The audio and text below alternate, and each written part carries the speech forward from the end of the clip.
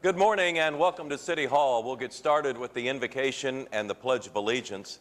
Pastor Carlin Shetter, pastor of Covenant Community Church, is here. I believe he's Councilman Griner's pastor. Good to have you here this morning. Afterwards, I'll ask Councilman White if he'll lead us in the Pledge of Allegiance. But would everybody please stand? Let's pray together. Our gracious Father, we thank you for the blessings of another day. Lord, we thank you for your goodness and your grace which flow into our life so freely, for the freedoms that we enjoy and the blessings that we sometimes so easily take for granted. Father, we acknowledge that the challenges of our day are often very difficult and many, and we need you more than ever. We thank you for our city leaders, and all of those who serve to improve the lives of all the citizens of Oklahoma City. Those that have a lot, Father, and those that have little are all of importance and value to you. So I pray this morning that you will grant to our council wisdom, to our mayor, to all of those who are here to give leadership. Father, we pray that they will find themselves depending upon you. And we're especially thankful for this season of the year when we are reminded that when the fullness of time came, God sent forth his Son, born of a virgin, born under the law, to redeem those who are under the law. And we thank you for the blessings that we enjoy that come to us through your Son, the Lord Jesus Christ, in whose name we pray. Amen. Pledge allegiance to the flag of the United States of America and to the republic for which it stands, one nation, under God, indivisible, with liberty and justice for all.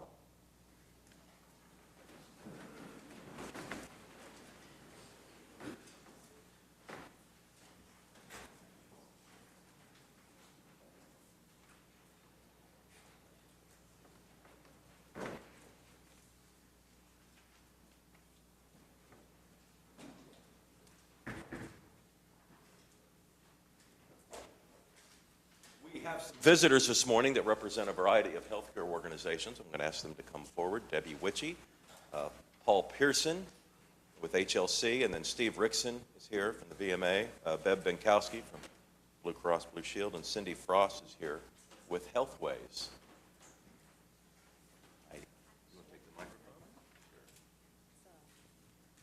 Hi, I'm Debbie Witchey. I'm the Executive Vice President with the Healthcare Leadership Council, and I'm pleased to have traveled from Washington, D.C. last night to be here with you all this morning to present this award to the city. As the mayor said, I'm with the Healthcare Leadership Council. We are an organization that is made up of CEOs from all different sectors of healthcare, for-profit, not-for-profit, pharmacy, medical device, health plans, hospitals. And the idea behind the Healthcare Leadership Council is everyone leaves their independent interests at the door and comes together to work on a better healthcare system. And as you can imagine, the past few years have been quite a challenge for us to achieve something there, but we're really pleased when we see things happening out in the community that really are driving improvement in healthcare and improvement in wellness, and so that's why we're here. Before I go any further, I'll let the folks who are with me introduce them. I'm Beverly Benkowski with Blue Cross Blue Shield in Oklahoma, and Healthcare Service Corporation is our parent company. My name is Steve Rickson. I'm with the VHA Hospital Alliance. We're a national alliance, a national cooperative, but Integris Healthcare is one of our local members. I'm Paul Pearson. I'm here in Oklahoma City. I'm the regional director for 10 states for the Healthcare Leadership Council. Have been so for 21 years now. You always beat me out. So as I said, HLC created this award not because we just want to have another award to give out, but because we do believe that the problem of chronic disease and wellness is one of the root causes of healthcare costs and just health issues in our country. And we wanted to see what we could do, since we are not necessarily able to do that much at the federal level, what we could do to help bring more awareness around the issue. So this is the third time we've given the award. We've given the award to government agencies. We gave one to a program in North Carolina. But this is the first time that we've given the award to a whole entire city. And when someone first nominated the program here, I said, really, how does that really work? Is it really successful? But as all of you know, you've had great results here in Oklahoma City, and I think because it's a program that really worked on the infrastructure and worked in a systemic way. It's something that's been successful, and even more impressive to us, and probably the #1 reason that we're giving the award now so many years later, is because it's still working. You are still on the fittest list. You're still seeing progress in the city, although we certainly understand there's always improvement to be made. There's always a long way to go. But this is the kind of program that we want to share more about around the country and back in Washington, D.C. to say to folks in Washington, D.C. that things can get done and that there are ways to improve health, and that we're seeing it right here in Oklahoma City. So with that, I will present our Wellness Frontiers Award to the people of Oklahoma City. Thank you very much. Thank you. Very nice. Thank you. I think that the journey that we've begun was first just an awareness of the issue of health in Oklahoma and Oklahoma City specifically, and that we can do better, and how it's evolved into our staff now, trying to implement health changes into our infrastructure and everything has been very fulfilling too. So we got a long way to go, as you said, but I feel like we are on the right track. And healthcare in Oklahoma and the health of Oklahomans has long been exposed as being one of our weaknesses. But you just kind of see validation like this that we're heading in the right direction. So I want to thank the citizens of Oklahoma City for taking this charge and getting us heading that way. And hopefully the next generation will do a better job, and the one after that will do an even better job after that. We appreciate this. It's a beautiful award. Despite the meaning of it, it's beautiful in itself. So thank you all very much.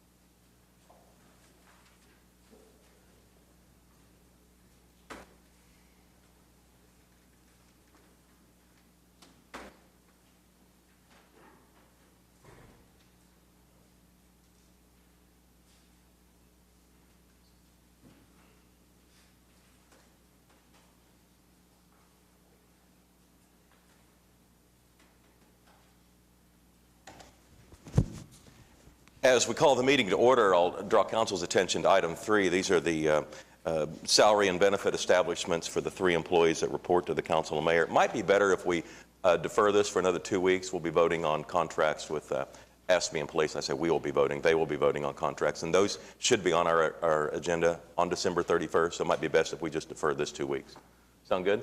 How about a motion for a deferral then? Cast your votes on the deferral, and those items are all deferred.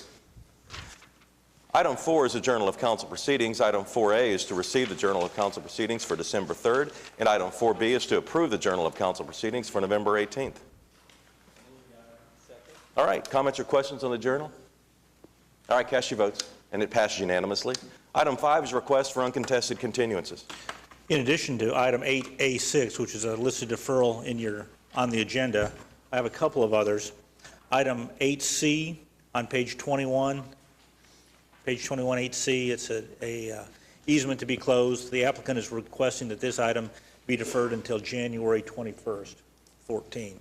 Again, that's item 8C, deferred until January 21st. And then moving to page 24 under unsecured items, item 8L1C, 2613 Cash in Place, we ask that that be stricken. The owner is secured. Item I, 410 Southwest 3rd Street, we ask that that be stricken. The owner has secured. Item M, 409 Southwest 12th Street. We ask that that be stricken. The owner has secured. Item S, 3220 Northwest 26th Street. We ask that that be stricken. That is now occupied. Item W, 2101 Southwest 68th Street. We ask that that be stricken. The owner has secured. And item X, 1207 Northwest 82nd Street. We ask that that be stricken. The owner has secured. Are there any other requests for uncontested continuances? All right, let's recess the council meeting then and convene as the Oklahoma City Municipal Facilities Authority.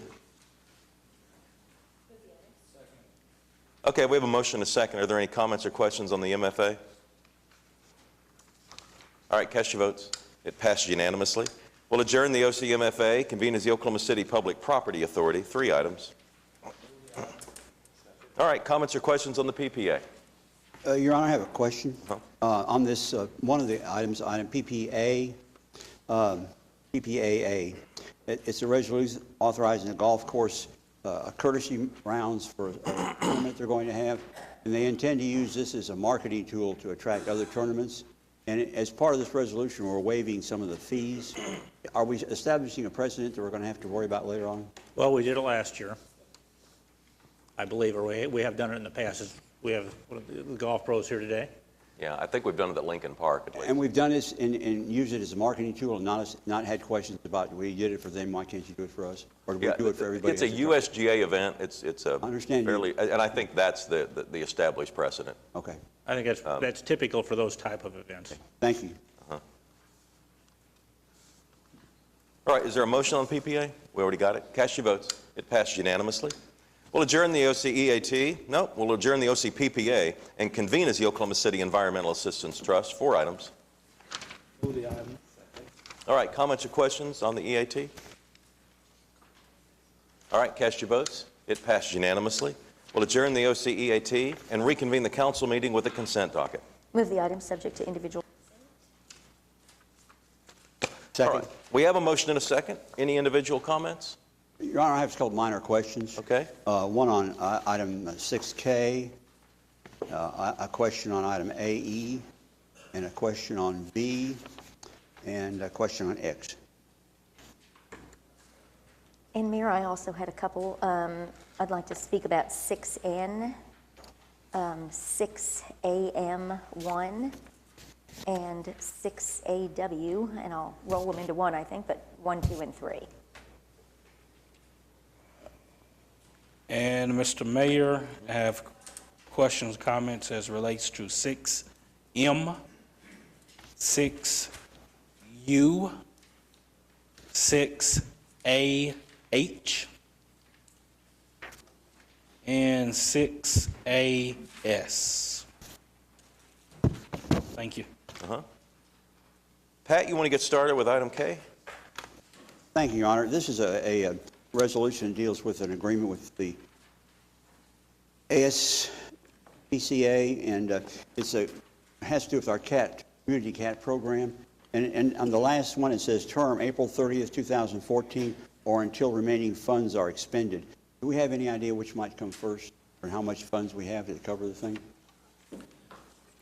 Excuse me. There's $2,800 left in that grant, so we anticipate the money will probably run out before the date. Okay. We went out a little longer. Thank you. And Bob, I did have a question. Do we expect an opportunity to renew that grant, or, because it looks like it's funding a part-time person for us, will that program go away if we don't receive any additional grant funding? No, the program will still operate. This was additional funding, but I'll talk to Catherine about if there's an opportunity to apply for additional funding on that. Okay. We've had such great success with the ASPCA receiving funding for those kind of programs. Maybe we could continue it. Thank you. Pat, AE? AE, Your Honor, thank you. I have, before I get to AE, may I ask a question on L1? Well, this is a amendment to the supportive housing program, and it extends the, there was a mistake in the agreement that had the expiration date October 31st, and it should have been November 31st, 2013. Why are we spending our time with something that's already happened? Is it a legal requirement we have to amend these contracts to reflect actual dates? If that's the case, why didn't we do this earlier? I can't answer that. Can Kenny's not here. Can we hold that off and get an answer for you? That's fine. I was just curious as to why we were addressing it at this present time. I think it's to wrap up to make sure that we're... And item V, Your Honor, I have a question where I have a change order that adds 5 additional days to a contract. And who asks, does the contractor ask for those additional days, or does the city just automatically award them? No, the contractor always asks. So we're responding to his request. He needed 5 additional days. And we verified the fact that those 5 additional days were indeed necessary to complete the project? Yes. Because it seems like that's not uncommon for us to extend projects and with additional days, and we already have, I think, too many days. And item X, Your Honor, I had a comment. This is a completion of a project In the final inspection, there were 5 people from Public Works, 1 from the General Services Department, 2 from the contractors, 1 from the or a couple from the engineering.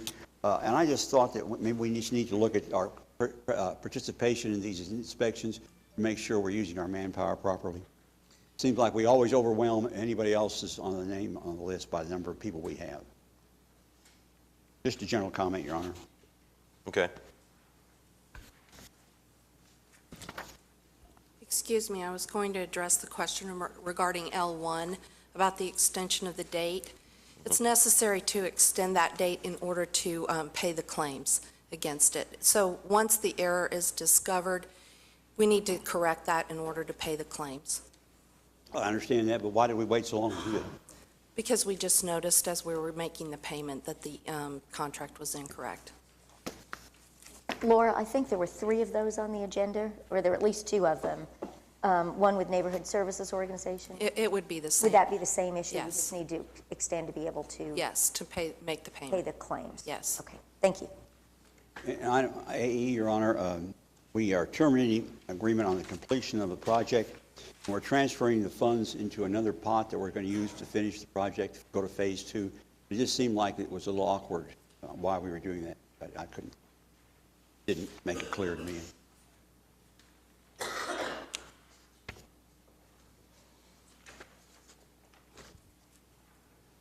I don't know. Eric, can you help me on that?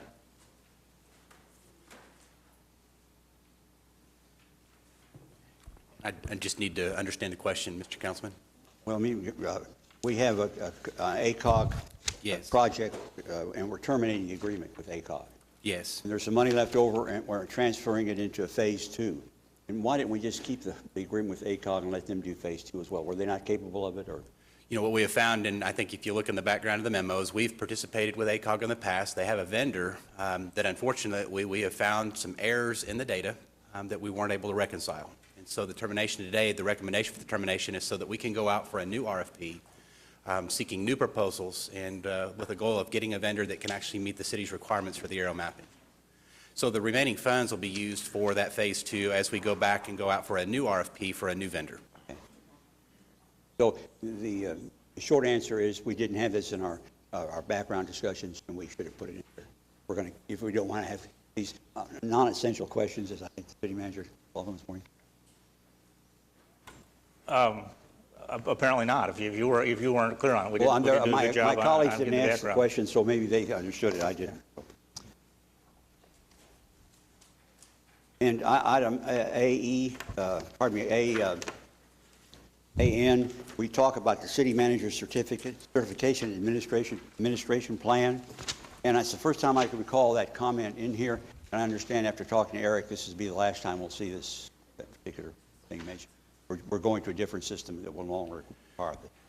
We've got a model to use this to partially expend funds as they come in, as we're trying to expend our bond funds in a timely manner.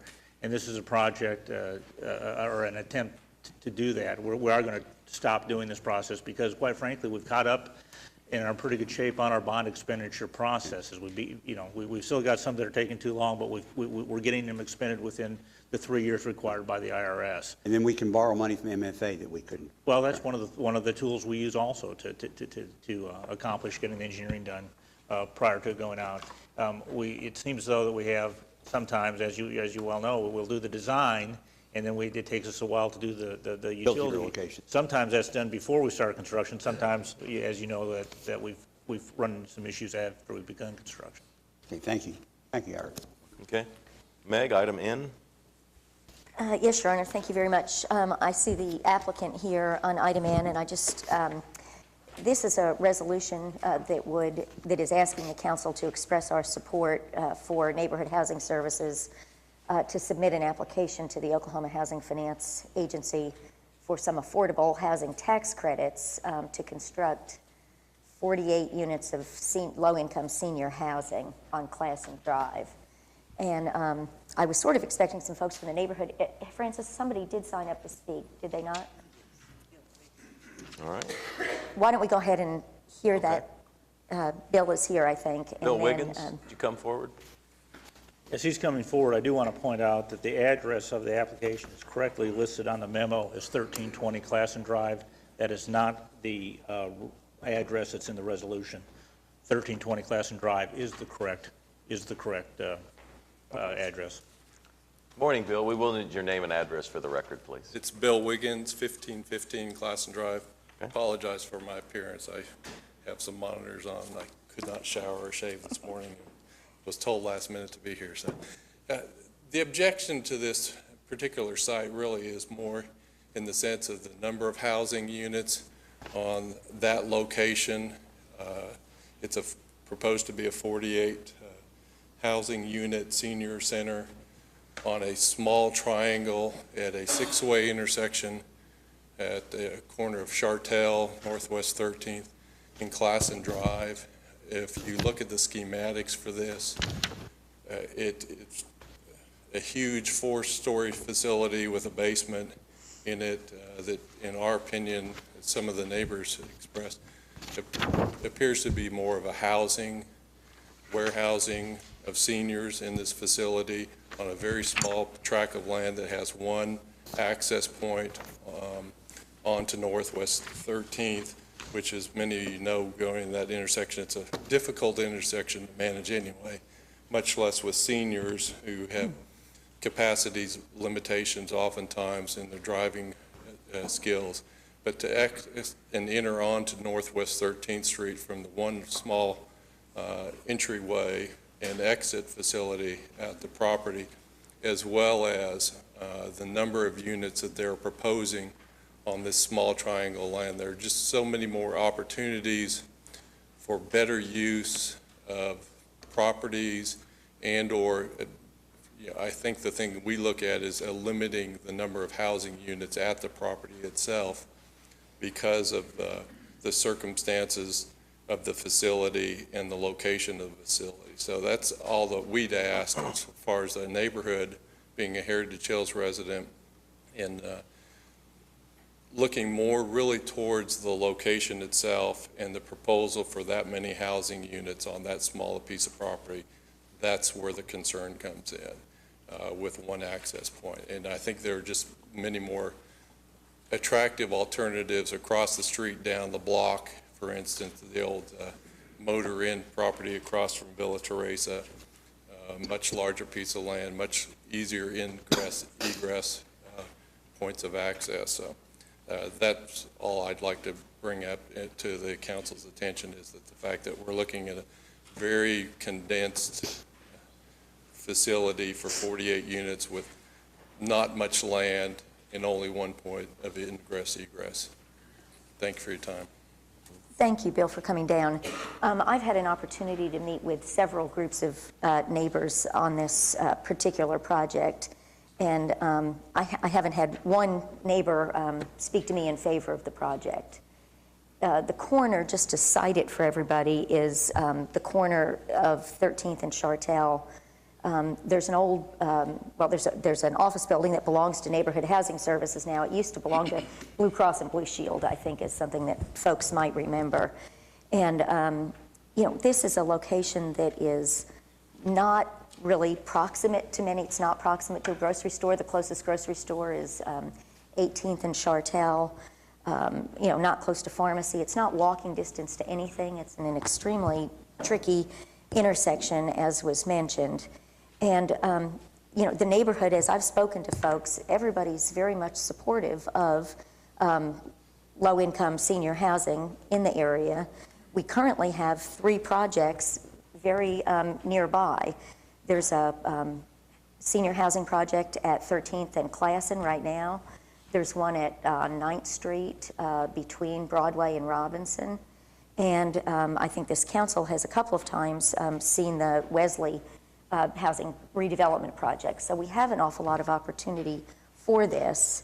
And speaking on behalf of the neighbors, this is not a site nor a project that they're in favor of. So, Mayor, I would ask if we could take 6N and vote on this item separately out of the consent docket. And I do see Roland Chupek is here with Neighborhood Housing Authority. Roland, if you'd like to speak to this, please feel free to come forward.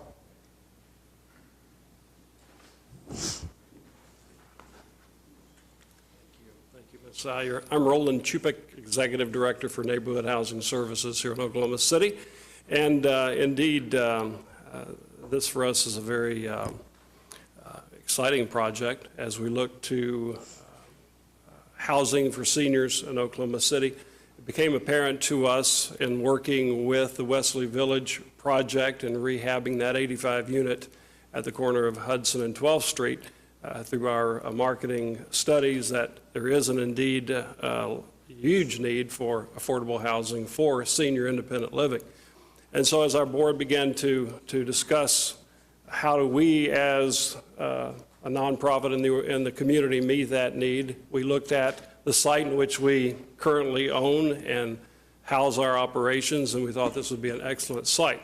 So as we went about the process and we looked at site planning, we discovered that the building that we finally put together consumes only 20% of that whole area, that lot in which we own. That's next to Villa Teresa.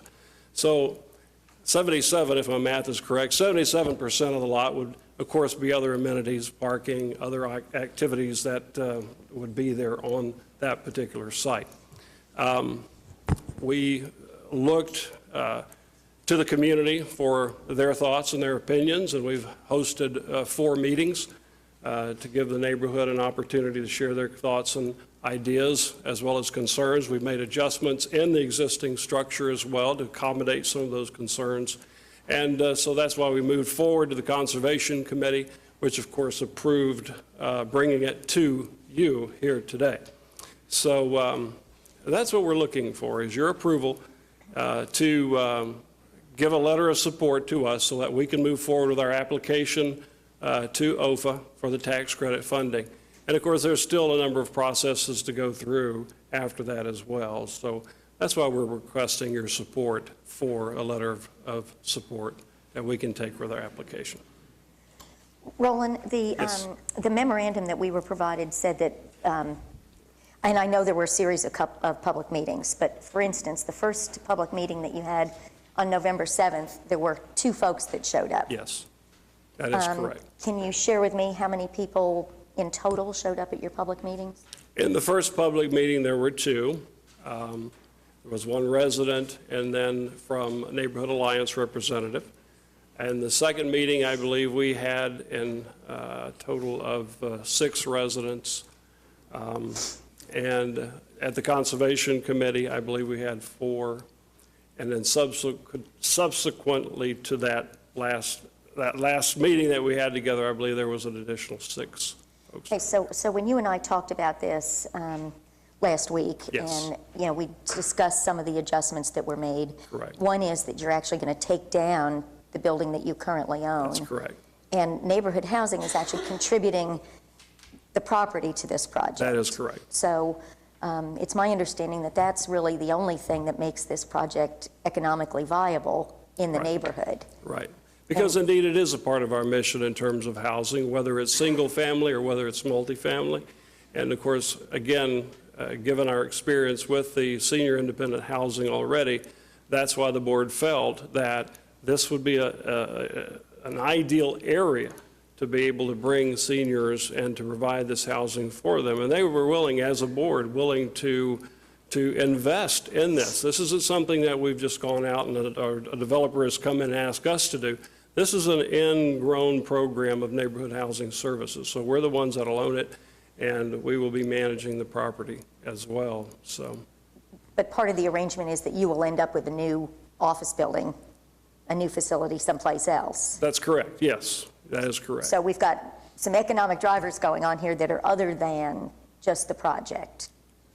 And so let me go a little bit further and just say that when we talked about, how could we reduce the height of it, which you did, and how could we, that it becomes economically unviable to make any additional changes, including the fact that you've already had to reduce the common areas inside the facility in order to make the numbers work. Somewhat, yes, that's correct.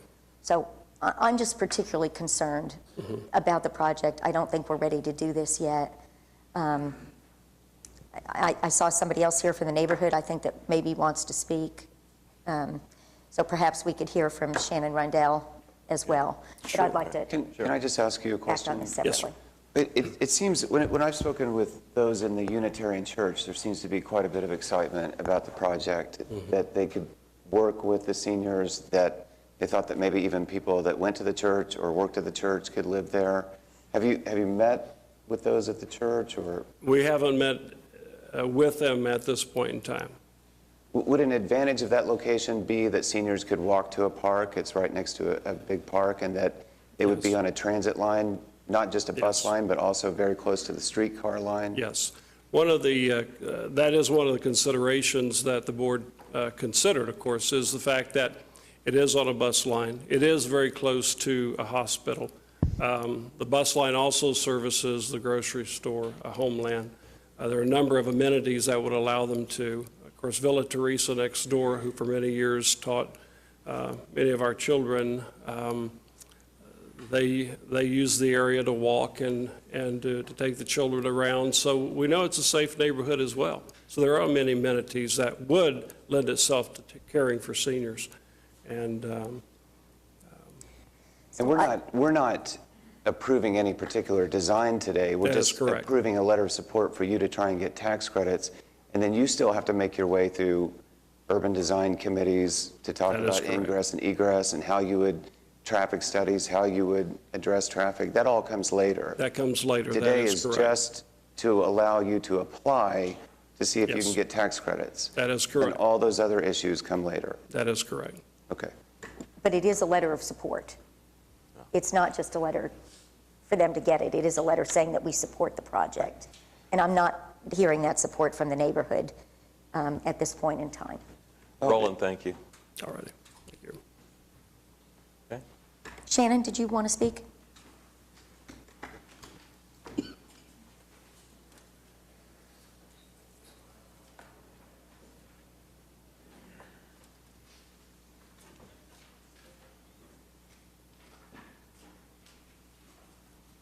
Shannon Rundle, 431 Northwest 20th, and I'm actually the chairman of the Community Liaison Committee for Heritage Hills Neighborhood.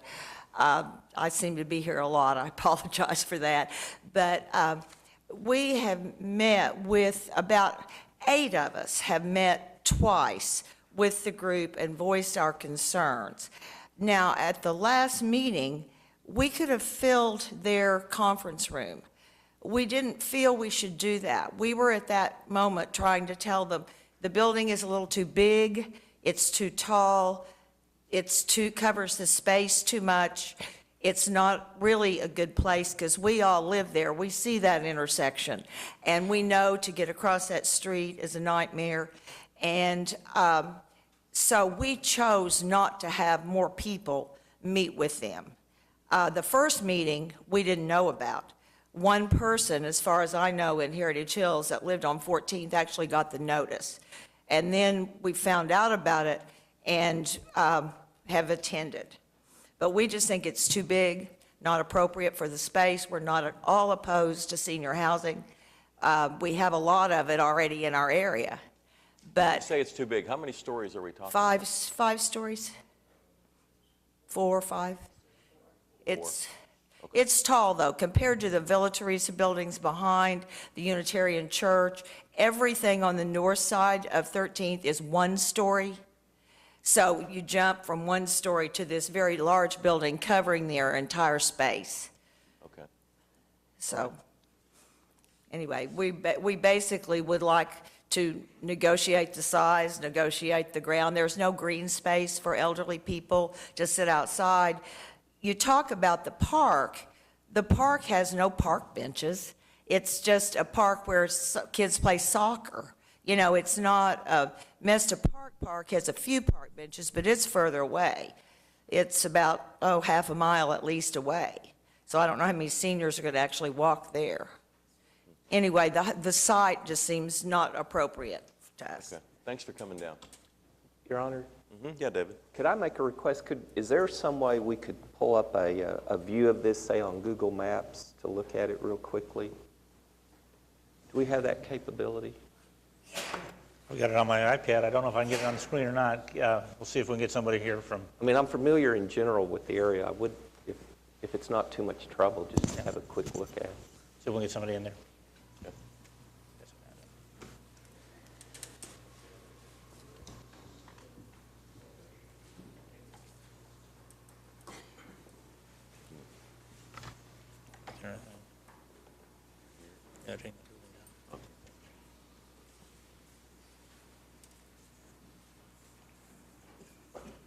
I'll be glad to bring this forward, and or how we would like to.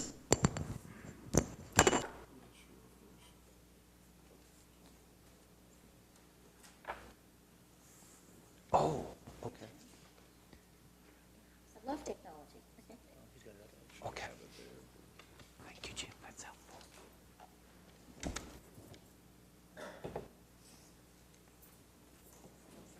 Yeah, thank you.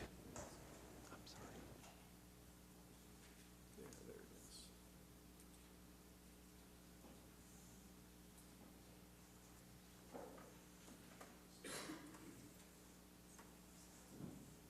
This will be 13th Street here, and this is the Classen Drive here. North Teresa is 130 here. Teresa here, Classen Drive, 13th. I'm sorry, may I ask, according to the map that we're looking at on our screen, where are houses, residential houses, in connection to this property? Look at 13th Street, you see New Beginnings, counseling services, back behind that. Okay, And David, all, right behind Highland Circle, you see all of that? okay. That's all Heritage Hills neighborhood. And I think one of the concerns that folks have is that six-way intersection there is extremely complicated to negotiate. Well, just another example of why I don't like those traffic circles. Six-way intersections. It's not a traffic circle. I understand. It's a six-way intersection. It would be better if it was a traffic circle. But we digress really far. I'm sorry. I don't mean to make light of things. Thank you guys very much for coming down and helping with this. I think let's just pull it and vote on it separately. Thank you very much. Okay. And I did have two other quick, I promise I'll try to be quick here. I wanted to just mention 6, and it's AM1, and I want to thank the staff and really take my hat off. These are 4 drainage improvement projects that we're working on. Pete, one of these is in Ward 4. It's that Southwest 25th and Walker intersection that's had so much trouble during all the heavy rains that we've had. The others are at 10th and Dewey, 4th and Walker, and 7th and the Santa Fe Railroad tracks. And I just really want to compliment everybody for kind of putting their heads together to figure out how we could help some of these folks with excessive drainage problems. And moving on, I wanted to talk about 6AW, and again, this is a really exciting, 3 exciting projects. Each one of these is a proposed TIF project. The first one is a series of, 337 apartment units on a lot at 10th and Chartel. Property that belonged to St. Anthony and is being developed along with 445 parking spaces. The second project is a really exciting, game-changing, I think, project for the west side of downtown Oklahoma City.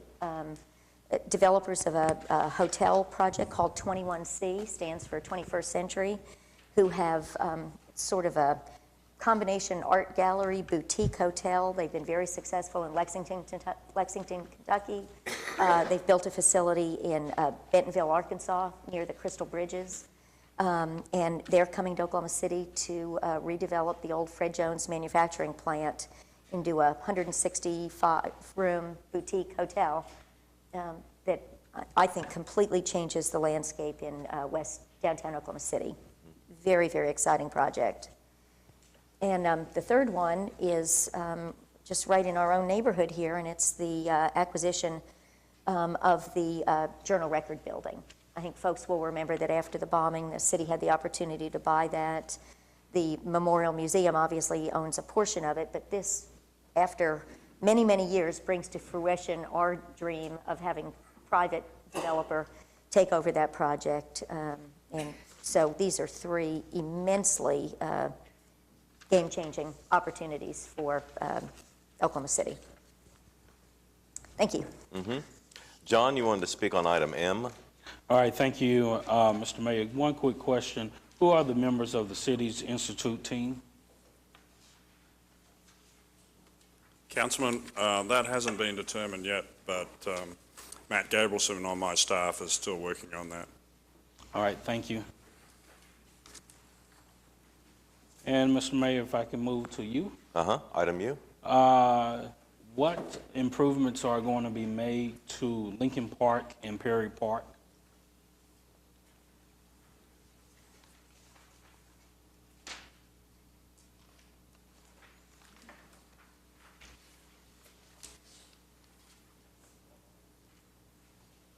Eric, do you know, or do we need Wendell out here?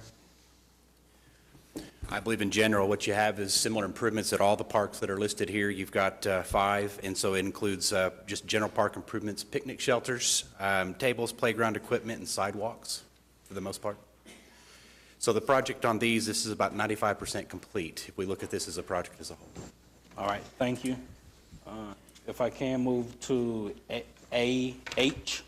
And I want to take the time out to thank Investment Realty LLC for donating this piece of property to the city. Beginning in 1961, the U.S. Postal Service opened up their office. And so, of course, in the downtown, of course, down grading and cutting back on federal services, the post office decided to relocate and close that particular office. So I just want to take the time out to thank Investment Realty for donating that piece of property, that historical piece of property, to the city.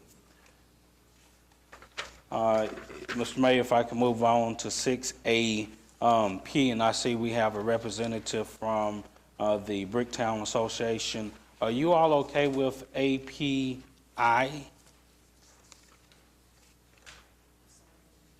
And I'm sorry, that's 6API? One, sorry. Don't have my glasses this morning. 6AP1? It's changing the parking at 2nd and Oklahoma from 2 hours to 1 hour. We had not looked at it. I wasn't aware it was on the agenda. So it's my initial things in my head is this problem. It's on for introduction today, and it's up around the loft. All right, thank you. And my last is 6AS. Again, 6AS. This is in regards to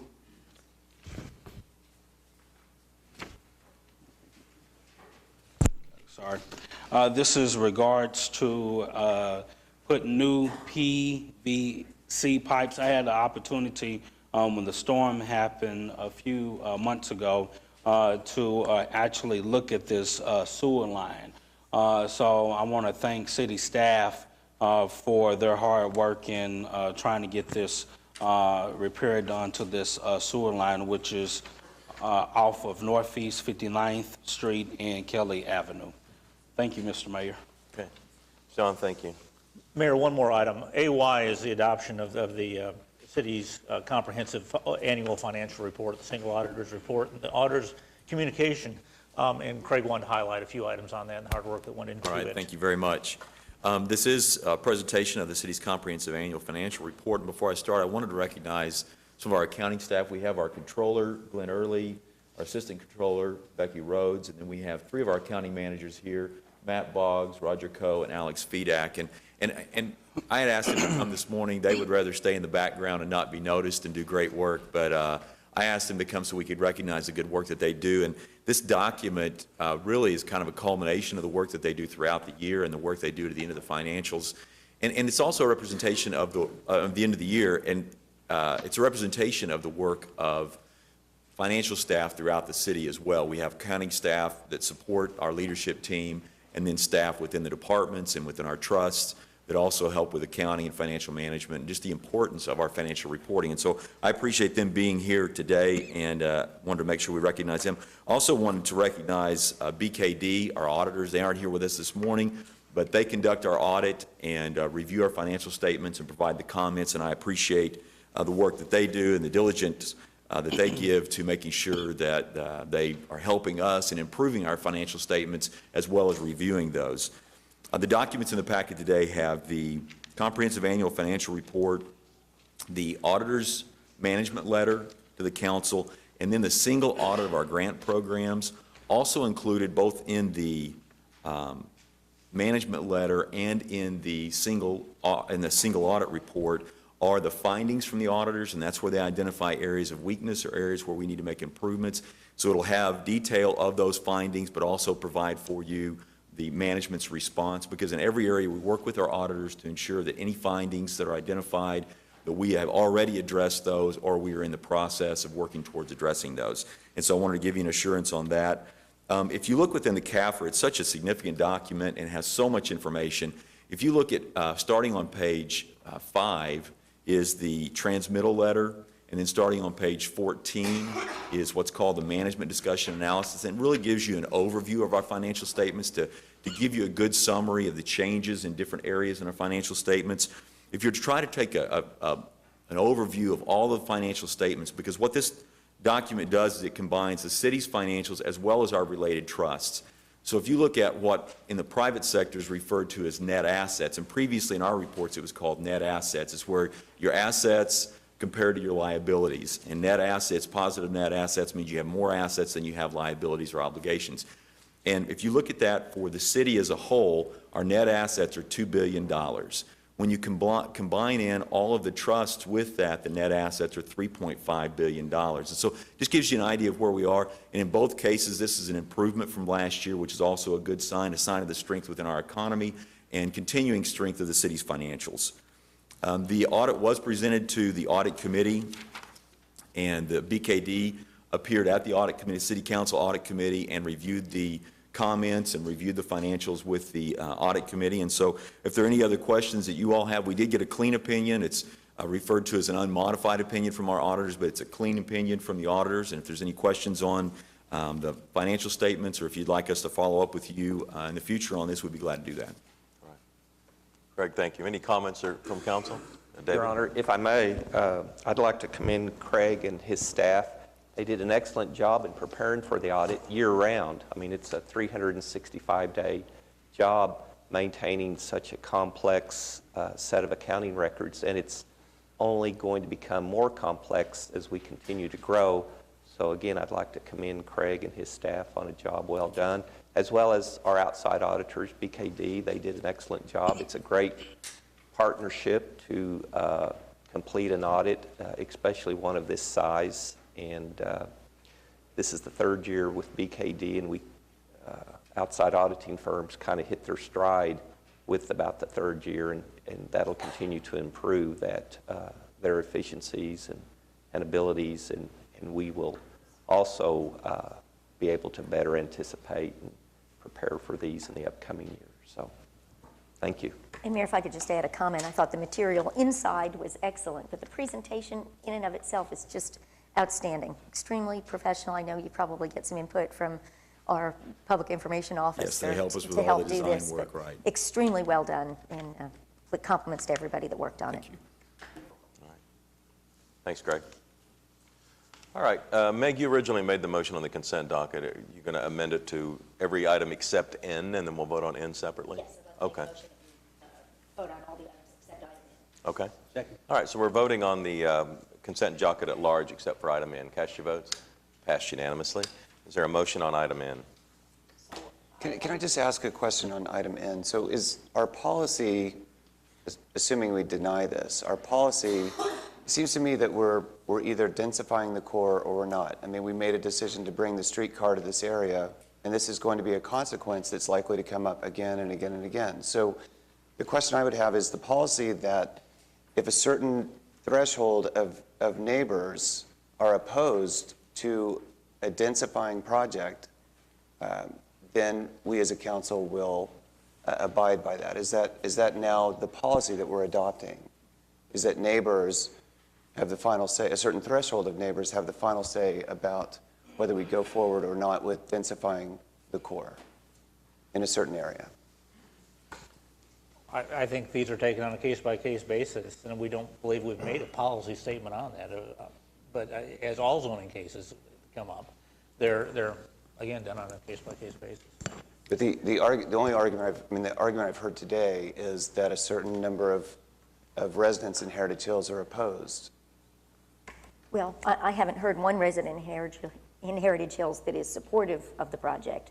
And, you know, we've been talking about this for about 3 weeks with the developer. I don't think it's about density, Ed. I think this is about the specific project on the specific location. And, you know, with that number of protests, I think we react that way all the time around this council.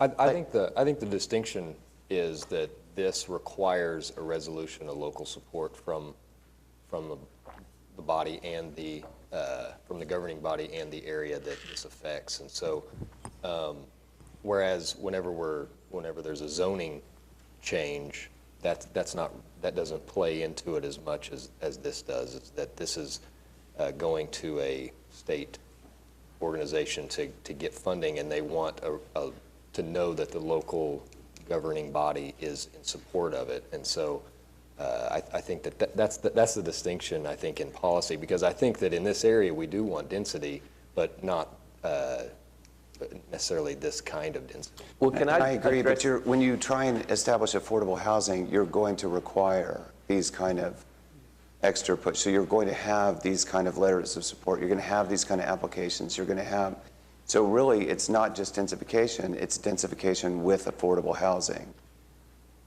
Yes. David? I have a concern over the process that we're going through. You know, I would think I would like to see us approve this, and I'm sorry to offend anybody, but approve this and then let it go through the planning process. If there are concerns over the design, that's where it should be addressed at our planning commission, and for us to, in a sense, kill the project at this stage without the input, I think it's a little premature. But I think the process is requiring us to do that. Russell, can you speak to the process? Just a point of clarification on our resolution of support. We're really determining whether this application is in compliance with zoning. The applicants could go forward and develop this project tomorrow if they weren't applying for the tax credits. So that's the reason for our participation in this. Okay. Good point. Yeah. Yeah, that's what Russell said is what I was going to say, and I agree with David. To kill the project at this stage just seems to me to be wrong. I mean, it's a major decision. If we're just going to kill these tax credit projects based on protest before they ever get to the point where they've matured to the point where we can really know what we're looking at, I think we're going to run into problems. I think what he said is we're not killing the project. We are killing the project if we vote against. No, we're killing the tax credits. Which kills the project. Which could. I mean, well, it will. You don't know what the reaction would be. Yeah. But they also can come back. I mean, we're just voting today to say that we're not supportive. If they change the project and they work with the neighborhood, the project could in fact come back and ask for our support. So we're not killing the project. Well, as Russell says, the project could go forward today. The complaints the neighbors had would not be valid complaints, but for the fact that they have the ability to kill the project through the tax credit. They couldn't kill it using those complaints otherwise because it's properly zoned to do exactly what they're doing.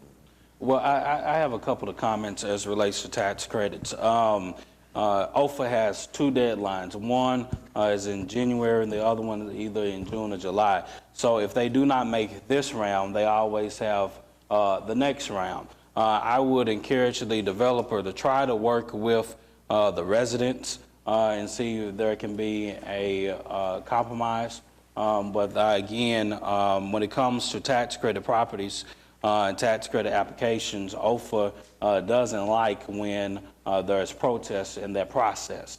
At the last OFA meeting where they did grant tax credit properties, I did attend and spoke on behalf of a tax credit property project in Ward 7. Again, I would encourage the developer to try to work it out. If you don't make the deadline for January, you always have the June, July deadline. All right, still waiting on a motion on item N. All right, so we have a motion. So a yes vote is to approve. All right, cast your votes. And the item is approved 5-4. The resolution of, the letter of support will be written on behalf of the city. We're on to the concurrence docket.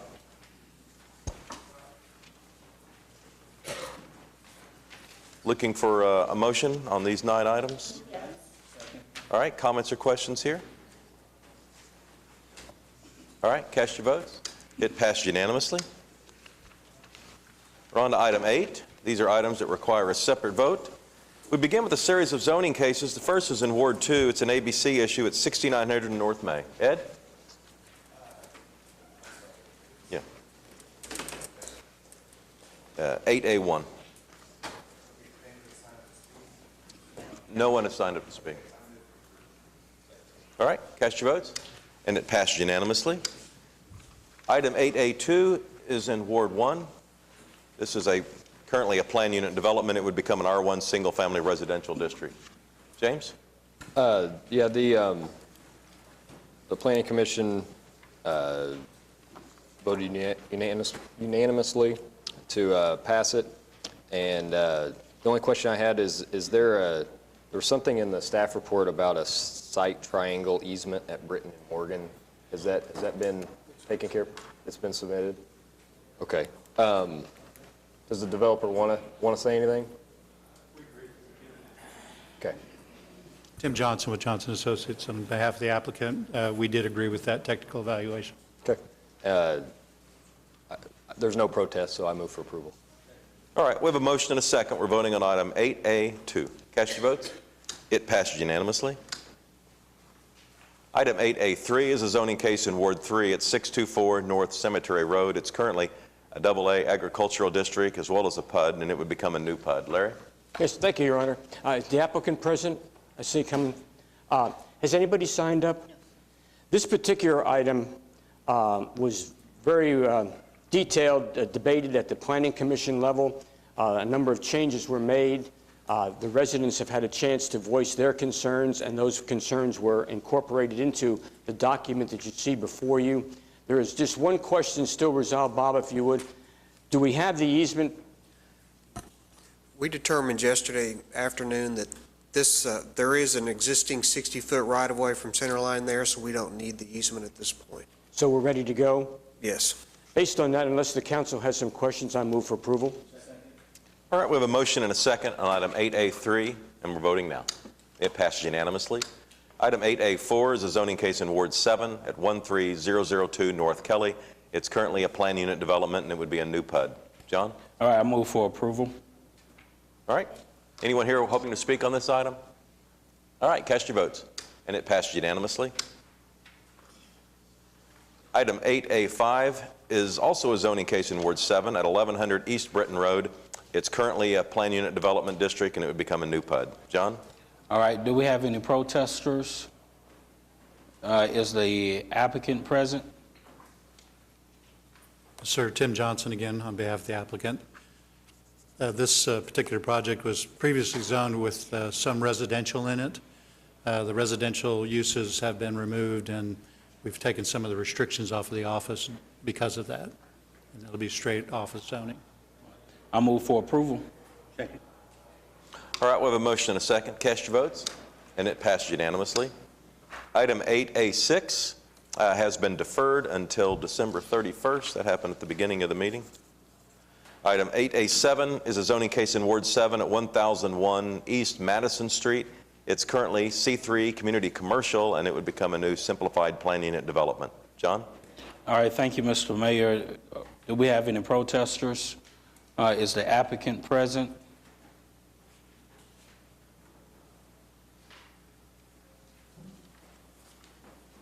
I'm Russell Boyd, President Custom Composites, 2101 Rambling Road, Edmond. Quick question now. You are going to put in a sidewalk, correct? Yes, sir. Okay. And the reason why I brought the sidewalk issue, it was maybe about a year or two ago, there was a handicapped woman who got killed she was in a wheelchair and she got killed. The neighborhood actually complained that reason why that they felt she got hit by a car is because we didn't have any sidewalks along that stretch. So thank you for your willingness to put a sidewalk on that piece of property. Thank you. I move for approval. All right, we're voting on item 8A7. Is there a second? Cast your votes. It passed unanimously. Item 8B is a planning case that was recommended for denial at the planning stage. It's in Ward 4 at 3724 South Henny Road. It's currently AA agriculture, and it would be moved to an RA single-family 1-acre rural residential district. Pete? Is the applicant present?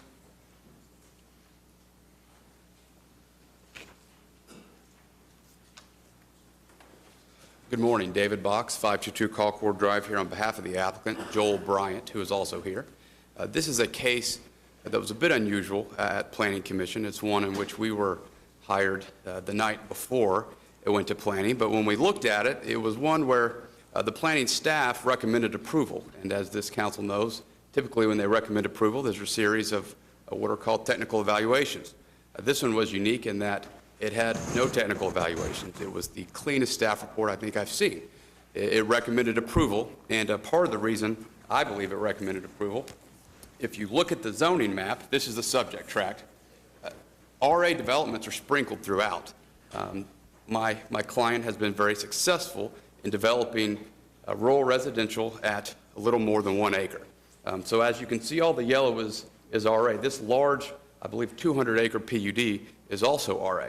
So it's one that is certainly in conformance with the comp plan, with the sector plan, and when you look at the densities, it's right in line with the densities that abut it immediately to the north. So it caught us a little off guard that the Planning Commission did recommend denial, but we do believe it's an application and a project that fits with the area and one that is would be a good project. And we'd ask for your approval. I met with your folks once, and then I've been to the facility and looked at it, looked at the surrounding areas, and reviewed the Oklahoma City plan. And I'm not sure I understand why it was denied at the Planning Commission. It appears to me to be compatible with everything that's around it.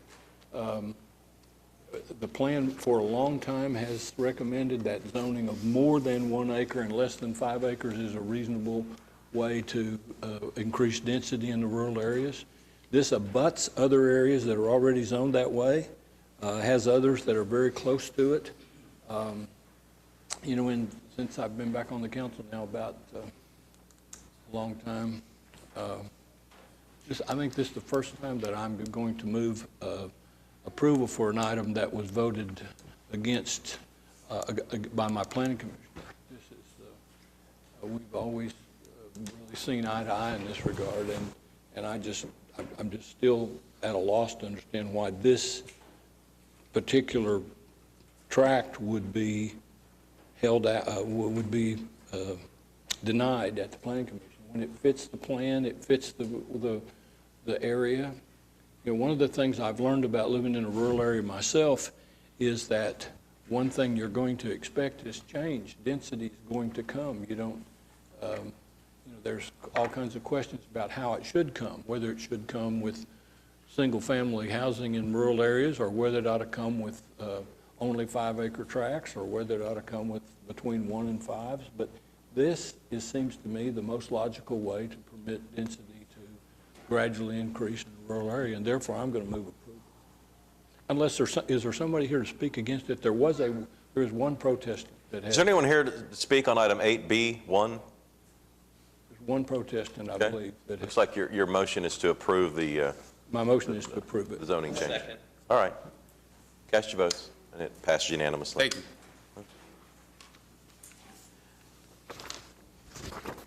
Item 8B2 was also recommended for denial. This is in Ward 7 at 10301 North I-35 Service Road. It's currently AA agricultural district, and there's a new simplified plan unit development that's been laid out. John? Thank you, Mr. Mayor.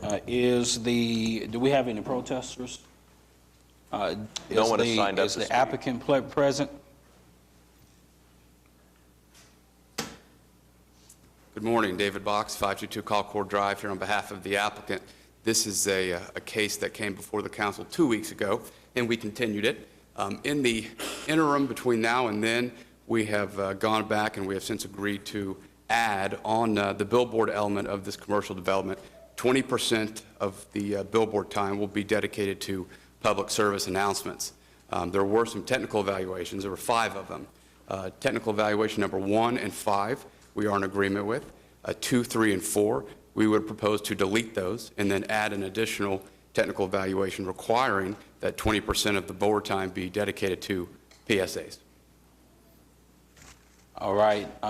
Thank you, Mr. Box.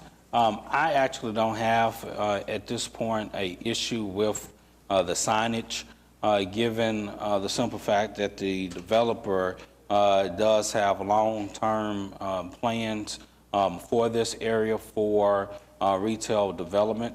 So that's the reason why I'm supporting it, because of the retail development that the developer is trying to do long-term. So I'm going to have to lean to our legal counsel to figure out how do I make this motion without 2, 3, and 4. I believe you can just make the motion to approve deleting 2, 3, and 4 and adding. Okay. That's correct, and then we'll get with them to get an amended document. Okay. So I move to approve this item with the deletion of 2, 3, and 4. Okay, is there a second? Second. All right, comments or questions from council? All right, cast your votes. It passes 7-1. Thank you. Item 8C has been recommended for denial, but it has been deferred until January 21st. Item 8D is dealing with an easement in Ward 6. Meg? Yes, Mayor, I don't think there were any protests here. This relates to the FOP Lodge at 1608 South Agnew Avenue, and I would move for approval. Second. All right, comments or questions here? All right, cast your votes. It passed unanimously.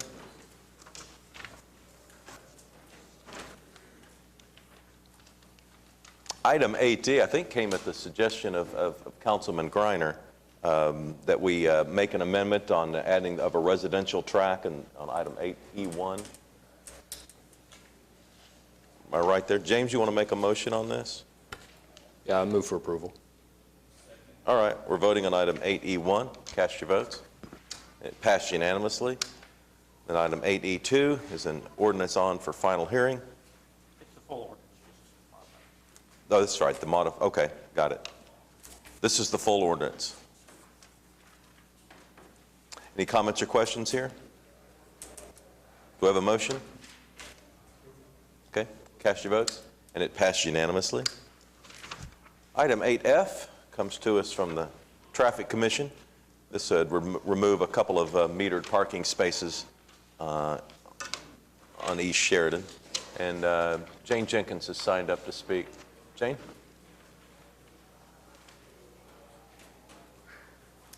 Mayor, I'd just like to thank you and the other members of the City Council for allowing us to defer this to take another look at the removal of these 13 parking spaces. After visiting with some city staff and actually going out there and looking at the property, basically the parking spaces have already been removed due to the construction with the curb cuts that are necessary for the hotel. So the most that we could salvage at this point would be 2, and it is not, then that would eliminate a lay-by area for the hotels and their traffic entering and exiting. And since this hotel has meeting space, we feel that that would cause traffic issues on Sheridan were those spaces to be restored to parking spaces. So we are fine with the approval as it is written. Thank you very much. Okay. John? Move for approval. All right, comments or questions from council or anyone else? We're voting on item 8F. Cast your votes. It passed unanimously. Item 8G is a public hearing, and this would bring us in compliance with the IRS code. Anyone here hoping to speak on item 8G today? All right. We have a motion and a second to move it forward, and it passed unanimously. Item 8H is also a public hearing. This has to do with our new ordinance involving special events. Is anyone here hoping to speak on item 8H today? All right. How about a motion then to move that one forward? Cast your votes. And that item moves on. And item 8I is also a public hearing. This has to do with the urban ag aspect that's had a lot of talk and discussion around town. We have a number of people that have spoken, and there are 2 elements to this. Mr. City Manager, do you want to explain what the difference is between I and J? Yes. We had a combined ordinance that was brought before council last week. The council asked that we split it into 2 areas. One has to do with really urban chicken aspects of it, which is item I. Item J has the remainder of the ordinance, which has a lot of things to do with composting and gardens and greenhouses and other aspects of urban agriculture. Okay. We have a number of people that have signed up to speak.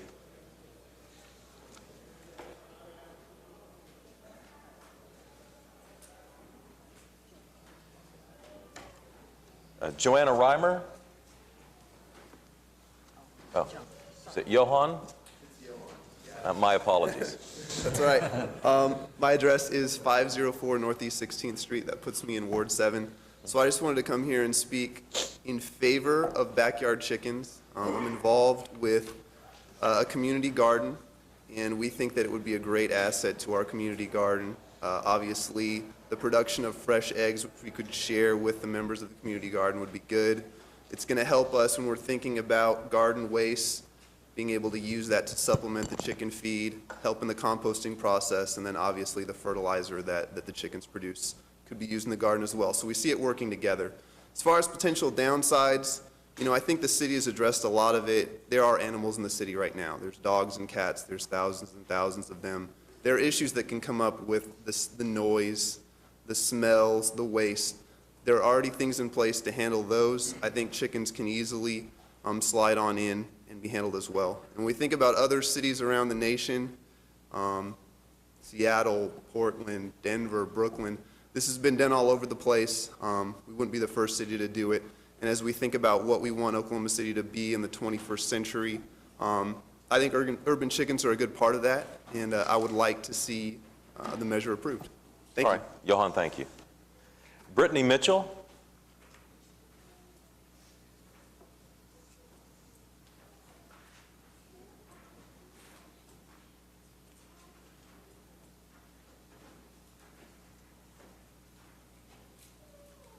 Good morning, Brittany. I'll need your name and address for the record, please. My name is Brittany Mitchell, address 1405 Northwest 6, Ward 6. I'm going to start off, I'm a little nervous right now. All right. We're going to pull the microphone down just a little bit, make sure we can hear you. Thank you. All right. Well, I am a horticulture major at OSU OKC. I have been gardening for the past 13 years. For the past 5 years, I have been teaching at-risk youth the food process through organic gardening. It is important for them to know if they plant a seed and do a little bit of hard work that they can get production and good production. They need to know that their only place to get vegetables is not from a burger from Burger King. So. All right. Thank you, Brittany. Sarah Braden?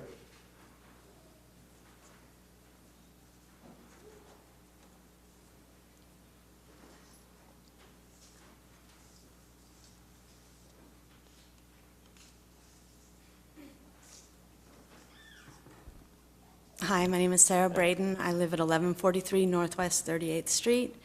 I'd love to thank the planning department for the everything but chickens aspect of this ordinance, and I would really hope that you'll vote yes on that. But obviously, I'm here to talk about chickens, which I also would like you all to vote yes on, or at least consider it. During the earlier part of the meeting, while I was listening, I was also frantically writing down a response to every possible problem that people could have with backyard chickens. I don't think I can read that out loud in 3 minutes. I know a lot of you have heard it all before from me, so the council has changed a little bit since in the 4 years that I've been trying to get backyard chickens legalized. Does anybody, do any council members have any questions about, or concerns? Because I've done lots of research and I can possibly answer every single possible concern. Can I ask you a question? How many eggs would 6 chickens produce? Chickens, for most of the year, produce about 1 egg a day. Every once in a while, they take a day off, but generally 1 egg a day. So with 6 chickens, you'd get 5 or 6 eggs a day.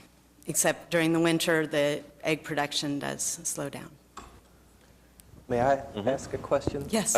What's the normal useful production period of a chicken? For 2 years, 3 years? How long do they produce? Yeah, they do produce during after about 4 months, they start laying eggs, and then they produce the most during the first year after that 4-month time. The second year, it does slow down. Third year, slows down even more.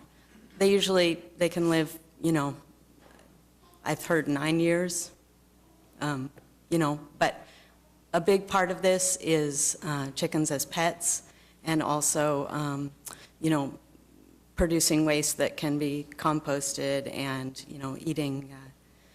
eating bugs and stuff too, so. Sarah, can Yes. I just, and this might be for the planning department also, but as you've studied other cities, and almost every city that has an NBA team has urban chickens, I think Yes. you've told us. Are there ways, what are the different formats? Do they just do it citywide? Do they do like a special permit, and if your neighbors are okay with it, you can do it? Are there different permutations, or do they pretty much everybody just do it citywide? Just looking at our peer cities, for example, I know the City Council ordered a study in, I think, 2010, looking at whether our peer cities allow backyard chickens, and most of them do. I think the study found that 7 out of 8 of our peer cities allow chickens. And just looking at those, for instance, in Tulsa, 6 chickens are allowed. Technically, roosters are allowed in Tulsa, but generally, roosters make noise, and so generally a rooster will make noise. And this is according to the code enforcement official that I spoke with on the phone in Tulsa. Generally, roosters make noise, and so then the person has to get rid of the rooster. But 6 chickens plus up to 14 chicks in Tulsa, no permit, and just, it's just handled just like it is in Oklahoma City, where, if you have backyard chickens, you're told you have to get rid of them. If you have more than 6 or more than 14 chicks in Tulsa, then you're told you have to get rid of them. There are some cities where they have a permit program that, is an option. I think that since we don't have permits for dogs and cats, it seems like that wouldn't be a good option for Oklahoma City. Well, I think that technically, if you asked if Oklahoma City allows backyard chickens, you would have to say yes, just if you're over an acre. So, if you just ask that one question, then we would fall into that category as well. So I think that's kind of because I've looked at a whole bunch of them, and everybody's different. And, some of them say you can't have it within 250 feet of another residence. Well, that cuts out, just about every normal lot. True. And I think, I can't remember exactly what cities that was. So I think just to say that that a lot of these peer cities allow backyard chickens is a little bit of a little bit misleading because technically we allow backyard chickens too. So just thought I'd clarify. Okay. And Sarah, I just was going to also make a comment. You and I talked last week about abandoned chickens. And I know you've done some research, and I really applaud you for that. I did go back and find some of the information that I had, and it sort of follows David's comment. This particularly relates often to chickens that are abandoned once they stop laying eggs. Okay. And there was a reference in this particular article about two different cities, Iowa City and Minneapolis, that require the permitting process, which, you know, again, is and sort of an interesting, different concept. I think I shared with you the other day that, you know, I was listening to NPR last week, and they kind of took the concept I've been talking about on a local level and put it to a state level. And the discussion, basically, it was on a different topic, but the gentleman that closed his argument said the great thing about this country is we have 50 states. And each one of those states has their own set of rules and regulations, and you have the option to choose to live in whatever state meets your family's goals. And on a macro level, that kind of said, again, what I've been trying to say at a micro level, which is currently, with the restriction of an acre, you get to choose where you want to live in Oklahoma City.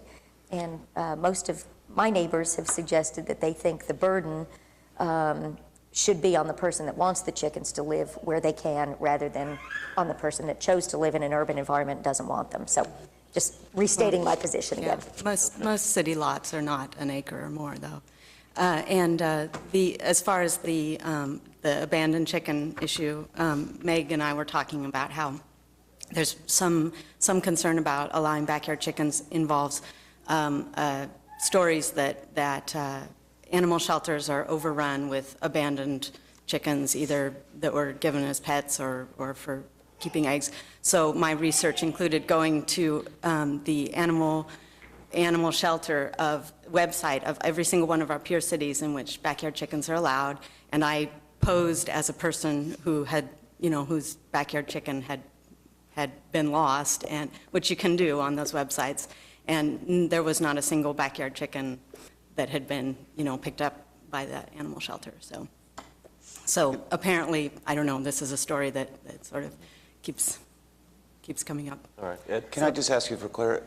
I'm just checking in your ward, because I think you have the highest Latino population. It's about 40% in your ward, and you've got so many chickens already in your ward. As you've spent time in the Latino communities south of the river in those neighborhoods, what has the feedback been from those neighborhoods and those that have so many chickens? Are you getting... Ed, I think you've answered the question. There are chickens in those backyards. Right. So what are those, when you're meeting with Latino neighborhoods, what are those constituents telling you? I have not had folks talk to me about this issue from South Oklahoma City. Okay. All right, thanks. I think the question is answered. There are chickens there.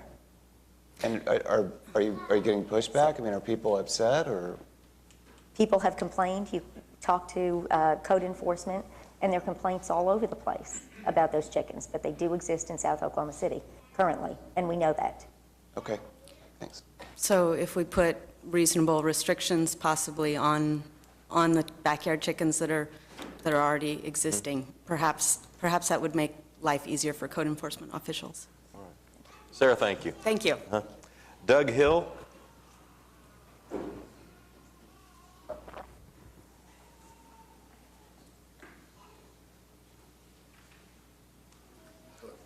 Thank you. My name is Doug Hill. I live at 10800 East Hefner Road, and I'm here this morning as chairman of the local Sierra Club, which represents about 2,000 city residents who share a concern about the quality of our environment and a hope for a clean and healthy future in our city. Moving to a sustainable food system is one of Sierra Club's top priorities, and we strongly support both urban agricultural ordinances before you and urge their adoption. Let me first express our appreciation for the fine job done by the planning staff in conducting the research which resulted in these important measures, and the Planning Commission for taking the time to study the issues and unanimously endorsing the ordinance. One thing is clear from the research: adopting these ordinances will not be a radical step putting us on the cutting edge of anything. Rather, we simply will be catching up to the norms established by our peers in big league cities around the country and our region. This is a step we should take. Many common gardening activities are unacknowledged, discouraged, or prohibited outright by our current ordinances. Updated allowances for composting, rainwater harvesting, and front yard gardens will provide environmental benefits for the city and our residents. Composting will reduce the amount of waste we pay to bury in landfills while providing beneficial nutrients and soil amendments to improve productivity. Rainwater harvesting will help address our water conservation needs and reduce the pollution carried by cities' storm sewers. Concerns have been expressed about the waste that may be produced by a few chickens in the backyard. We do not share these concerns. 6 hens would produce less manure than 2 dogs. While chicken manure can be composted and safely utilized in a valuable fertilizer, dog cannot be. Chicken manure is relatively benign. On a personal note, I live on an acreage. I have chickens. We have no problem with the noise. They are very, very good at pest control too. And once again, we thank you for supporting. All right. Thanks, Doug. Shauna Lawyer Strube.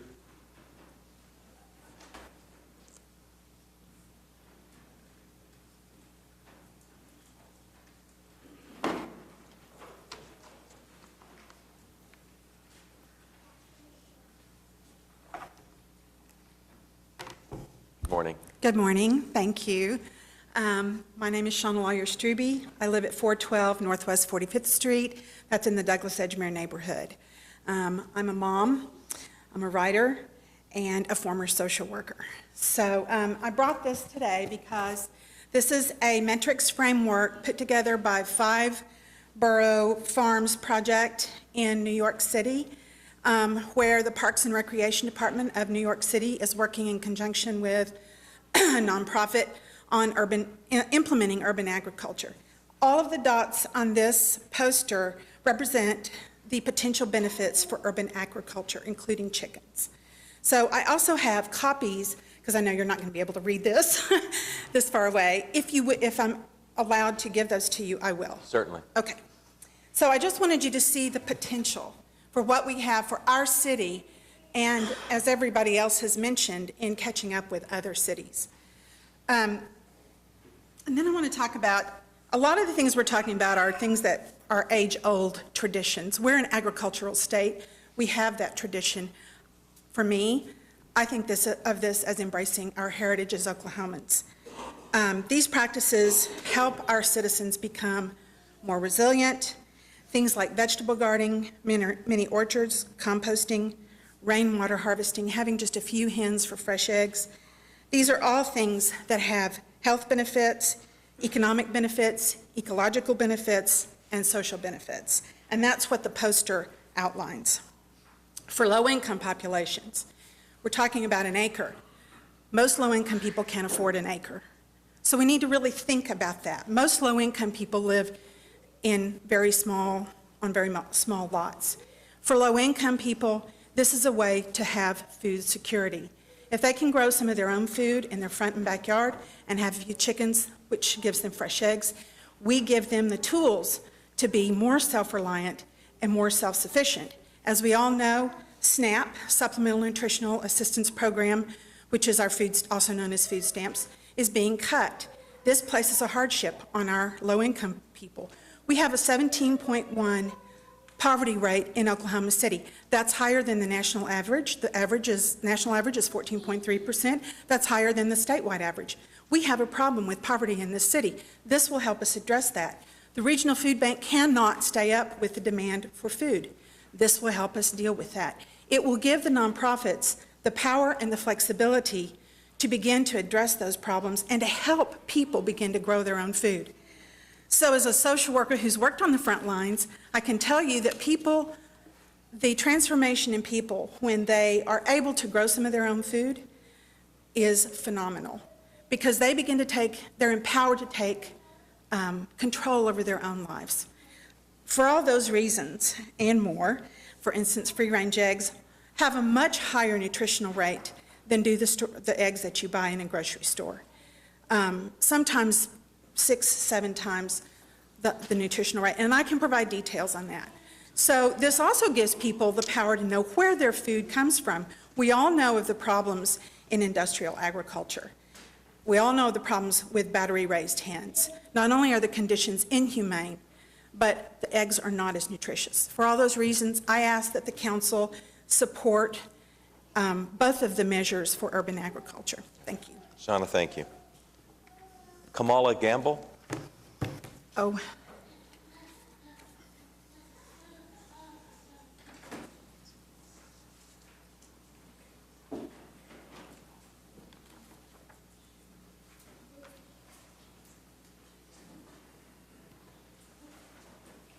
I've been asked to distribute these.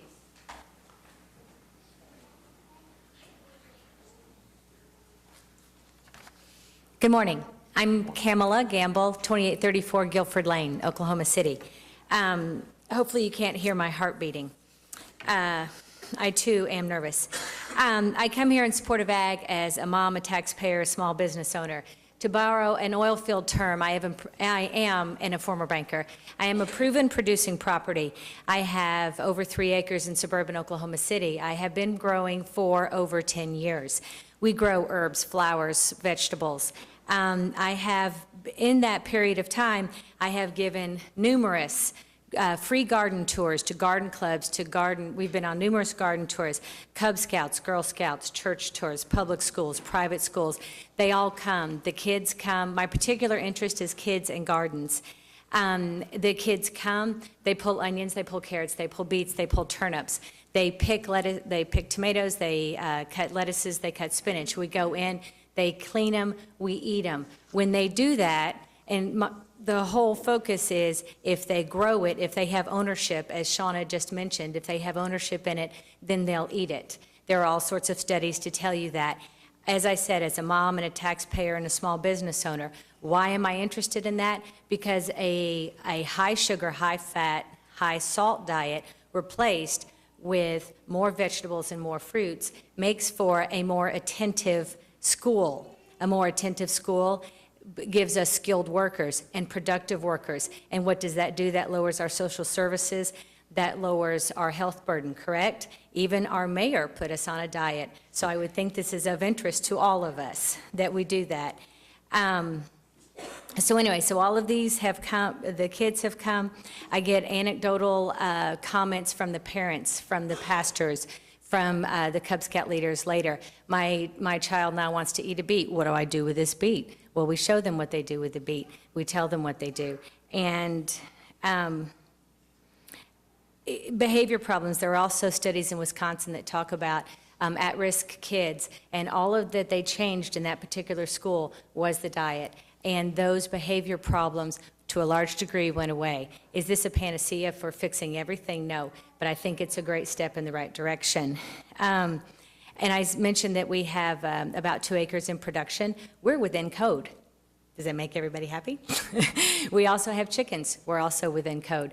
We have that ability because, anyway, we work hard, we made it happen. But as far as there being an issue with chickens, the kids handle them. They like to handle them. They think it's cool. They pick the eggs. They see what happens. And it's a very minimal issue. There was a recent study that came out that said that kids that grow up on farms have lower allergies and they have lower asthma and they are far healthier than the general population of anything. So is hanging out in dirt and maybe around a little bit of manure a bad thing? No. Now, I'm not suggesting we all hang out in manure, but think about it, okay? We grew up, your grandparents and your great-grandparents were around it. I'm around it. It's all handled well. I'd invite you to come. I'd like to show you. The last thing is, as I was taking my 3 and my 5-year-old to school today, where there's a garden that I help maintain, where there are chickens and all of those things. I heard a story on NPR about a community in Fort Collins, Colorado, that built an entire development around a farm with chickens and growing. The whole thing was about local food. And they have sold most of the lots. It is something that they want. Colorado's not that far away, and it's even red. So maybe we can do it too. And what I'm suggesting is things that are already out there. I've been doing these tours and making this a part of what I'm giving back to the city for 10 years.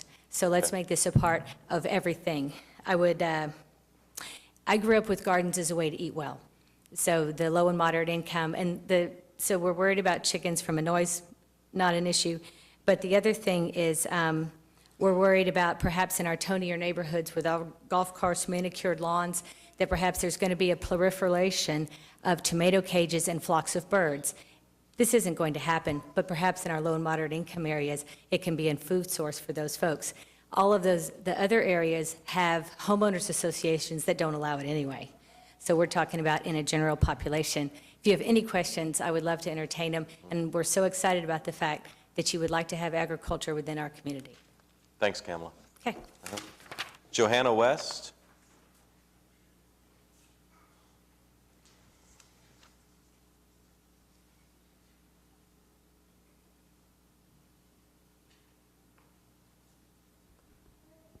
My name is Johanna West, and I live at 4607 Southwest 29th Street. I just wanted to say very briefly that I appreciated you all considering this, and I'm excited about the possibility of caring for chickens again, maybe, as well as the other urban agricultural things that have been mentioned. And I'm also here with the support of my neighbors in Ward 3. I went around the neighbors in my area and just didn't have time to collect all the signatures. Not everybody wants to have chickens, but they were all very supportive. So that's all. All right, thanks for coming down. Alan Parlier.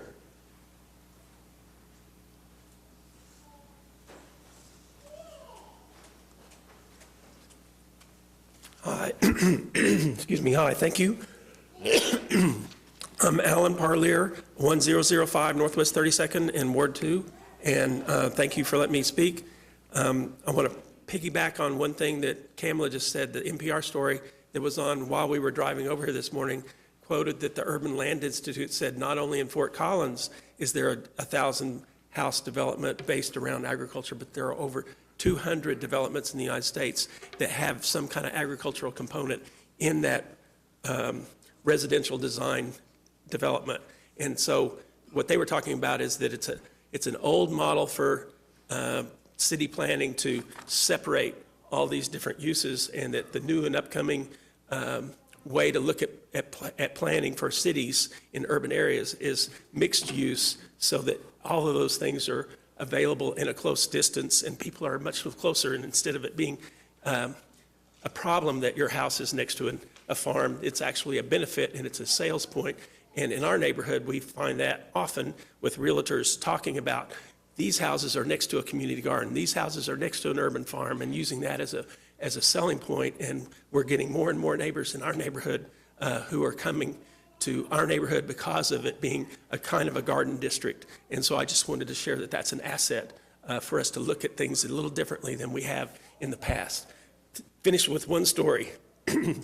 My spouse and I have a number of rental houses, and over the years, we've had problems after people leave with their dogs, causing damage and having pest infestation. And about 10 years ago, we had a family move out that had dogs who we thought were being well cared for, because they were often going to the vet and coming home with those big old collars around them, to take care of them. So we thought, obviously, they're being taken care of. They moved out in December. We worked on the house a little bit. We had a family getting ready to move in March with 3 kids. And I went up, and there was ticks all over the ground, all over the porch. It was almost a horror story. You could knock on the door, and out of the siding, ticks would crawl out of the house.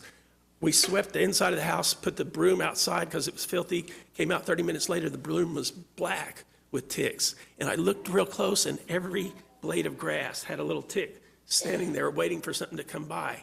We didn't want to spray because there was a family moving in with children. And we called around, talked to OSU, talked to everybody we could talk to see what could happen. And our friend who owns the Earth Food and Store, whatever it was called, Natural Foods, said, get chickens. Well, we didn't know, but we got 3 chickens. We put them in the backyard, built a little coop, and within 3 weeks, all of those ticks were gone, and we had eggs. And I'm not sure about eating eggs that were coming out of the system of eating ticks, but we ate the eggs. And so chicks are a great source of dealing with pest control, and I just wanted to share that story. All right. Thanks, Alan. Jessica Thompson. Jessica Thompson, 1414 Northwest 14th Street. I just wanted to say that I hope City Council can work together to pass some sort of chicken ordinance that pleases everyone. I know not everyone's going to be happy, but if anyone could be somewhat happy with what they're getting, that's all I wanted to say. Thank you. All right. Terry Craghead.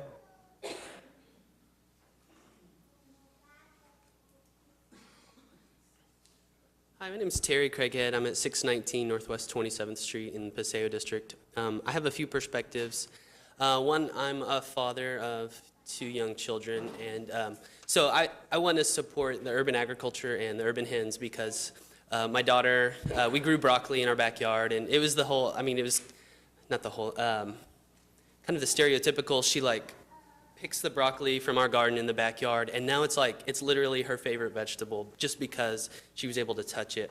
And we illegally had hens in our backyard. We no longer do because code enforcement removed them for us. But before they did, we had eggs, you know, from our own chickens that our daughter, she would go, we had 2 chickens in a small little coop that I built out of pallets and had wire, and it was cool. And yeah, she would go harvest the eggs, and we would go cook omelets for breakfast in the morning. She had this connection with her food that, you know, I didn't have growing up. Like, to me, food was the grocery store, and it's a magical process. But, you know, now I think she's connected to, you know, to the earth and to, like, animals in a way, like, that's going to benefit her and her family, like, for generations. So there's the child aspect. I'm a business owner. I own a little business called Fertile Ground, and we do garden services and compost services. So we do these zero waste events, and we have a residential compost service where we pick up people's compost and do it for them if they don't have the time. But I get people calling asking, hey, you know, can you help me build a garden? Hey, can you build me a chicken house, a chicken coop? And I'm like, yeah, well, not yet. You can't do it legally. But there's an interest for this. Cities like Austin, like, it is a trendy and cool thing. You have young professionals who are moving to these areas. Like, cities are developing. There's like serious economic development happening. I have mixed opinions about the mixed economic development, but from the business economic side of things, like, there's a real like economic interest in doing some of these things. It's not 100 chickens in the backyard somewhere and, you know, some crazy old man with an Arkansas accent, you know, like running out without a shirt on. Like, it's people, it's professionals and people who want to have a connection with their food who are interested in this. All right. So Terry, thanks. that's where I'm coming from. Thanks. Okay. Catherine Gant.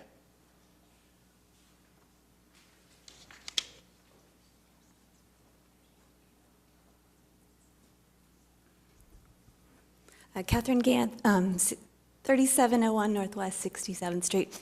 Before I speak, I would just want to say there's a lot of people who are here today to support the urban ag ordinances, both of them, who aren't speaking, so I just want to give them a chance to stand up and show their faces. Okay. Would everyone who's here for the urban ag ordinances stand up? Mine is my statement kind of is a story, so I wrote it down so I wouldn't forget anything, and it's short, so don't worry. Okay. In 2007, I came to Oklahoma City from the West Coast. I was an organic vegetable farmer from California. And so the first thing I did upon arrival was check out the natural grocery store. At that time, pre-Whole Foods, it was a lonely scene with aisles starkly devoid of healthy-looking produce. The wrinkly and pricey organic produce on sale had been shipped in from thousands of miles away. Where I came from, consumers demanded good food grown close to home. Having a garden was the default setting for most people, even in the city. I knew I wasn't going to last long in Oklahoma City when I went to that store that day. Sensing my panic, a friend hurriedly deposited me at the doorway to the OSU OKC Farmers Market. They put me at the entrance. And I walked in, and that's where OKC began to win my heart. The scene inside the farmers market quickly eased my fears. 100% of the produce was Oklahoma grown. It hadn't come from thousands of miles away. And the quality of the food was outstanding. Each week before the opening bell, especially during the winter, there was a line composed of health-conscious Okies who were waiting to get their greens before they sold out. Farmers there that I spoke to told me that there were indeed community-supported agriculture programs right here in the metro. So I was intrigued and impressed. I soon learned that the cutting-edge education available at OSU OKC existed for folks who were actually interested in going into that field to start sustainable farms and market gardens of their own here in the state. I discovered the Oklahoma Sustainability Network and Buy Fresh, Buy Local Oklahoma. I heard the mayor talking about putting the city on a diet. I saw bike lanes and sidewalks going in. Health-aware, sustainably minded people did live here in Oklahoma City, and many of them were working overtime to sow the seed, so to speak, of a new movement here in our city. When Chesapeake Energy decided to develop a 2-acre garden, sustainable garden, on its campus, I understood what they were after. Chesapeake wanted the thriving, young, creative, energetic, and professional demographic to move to and stay in our city. That demographic is not just about the arts, good restaurants, and public transit. They want urban ag, too. My fate was sealed. I wanted to stay, and I wanted to be a part of this up-and-coming city.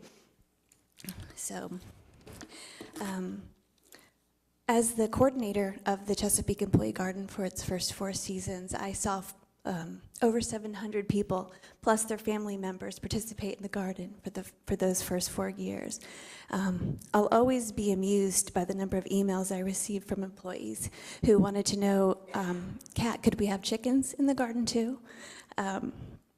People here truly value locally grown, fresh produce, and if they can grow it themselves, all the better. OKC has clearly joined the ranks of other progressive cities that embrace urban ag. It made me completely change my plans. I went from just passing through to putting down roots for the rest of my life in the city. So passing both of these ordinances will further this trend and make Oklahoma City a place for that urban and health-aware, creative, educated class of people that we want to come to our city to come and stay. So please pass them. Thanks. Thank you. Tammy Steele.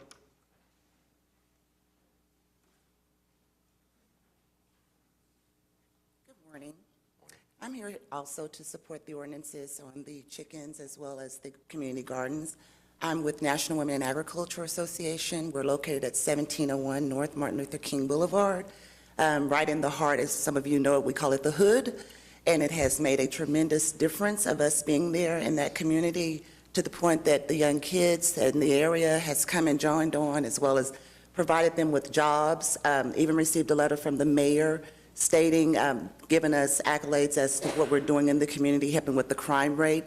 The police department has also came on board and want to also come in and help in the fire departments with the community garden that's there, as well as the farmers market. We would love to have the asset of the chickens there eventually, developing the community with the community gardens and the raised beds. If you come by, you would see the pink and the blue there in the community. That definitely brings a better highlight to the community than the eyesore that was there before. Also, it helps with the environment. Again, I'm here to support the agriculture movement. As being in the middle of the country, as we always say, if we could do it here in Oklahoma, we could do it anywhere. We're national, work with the Obama administration really close, because we came out in February 2008, and they came out, as we know, in November 2008. So it's actually been accepted and awarded by the USDA that we were supposed to be at the White House actually in February of 2014. And again, we will let them know that we're all working to be healthy here in Oklahoma. Thank you. All right. Thanks, Tammy. Again, this is just a public hearing today. We'll be setting a final vote on December 31st if these move forward.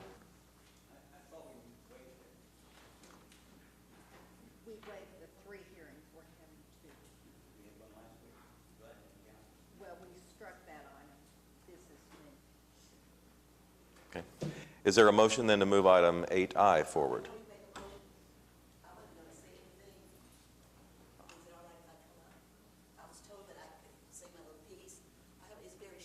Come on up and you can hand me your yellow card.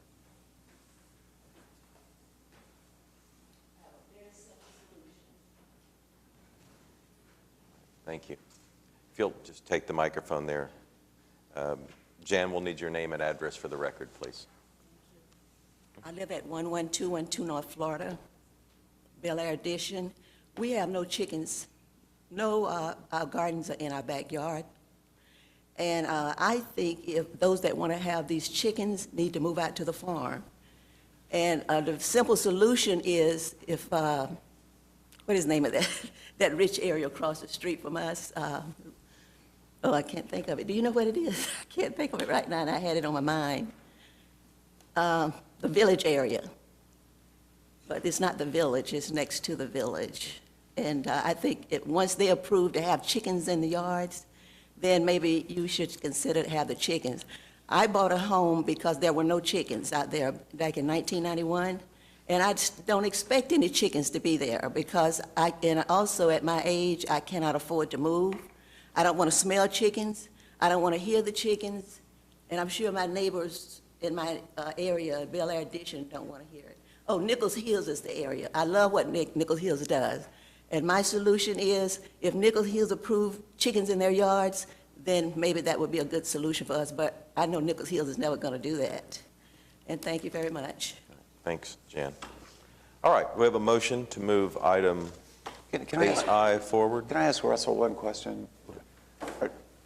Russell, are there, if the chickens were not to garner the majority support of the council, are there alternatives to, like permitting if your neighbors approve it, then you can go ahead and have chickens, or by urban conservation districts, or? Ken Bryan on my staff has evaluated a number of cities and different options, and I think there are probably as many different alternatives out there as there are cities, so it's a matter of where you want to go with that, from pilot neighborhoods to different levels of restriction. I mean, the options are fairly substantial, and I believe that he'll be getting you that information shortly. Could you do a permit that was just, if your neighbors were okay, then? That's one of the options, yes. It's a little more onerous, obviously. Are there any planners in the planning department that you think are opposed to urban chickens? I'd say not. Okay, and it passed the planning commission unanimously? Correct. And the Neighborhood Alliance did a survey of about 1,100 people and had 68% approval citywide? I believe so. Okay. May I ask a question? Yeah, clarification, really. As far as, we talk in terms of if a homeowners association already restricts against these types of items, this wouldn't override those homeowner rules. But if we were to kind of reverse the proposal, it would require a whole new ordinance, wouldn't it? And what I mean by that is, instead of granting everybody the right to have, for example, chickens in their own backyard, if we were to reverse that to say, if you got the approval, and I think this is what Councilman Chadee is raising, of, say, a percentage in the block, if there's no formal homeowners association representing you, to take that approach, we would have to introduce a whole new set of ordinances. Is that correct? I would think so. So, but this is just granting blanket authority, and the only exception would be areas that are represented by a homeowners association that currently prevents that. And David, the thing about the issue about the homeowners association is that the city can't enforce any of that. So that would just have to be enforced, by the homeowners association itself. But I have talked to staff as well about flipping this around to discussing permitting rather than a blanket approval, which, potentially, I think that the folks ought to have some kind of skin in the game, and to require a permit fee, I don't know whether that's a good analogy or not, but, to have an application fee and have those that are really serious about it survey their neighbors. Yeah, I May be an approach. I mean, I think there Well, are some ways. it's an option. I would think it would probably be a little onerous and a little more difficult to enforce that way. I'd say it's probably discriminatory against chickens relative to cats and dogs. They have to have a permit, but you and I disagree on this. And I would actually see it the other way. I think it's less onerous to have an application process where code enforcement would be able to identify where we have chickens, and it would make it a little easier to monitor. So, but Russell, we do disagree on that, and I'm just going to have to leave it there. Well, any other comments from council? David? Yes, I'd just like to make this comment. You know, all the comments that were made this morning, certainly 99% of them are in favor of both chickens and the agricultural ordinances, and nothing that they said could really be disputed. They all bring out extremely good points. I do have to say, representing Ward 5, I have received more comments or recommendations to vote no. And I think to some degree, part of it is a lack of understanding by those and a general, you know, we all have a sense of let's not change anything that's currently working. Because when we hear these stories that we heard today, it's really hard. It's very difficult to argue against what they're promoting. And it does seem like it's something that, you know, would not be problematic to bring into operations. But yet, there's still, I would say, the majority of people that I represent in Ward 5 would be against this. But if we could find a way to allow areas, whether it's permitting or just local communities, to adopt these types of, and I'm speaking now specifically on chickens, those provisions, I think that would be an approach that I think citywide could receive acceptance. Anyway, just a personal comment. All right. Pete? I think it's a little bit unfair to put dogs and chickens in the same category to me. I mean, I've been around a long time, but I've never seen a chicken kill a child, or I've never seen a stray chicken running down the street that city had to come out and check.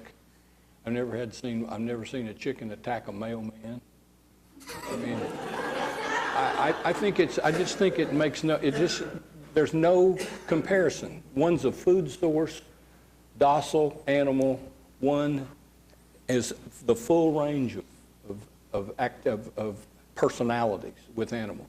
I mean, that to me is just a bad argument. It seems to me we ought to be, if we're talking about licensing or permitting something, we ought to go back to permitting dogs. I mean, that's something that almost everybody has a problem with. I can tell you code enforcement. If you ask code enforcement at that level what their problem is, they're not going to tell you it's chickens. They're going to tell you it's dogs. They're going to tell you it's dogs running loose. You know, I've never seen an article about what we're going to do about wild dogs. I mean, right here when we're getting ready to talk about chickens, somebody finds one of what we can do about stray chickens. I've never seen stray chicken. I mean, I grew up in the urban area, and we had chickens in our backyard, and I had to gather the eggs. So I mean, the smell is that. The comparison between the potential for an odor problem in a chicken coop with 6 chickens and having 2 big dogs is just, it's apples and oranges. The manure problem with 6 chickens compared to 2 big dogs is just, there's no comparison. So, I mean, the idea that we would put chickens in some kind of a foreign category, that's something to be not dealt with, or dealt with in such a heavy-handed manner, when that chicken actually produces something, where a dog produces something too. But Pete, you're good. It's not, and we don't. Nobody. I've never heard a council person say we ought to regulate dogs. I've never heard that before, and yet we've all had to mow our yards, and we understand what happens We understand what's there. I mean, I just think we need to get realistic about what we're talking about here. This is almost an elitist kind of thing, it seems to me. I mean, maybe Alpo's got a better public relations deal than Purina does. I don't know, but I just think it doesn't make sense. The arguments opposed to this don't make sense. If you ask code enforcement what the complaint about chickens is, it's roosters. It's the noise of roosters. This thing eliminates those. It doesn't have them. They don't have any complaints about them. We've got them all over Oklahoma City, everywhere. I mean, have we ever seen a stray chicken? I don't think so. So, I mean, we got to go forward with it, I guess. But and this is just moving it on. But right. It seems to me that in response to some of the things that I hear, I'm just a little amazed that we'd make some of those arguments against something that's as docile as a chicken. All right, Larry. Thank you, Your Honor. I represent Ward 3, and I'm not going to debate. I appreciate everybody coming down and the excellent information that they have shared. Councilman Shadid mentioned a survey that was online from Neighborhood Alliance. I looked at that survey from Neighborhood Alliance, and I read the disclaimer, which was very, very clear. And one thing I noticed was the 73122 zip code had no respondents in that particular survey. That happens to be the zip code of my neighborhood. My neighborhood and the neighborhoods I represent, with one exception, I appreciate coming down from one neighborhood in Ward 3 does support chickens. The other neighborhoods that have talked to me do not support chickens. And so at this point, I'm going to go with the neighborhood. And I encourage the neighbors in Ward 3 between now and 2 weeks from now, if you have an opinion on chickens, please call my office 297-2404. I'd love to hear from you. But at this point, I represent Ward 3, and I'm going to have to vote against chickens as I stand right now. Thank you, Your Honor. Thank you. Any other comments from council before we entertain a motion to move it forward? All right, how about a motion from someone? Okay. All right, we have a motion and a second, and this is going to be on item 8I. Cast your votes, and that moves forward to a final hearing on December 31st. And how about a motion on item 8J? And it passes as well, and that's the urban ag aspect of the ordinance. I want to thank everyone who came down and participated today. We appreciate it. We're on to item K. This is a public hearing regarding dilapidated structures. Is there anyone here hoping to speak under any item listed under item K? All right, cast your votes. Passed unanimously. Item L is a public hearing regarding unsecured structures. We have one person that has signed up. Joe Sarge Nelson.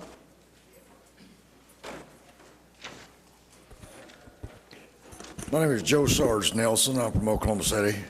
I'd like to address the comments to Ward 4 and 3, Mr. Pete White and Mr. McAtee. In reference to the 12,000 plus houses the last time y'all spoke, and being it's a pretty heavy issue. Yep, we're here on, this is unsecured structures in the list, Joe. Well, y'all had neighborhood housing services here earlier, and I don't know if y'all have checked in with them lately. Well, why don't you stick around for citizens to be heard, unless you have a specific item on this list that you're wanting to refer to. Whatever. Okay. Is there anyone here wishing to speak under any item on the list of item 8L? All right, how about a motion? Cast your votes. It passed unanimously. Item 8M is a request for a revocable right-of-way permit to hold opening night on New Year's Eve.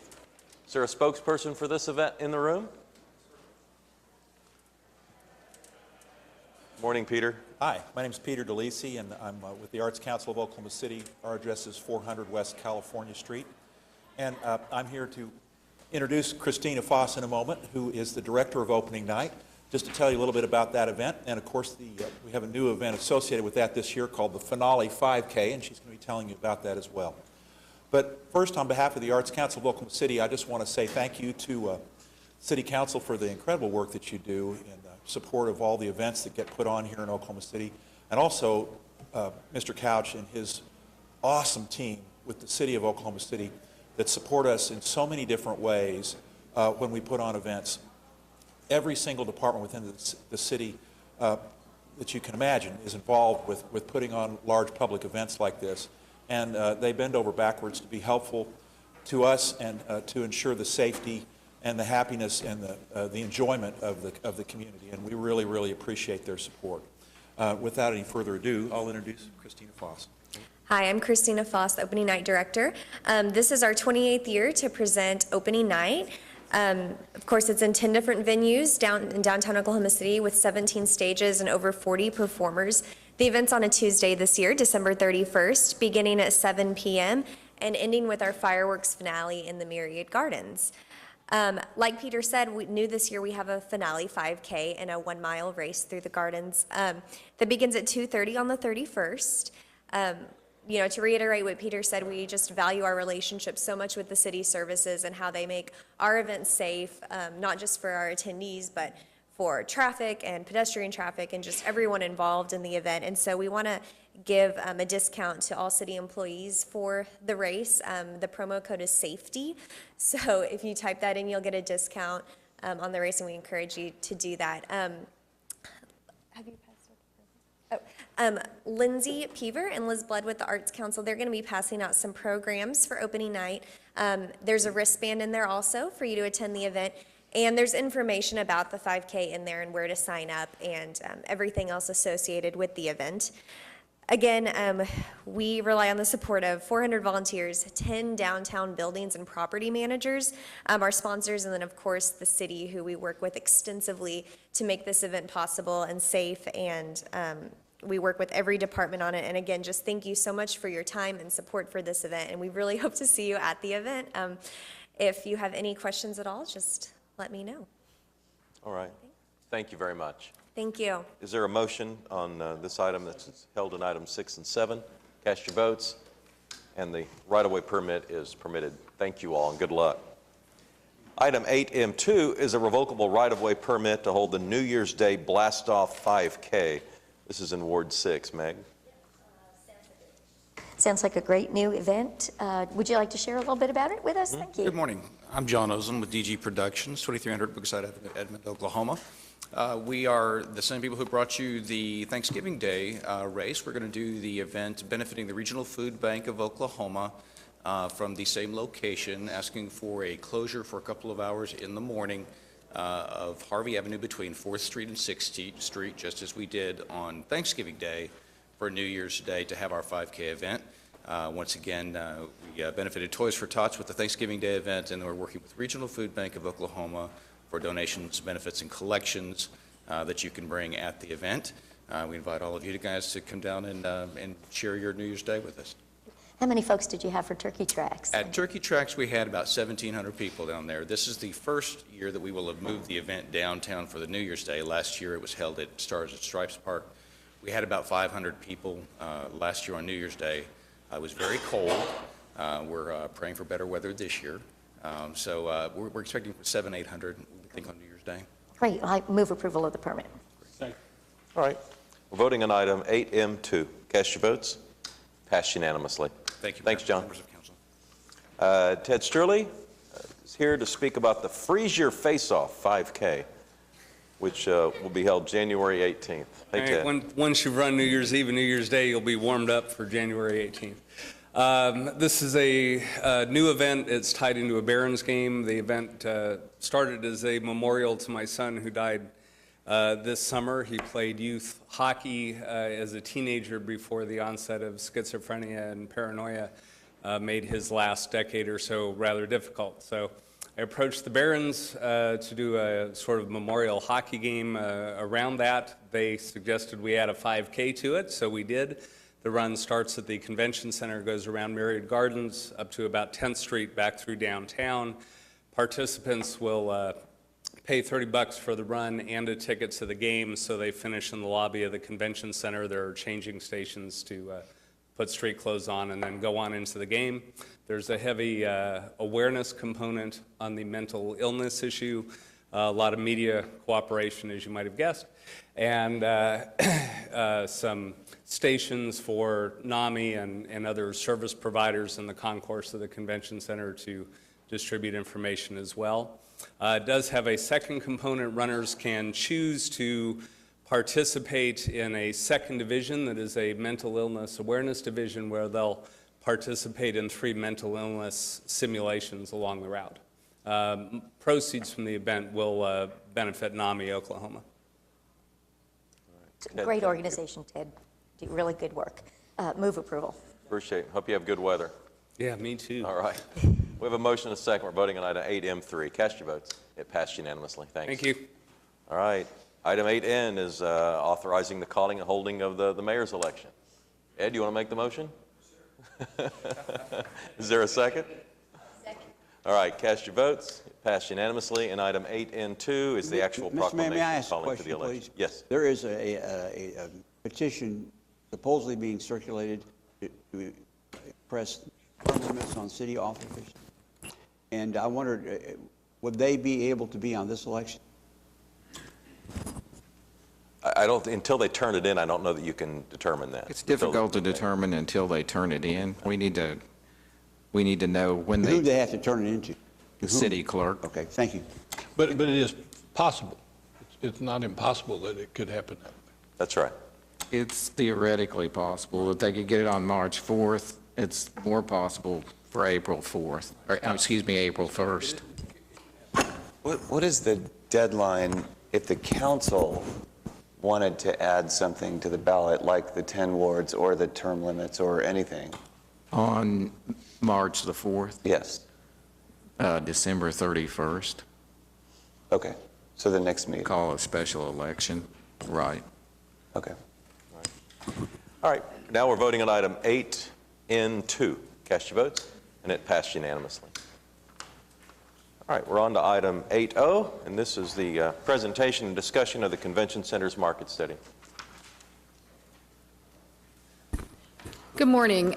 This morning we wanted to take a few minutes to present to you the findings of the market study for the Convention Center Hotel and the findings of an economic impact report that we also prepared.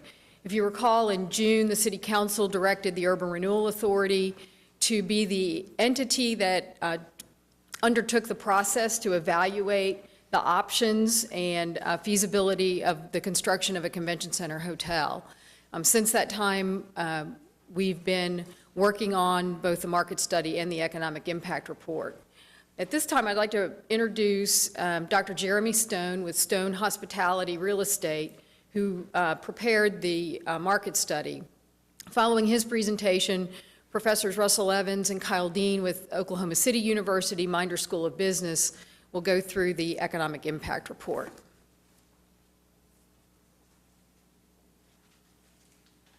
Okay.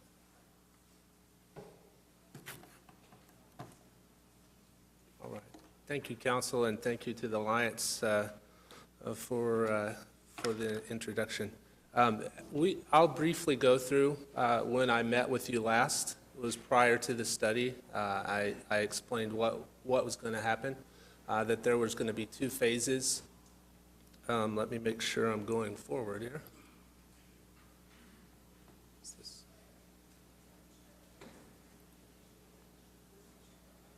All right. It's going backwards. All right, here we go. So at that time, what I presented was that we would look at the area, the lodging census, supply and demand analysis, assemble the data, and so on. And I'll click through this quickly because you were here and you heard that presentation. And phase 2 would be moving on to, if necessary, recommendations on facility, brand, type, amenities associated. And the site-specific part of the study, we know where that's located, and based on the recommendations for the facility size, the financial projections for such a study. So with that, I'll move into the study. I think you are all given in advance a copy of the study.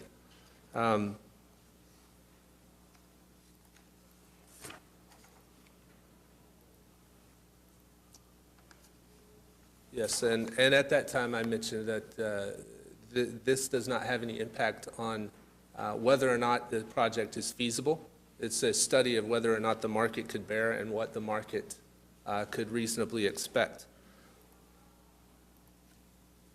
So there are several chapters in the study that you have. One is the market area analysis, the neighborhood analysis, an evaluation of the site, the recommendations of the facility, the lodging market analysis, the performance of an expected hotel in that location, the average daily rate that could be expected from a facility in that location, and the expected operating performance that could be the initial starts of conversations with developers who would be interested in that. Again, I'll say it's not saying whether or not anyone would want to do it. It's just saying what the market says would be an acceptable facility. So with that, we'll look at the market. Essentially, we're talking Oklahoma City, the MSA, and the city in general. Some of the particular areas essential to the study are economic, demographic information, employment and industry trends, transportation, the office market, and the attractions and tourism found in the area. Those all are contributing factors to how the overall market, Oklahoma City, MSA, and city are doing. With that in mind, we get the data, third party, from the Census Bureau, ESRI. It's essentially the same place. It's the primary source for a lot of the data that is collected demographically for the area. So rolling that up, you have that in the table there. You can see that there's slight growth in the state, slight growth in Oklahoma City MSA, and expected continued growth. It's a little misleading because when you get into the millions, 1.2% growth is actually quite a large number of people, so I would point that out. And then we're obviously familiar with a lot of the attractions online currently and some of the expected attractions in the Oklahoma market that would provide tourism to the area, and I thank the CVB for that data. After that, we move into a more narrow neighborhood analysis. For this, you can see the star on the map, which is the anticipated location should it become necessary to build a hotel with the convention center. The boundaries of that essentially go to North 4th Street, south to I-40, to the east, I-235, and to the west, Classen. And so the location of this map, you can see several of the prominent hotels located in the area. This is not the competitive set specifically, but it's the hotels located in proximity to the location of the anticipated convention center. Narrowing in, we looked at the demographics in a 1, 3, and 5 mile radius. This is important that not included are additions and potentials that might increase density within the 1 mile radius. I did not do a study on any housing developments or anything that might increase the population in the downtown area. However, as it stands from the Census Bureau, that is expected to grow slightly, and other contributing factors may increase that or not. Another thing that we look at in this 1 mile radius is the various demand generators. Obviously, the urban area of Oklahoma City and the proximity of the anticipated convention center lead to over 300 organizations that produce demand in the market, not to mention the existing convention center, which contributes almost 40% of group demand currently in the market. Here's a map of the anticipated area of the convention center, as well the potential site for any hotel, should it be necessary.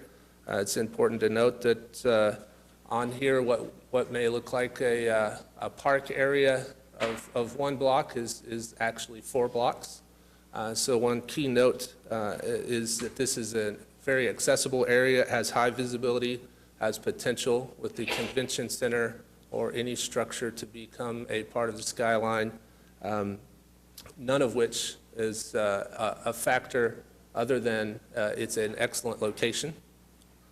Surrounding development is essentially 40 to 50% built out in this downtown urban area.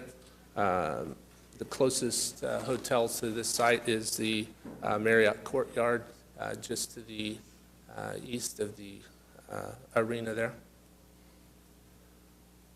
So based on the location and the site survey and the demographics in the area, we began to look at the site and its sufficiency for a hotel development with a convention center already planned for the site.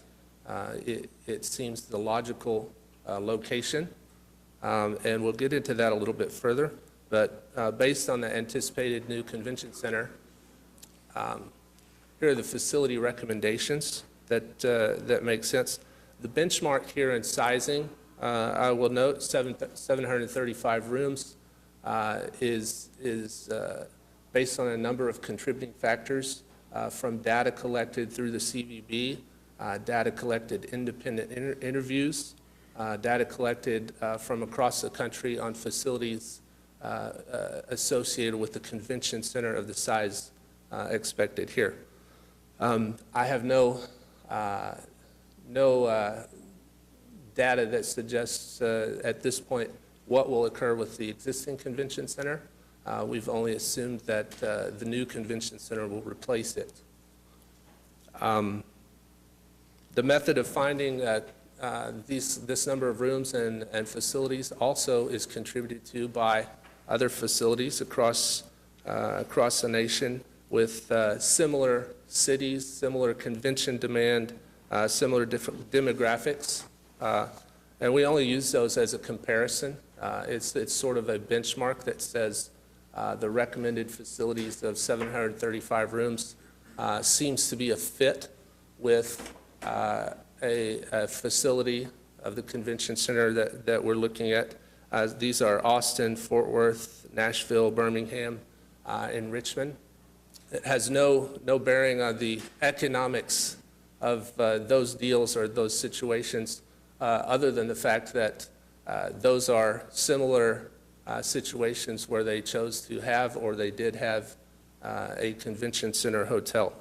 And it goes to support that the sizing is reasonable in this situation. Can I just ask you about those, just because of those, the Hilton Austin would be completely publicly owned, correct? The Omni Fort Worth would be deeply, deeply subsidized. The Omni Nashville would be deeply subsidized, about $128 million, and property tax abatements for 20 years. The Sheraton Birmingham would be completely publicly owned. These are all, just all of these have massive, massive public subsidies, correct? I'm not aware of any subsidies. That wasn't a part of the task. The task was to identify convention center hotels in a similar market situation. Okay. All right, thanks. So further, at the time of the report, we conducted a lodging market analysis. This essentially examines what's going on with the lodging market in Oklahoma City greater, and then more specifically in the area around the proposed convention center. At the time of the report, as many as 9 projects were under construction. That's projects, hotel projects, between 2007 and 2012. Between 2007 and 2012, we note that there was a compound annual growth in supply of almost 15%. I'll go back one. From there, we determined a more narrow scope of what would be competitive in this market should a convention center hotel be constructed adjacent to the convention center. One of the key elements of a convention center is the requirement for full-service hotel rooms. And so that became a key component to identifying the competitive set. You see here we've identified the courtyard. As I mentioned, that one is included because it is the closest hotel in proximity to the new convention center site. And then we've included essentially all the other full-service hotels in the market.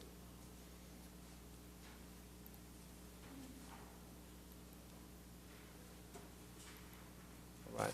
The performance of those hotels, as seen here, you can see occupancy continued to grow with a blip in 2009, which everyone experienced because of the economic recession nationwide. However, occupancy continued to grow since then, 10, 11, and 12. As well, rate experienced a drop following that. That's very common to see a drop in rate after occupancy has dropped. And then as the market recovered, occupancy has, to date, aggressively risen back to essentially pre-recession levels. Another thing to note, this is the competitive set of full-service hotels. There has been a boom in limited service supply in the market, over 1,100 rooms under construction at the time of the report in the area.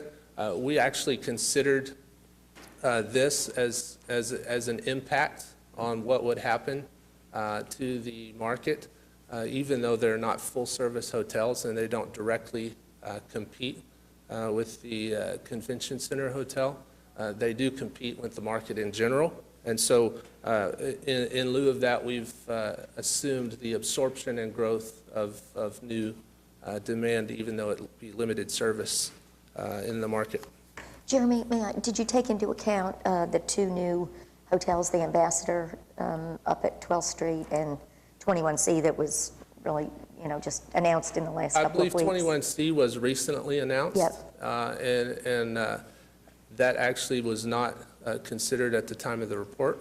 However, I will mention that one of the things that was considered in a market that is as strong as the Oklahoma City market, approaching 80% occupancy, it should always be expected that someone somewhere is going to realize that full-service development should be occurring. And so, yeah, it was considered that full-service development could occur at any moment. Okay. It's actually a strong support for the proposed convention center hotel as well.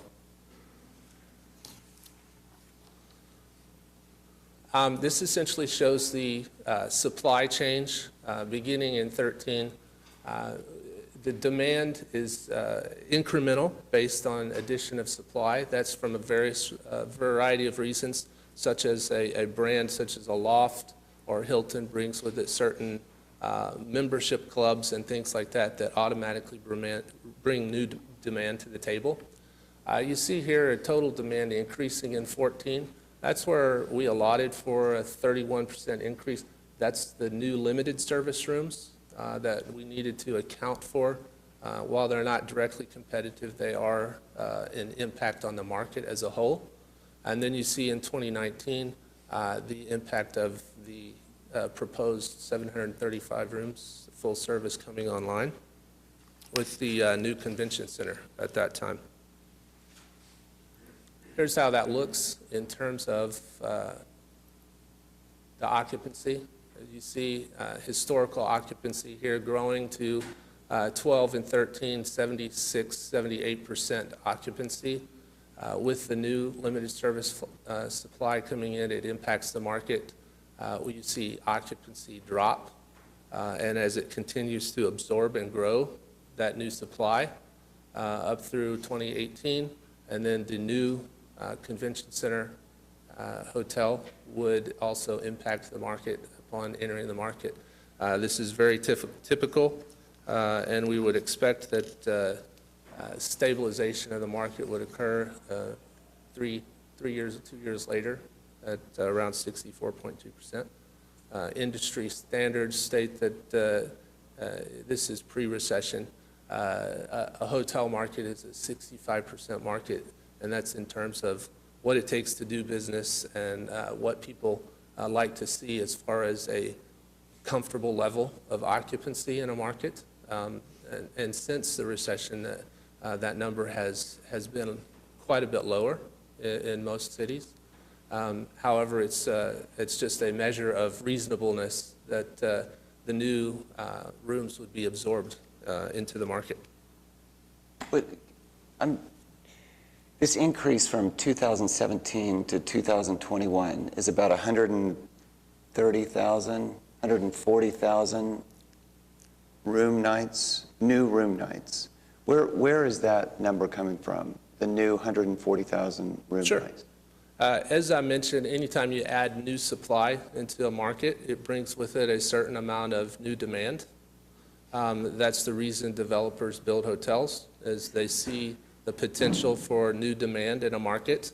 Once occupancy begins to grow 70, 75, 80%, there is new demand to be had in the market. If I will point out 2014, the addition of just limited service rooms is expected to generate almost the same amount of new demand in the market. So you're arguing that the hotel itself creates new demand? Yes. Are you talking about group? Are you talking about from the convention center, new convention center business? Everything would be included in the estimation here. Okay. We've included a portion of it simply by adding 735 rooms. You add new demand, whether it's But new demand from, later you're going to tell us that the group is going to be about 72%. So I'm assuming that the bulk of this new demand is from convention center performance. Is that fair to say that the bulk of this new 140,000 new room nights is coming from group participation at conventions? Right. And what we'll say is the new hotel, a majority of the demand satisfied at the new hotel will be from groups. And that's to be expected because it's on site with the convention center. Okay, so to understand this new 140,000 new room nights, you've got to have the performance of the convention center as a factor. And that's what I'm not seeing anywhere in this report, is where do these new room nights come from? What are the presumed number of attendees? Sure. Right? Originally, what we used as a baseline is the current number of convention center attendees. And then further, obviously, if you increase the size of a convention center, you may anticipate that there would be, or you may not. That wasn't as big of a factor as what is currently existing. And, obviously, we consider that there are experienced professionals running the CVB and the meeting planners, and that they will continue to grow the business. Did you look at the 2009 Convention Sports and Leisure study that talked about the increase in the whole model of building a new convention I center? interviewed Convention Sports and Leisure. Did you read that study? I had the summary. You had the executive summary. A public. In the executive summary, it says nowhere the number of attendees. It's a major deficiency of the executive summary. So you're saying all you read to do this report is the executive summary of the CSNL study? It wouldn't be accurate to say all I read. I conducted interviews with CSL. I'm asking a yes and no. Did you read the entirety of the 2009 CSNL study? I did. You did? Yes. Okay, so thank you. So essentially from there, we have incorporated the consideration of various categories that would add demand to the market, creating this anticipated market stabilization a couple of years after the new hotel comes online. Here's how that might look in terms of the penetration of the occupancy. And what I mean by penetration is how well a hotel competes in its environment. You see here, coming online in 2019 at the very bottom, The bottom two lines show the penetration of the hotel within the market and the occupancy within the market. This grows to stabilization after 3 years, but initially the hotel is capturing its fair share of the demand in the market, albeit quite a bit of the group demand because it is on site with the convention center. The interesting thing about this is that it's not capturing more than its fair share or even its fair share in corporate and leisure, which allows that growth and that business to continue to be shared by the other hotels in the market. The penetration, if for example, if the penetration would achieve 150%, that would be an indicator that the hotel is eating its competition, literally taking the business that would be going to the other full-service hotels. That's not the case here. It does achieve overall penetration of 102%, and that's particularly owing to the fact that it would be the headquarters or the preferred hotel of conventioners that may be booking conventions in the market.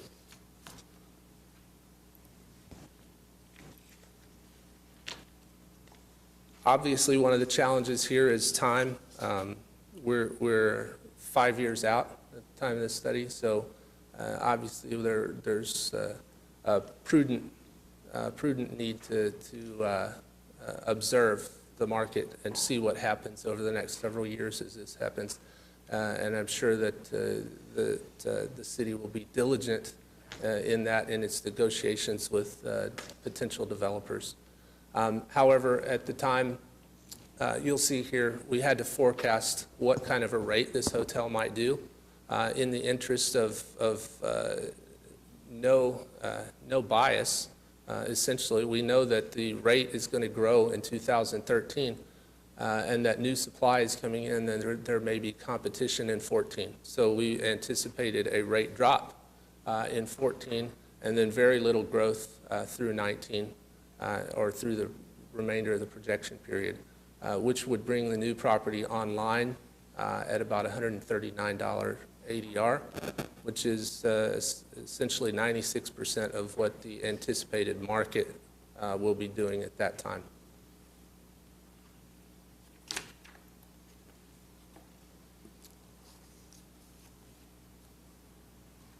This shows the anticipated revenues based on the occupancy and rates that we've looked at here. This is rooms revenue. It's essential for things like calculating occupancy tax and other methods of analysis that will go beyond this report and its findings. And then part of the study was to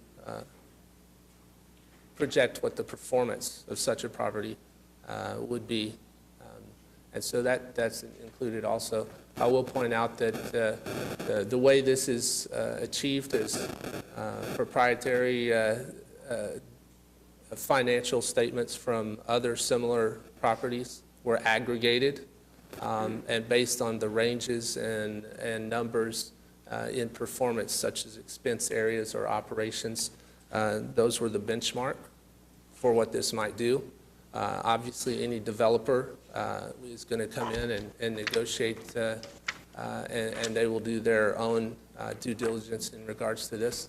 However, this is what could be reasonably expected of a hotel of this size in this type of a market. And then finally, just a summary of the operating performance and the cash flow. It's typical that every 5 to 7 years, a hotel will reasonably expect to renovate and turn over its soft goods and the carpet and the bedding and things like that. So in anticipation of that, we consider reserves. And in this case, we considered 4% reserves, which is prudent to be able to maintain the facility every time that it needs it. And so with that included, you see here the the revenues and then the NOI after those reserves are taken out. Obviously, if the hotel is sold or things like that, all of this gets reconsidered with new money being invested in a property. However, you see here that it is a profitable property at the end of the day, and that the recommendation would be that a facility similar to this would make sense in the market, and without further study, like I mentioned, there would need to be economic impact, who I believe is about to present, and then beyond that, conversations with interested parties and developers, and how it's going to be paid for, how it's going to be financed. Again, that was not a contemplation of this report. This report simply states what might be expected, and I will point out, because of the occupancy and rate in the market, we would have expected full service development to occur regardless of the convention center and the anticipated hotel associated with it. And that was proven, obviously, as we just found out. The new 21C is an example of the market showing that full service development is appropriate. With that, we'll move on.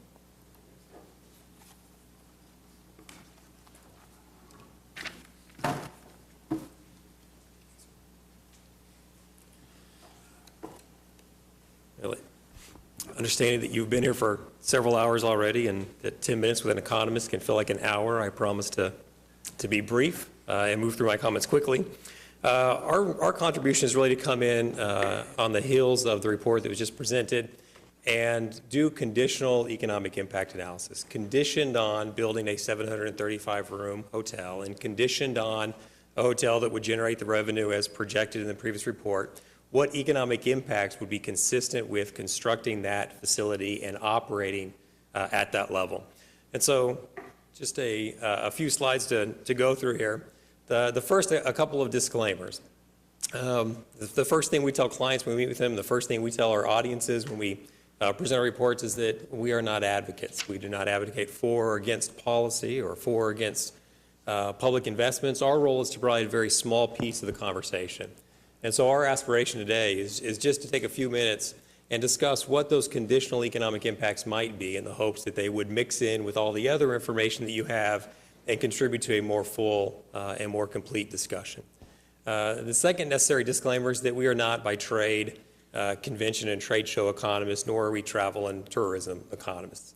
I'm a public finance economist, and my partner, Kyle, is an urban economist. And our particular expertise is really in understanding the structure of the regional economy and regional economic impact models and methodologies.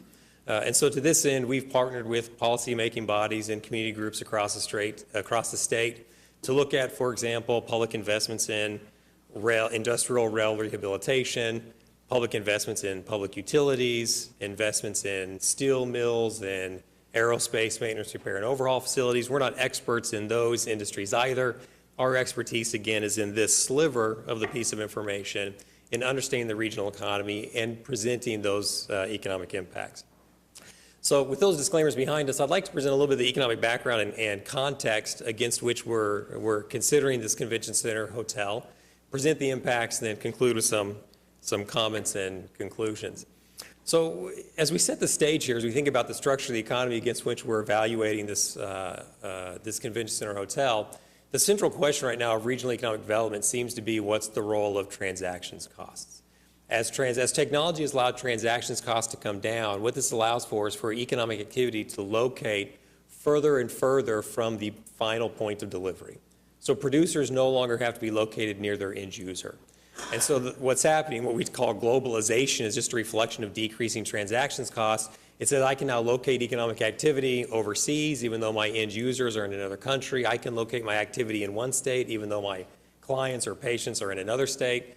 These declining transaction costs allow us to sort of disassociate where production occurs and where consumption occurs.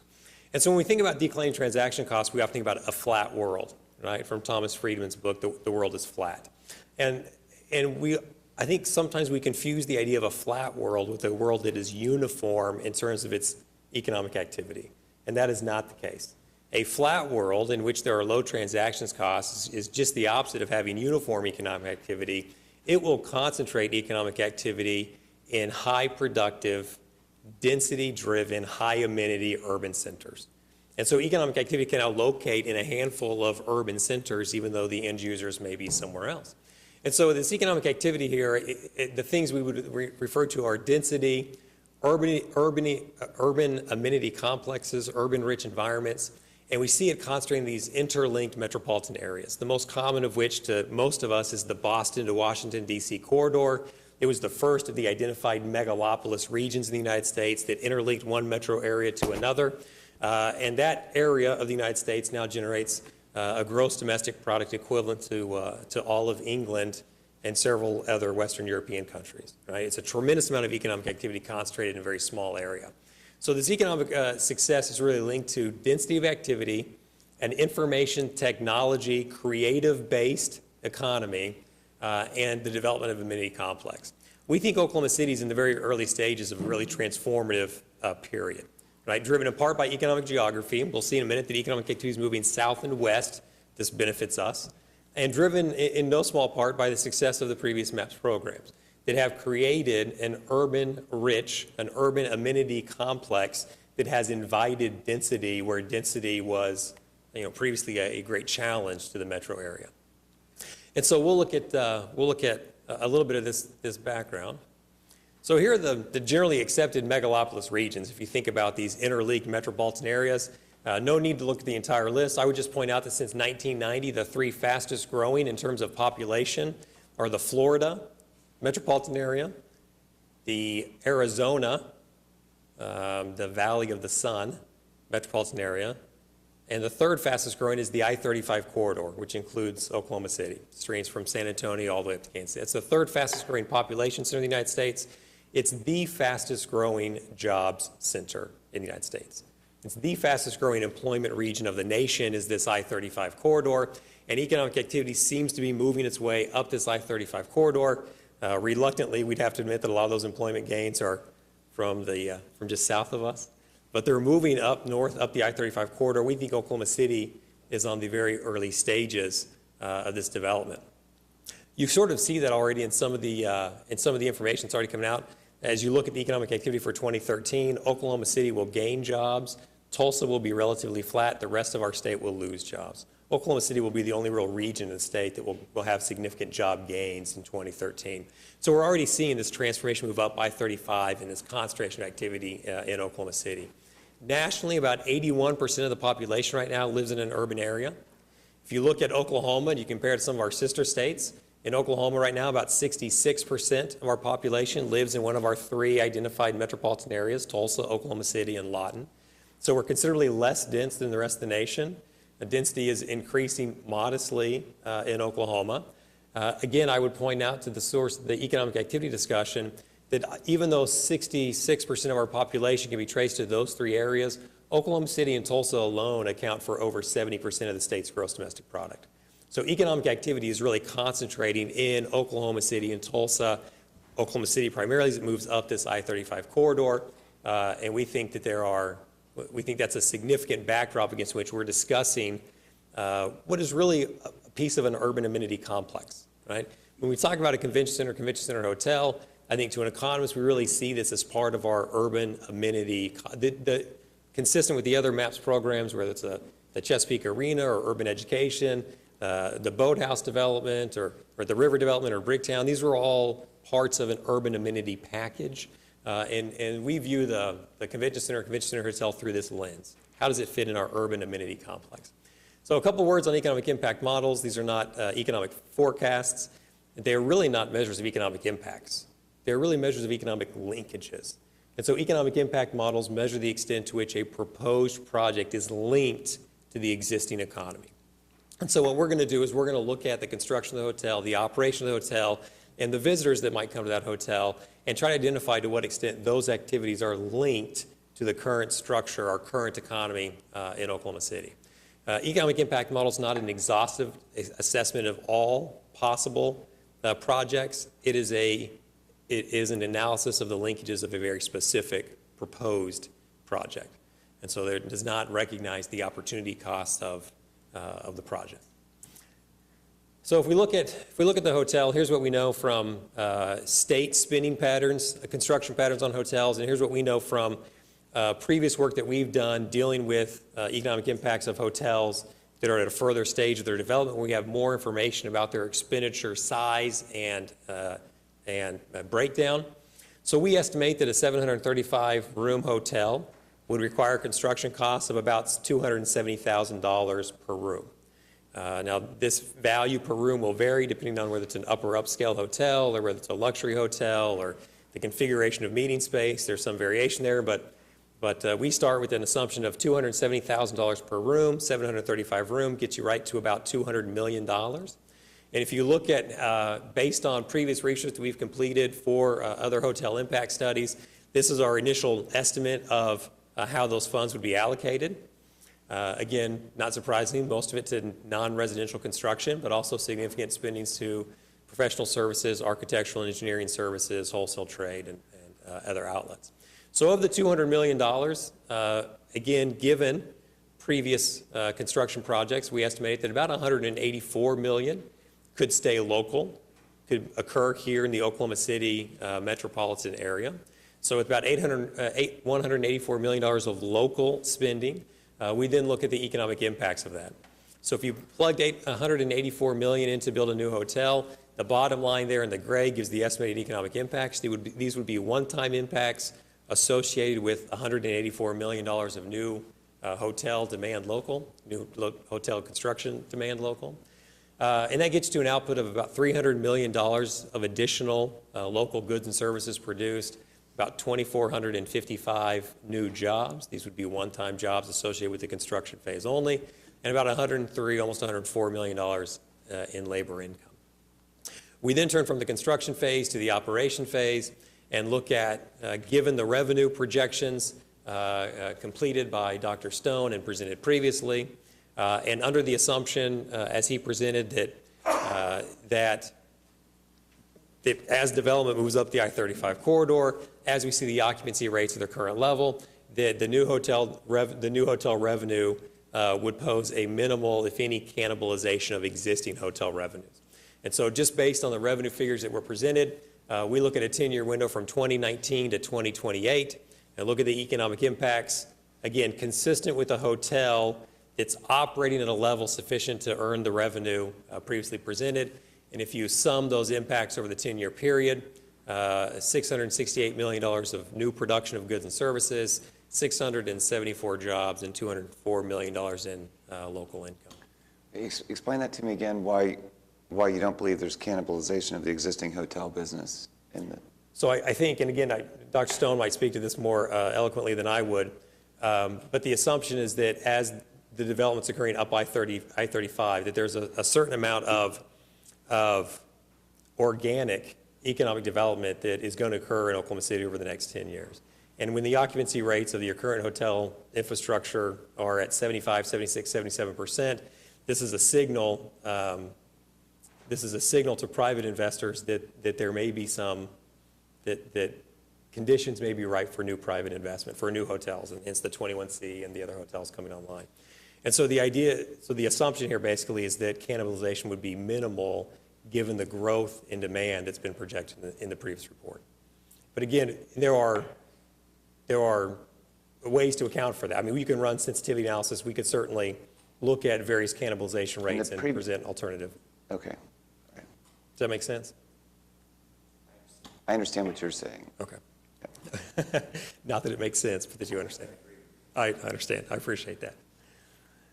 And so finally, we looked at the potential impacts of visitors. And again, we're working with very summary information across the board, right? Just very general summary information about a 735 room. We don't have details on the actual proposed budget for construction. We're working on the assumptions of the revenue projections, but we're working with sort of summary level information. The same is true here. We use some publicly provided data that suggests that an average convention visitor spends about $290 a day, about half of that on lodging, which is consistent with the average daily rates presented. And then we recognize that again, because we recognize that there's considerable fluctuation in the actual spending depending on the type of visitor that it is, we start with 100% of this 290 value, subtract off half for lodging, and then we go with a plus or minus 25% range and report impacts per 10,000 visitors. That every 10,000 visitors would generate impacts in a range of $1.2 to $2 million of new production, support anywhere from 15 to 25 jobs, and income anywhere from 443,000 to 738,000.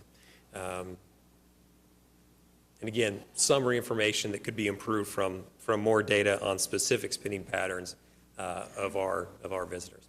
So my final comments and conclusions is that what we do see, so the way we interpret these numbers as economists that look at the impact models, we conclude that the First Service Hotel is supported by relatively strong linkages. It's actually relatively unusual that you could find a $200 million construction project that isn't so specialized that it requires a fair amount of outside industry to support it and construct it and perform the task.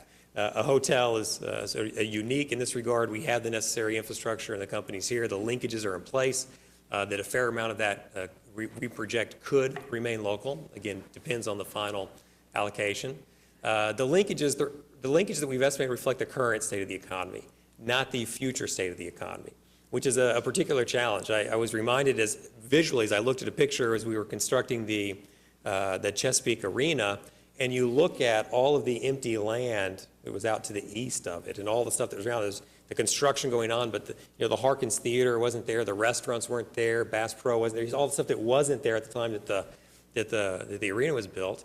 And I didn't do the analysis, but almost assuredly, whoever ran the economic impact models on the visitors to the Chesapeake Arena would have understated the true multiplier, because it would have been reflective of the current infrastructure that was available, the current structure that was around the stadium, and not the structure that would be in place years later when the stadium was at full operation. And so we're really using multipliers that reflect the current state, not the future state of the structure of the economy. And to the extent that a convention center hotel complex contributes to your urban amenity complex and draws new development, complementary development, changes the structure, then the underlying multipliers would change and potentially be understated. My final thought is that the convention center hotel are really, in my mind, proposed components of our urban amenity complex. And as such, as we think about that in terms of other amenities, whether it's education or transportation or recreation, the real success to the community will be defined by their ability to encourage the density that we see as so important to economic development, to encourage the development of an exchange in technology and research and creative-oriented economy, and to spur complementary amenity developments that would then play off of each other and contribute to this density urban amenity complex that, again, seems to be driving economic activity right now. So I'd be happy to answer questions or not, or let you get on with your meeting in your day. Dr. Evans, just a quick question. Sure. On the statement you made at the beginning, I understood you to say that you accepted Dr. Stone's report, made it part of your study? Correct, yeah. So his report really serves as an input to our study. But I take from your comment that you all didn't conduct any independent review of the adequacy of those numbers, adequacy of the research. Of Dr. Stone's report? Yes. No, sir. His serves as an input into ours. That's correct. And in the interest of full disclosure, I just completed a course with Dr. Evans. I had a lot of other questions, but I passed the course I wasn't going to ask.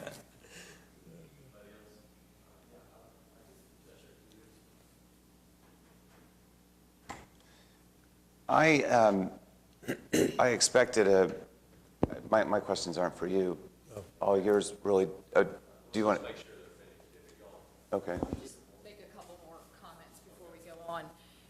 There's a couple of next steps in this process that we've talked about in the past. The reports that were presented to you today it's a market study. It's a look at what the market would support in relationship to a convention center hotel assuming that the new convention center is constructed. And that's, one of the basic premises of the report. It is not a hotel feasibility study. We didn't look at public subsidies or the financial structure that might be required for a convention center hotel. That was not a part of the work that either Dr. Stone or OCU was engaged to do. That is really the next step in the process. The opportunity to sit down with all of you, to talk about what your policy objectives are as far as what do you want to achieve or have happen or not have happen as far as the structure of the convention center hotel. And look at some of the examples, some of the hotels that have been built around the country. Councilman Shadid's brought up several questions about that in the past. We need to look at all of that information, learn from it, learn the things that worked in other communities, the things that didn't work, the pros and the cons of all the different ways of structuring these deals, and begin to get more information about the financial feasibility of a convention center hotel. We haven't done that work yet. And once it's finished, we would come back to you again and make a presentation and talk about that, and that would be the next step in the process. If that is favorable and the council wants to move forward in that way, we'll bring items back to you in January to amend the city's contract with their financial advisory firm to begin that next piece of the process that's really interviewing you and other stakeholders, gathering information, preparing the financial feasibility, and making a recommendation about whether or not to move forward. So I just wanted to make sure that you all knew that there's more of this to come back to you. This isn't the last presentation.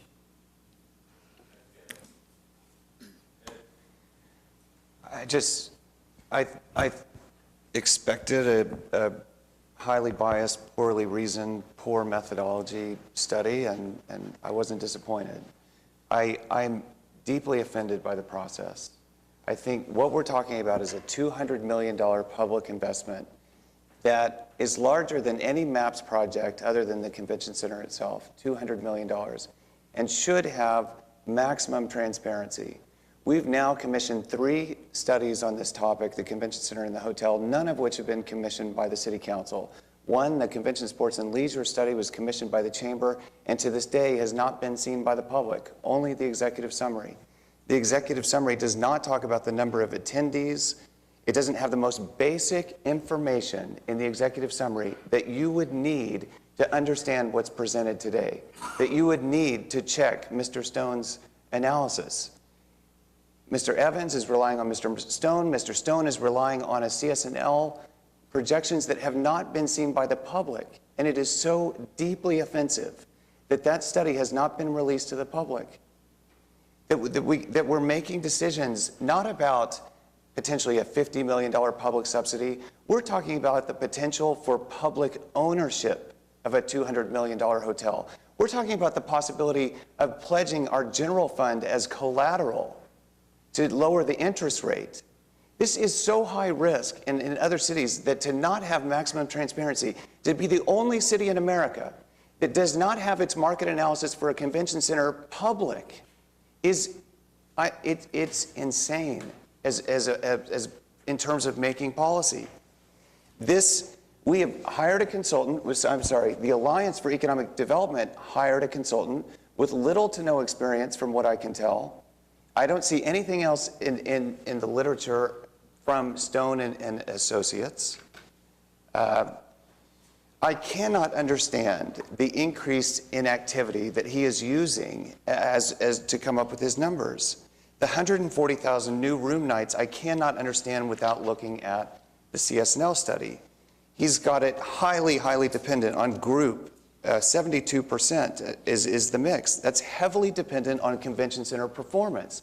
So you cannot understand convention center performance without looking at the CS&L study. The CS&L study talks about the arrangements between the hotel and the convention center as suppressing performance. There are issues in that study that need to be digested by the public and all of us, and part of this conversation. And again, the fact that it hasn't been released doesn't make sense. When Mr. Stone talks on page 41 about segmentation, What is the basis for these estimates? He's talking about roughly 40% group and roughly this percent leisure. These are rough estimates with no analysis of how he's coming up with these numbers. There's no estimation on page 44 for the very large increase in supply, group numbers going from 174,000 to 252,000 in my estimation. In the 2011 MAPS 3 presentation, it was told to us that we would have 54,880 non-local visitor days. That's what's driving a hotel like this, is group activity coming to conventions. So you cannot understand this without understanding the performance of the new convention center and realize that what we're talking about building now is already less square footage than what the CSNL study recommended. So we're already going to be underperforming what that 2009, the master plan. This is not acceptable. Mr. Evans, when you write in your introduction that as the plans and discussions of the convention center progressed, a parallel conversation emerged on the need for an accompanying hotel. While it wasn't on the MAPS 3 ballot, it was often mentioned as a necessary accompaniment to the convention center. That is deeply offensive to me. That is, you're stepping into the role of advocacy, and it's simply not true. It wasn't explained to the people during the MAPS campaign when the mayor is saying on MAPS 3 commercials, we're going to triple the economic impact by building a convention center. It was not explained to the people that to get to that number would require not just the $250 million for a convention center, but a phase 2 expansion of another $150 million, and then this $200 million hotel, which the CSNL study indicated would need to be public subsidized if not owned by the taxpayers, which is such a radical departure from the MAPS. MAPS is about paying as you go, collecting the money first, and then now we're talking about revenue bonds. Now we're talking about MAPS 3 triggering a second event where we have to borrow $200 million potentially and pledge our general fund as collateral. That is such a radical departure from previous MAPS that to not have it discussed, to go between March 11th and December 8th in 2009, the day of the election, and not have the Oklahoman talk about the CSNL study or the Convention Center Hotel at all is deeply offensive. To have journalists like Michael Baker and John Estes say that they were trying to tell this story, they were trying to get this story out, and editors at the Oklahoman killed it, that they didn't think MAPS 3 would have passed if they were able to get this information out is deeply, deeply offensive. When I first met with Jim, we talked about the need for the Alliance for Economic Development, when we're talking about that we need to have nonprofits like this so that we can do studies on a convention center hotel, so that if the results are adverse, we don't have to share that with the public. That's deeply, deeply offensive. I don't think that you should be potentially owning a $200 million hotel, competing against the private sector, and that not go to a vote of the people. If the taxpayers are going to be owners in a hotel potentially, or even like in Nashville with a $128 million subsidy and 20 years of property tax abatements, the people should be able to vote on that. They shouldn't be tricked into voting for a hotel as part of MAPS 3, which then triggers the ability of a council like this to obligate them to a $200 million liability. The people, I believe, should be able to vote on such an entity. Thanks.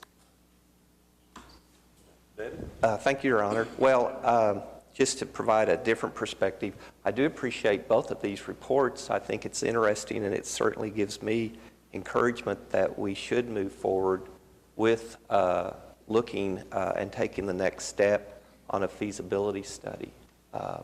Some of the information that Councilman Shadee is requesting, I'm sure will come out as we do a more in-depth study, and we can base our decision as we gain additional information. So I would propose that we move forward with the next stage of this study.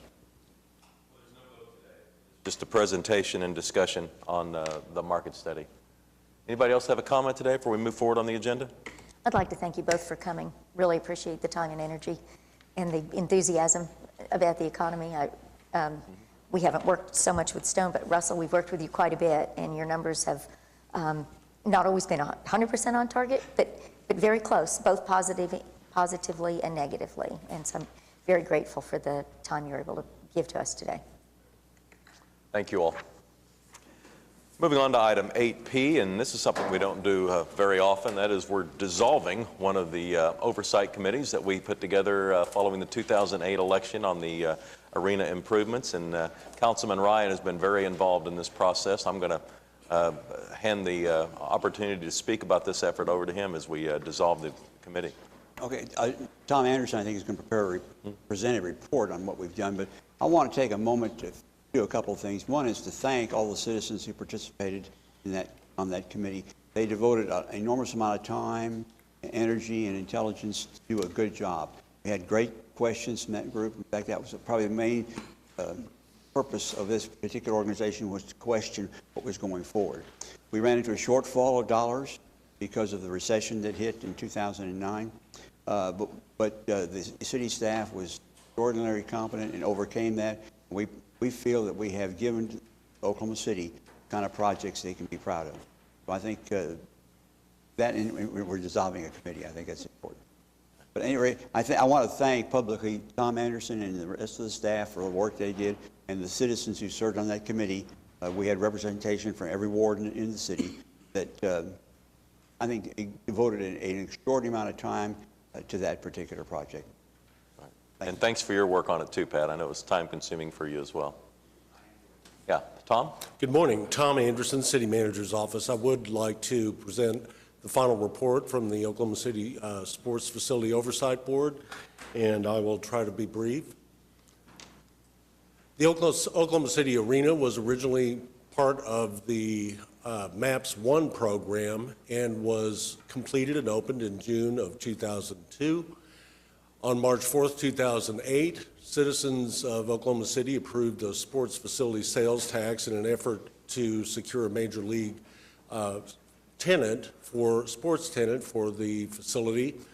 And that tax went into effect on January 1st of 2009 and was to run for 15 months, since we did in fact enter into agreements with the Professional Basketball Club, LLC, otherwise known as the Thunder. The City Council created the Sports Facility Oversight Board in May of 2008, and we had our first meeting in July of 2008. They were tasked to review the projects moving forward, the financials, and make recommendations to the City Council with respect to action, and periodically report on the progress of the projects. The goals and objectives of the sports facility projects predominantly were to bring the arena up to NBA requirements. The original arena, while very functional, did not meet NBA requirements technically. It also didn't have a lot of the fan amenities and revenue generating elements necessary to support an NBA franchise over the long term. Also, of course, we wanted to enhance the patron experience and add to growth in the tourism-based economy of Oklahoma City.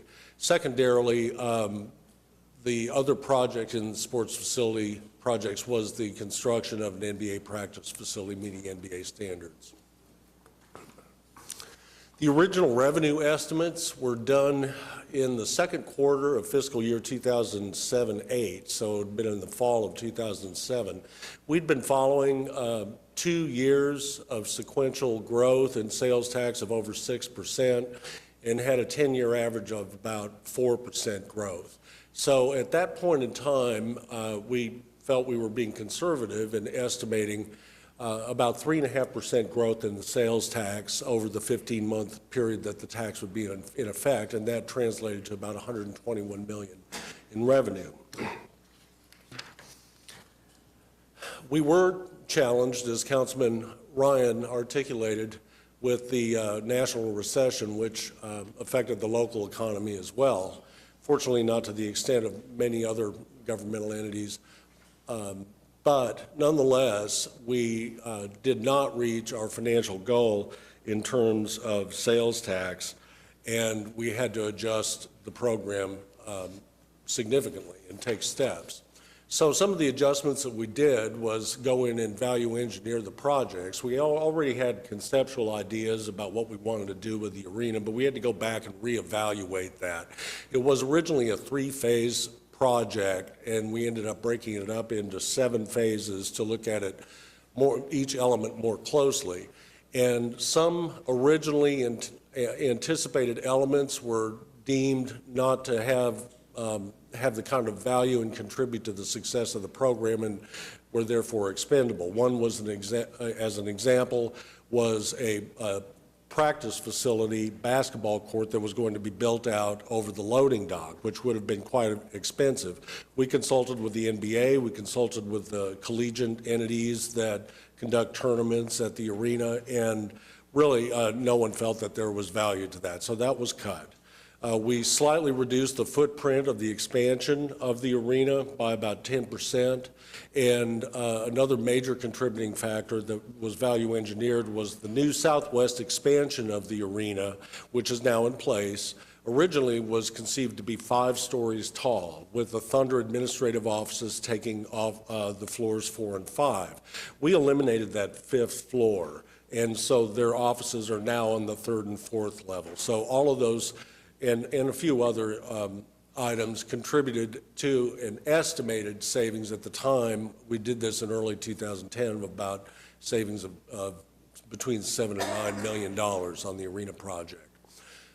We also supplemented the budget by a council-authorized companion use tax in the amount of about $8.4 million. And we benefited from a favorable bid market and significant savings on acquisition of land for construction of the practice facility. With respect to the Chesapeake Arena project, we really had to hit the ground running. We knew that the Thunder would be moving to Oklahoma City in July of 2008, and we had about 3 months to ramp up and make some basic improvements to the facility to get ready for their first season here. So the early basketball operations phase included basketball operations equipment, including a new basketball floor, renovating all of the public restrooms on the event level, main concourse suite and upper concourse levels, and constructing a new pub on the event level. We also, as part of this scope of work, began reconfiguration of the I-40 ramp so that we could expand the footprint of the arena and later on accommodate that southwest expansion. There's the new basketball floor we acquired for the 2008-2009 NBA season. These are the upgraded event level restrooms. This is a before and after shot of the restrooms in generally throughout the arena. On the left, we show the original restrooms, which pretty basic. I mean, it had painted cinder block. There were no horizontal surfaces to put personal items, a purse, or anything like that. Bare floor concrete. And on the right is an example of what they look like now.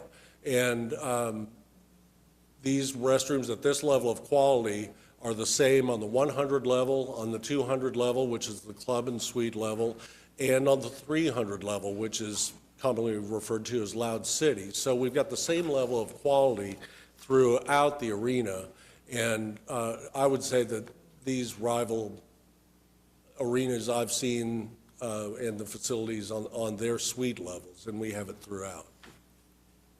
This is the event level pub. It also can be used not only during events, but for private small meetings. It's got some AV technology that can be utilized for small groups. The I-40 off-ramp, this was about $1.3 million, and we contracted with ODOT to do that. In order to gain a larger footprint for expansion of the arena on the south side, we took on the left side, you can see the original Y off-ramp from I-40 onto Robinson, and had that taken down and made more of a classic T intersection which you can see on the right.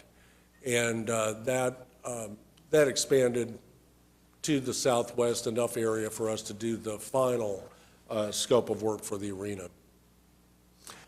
We had 3 phases of arena renovations for the interior. Predominantly, these were broken into 3 phases. The largest of them was phase B1.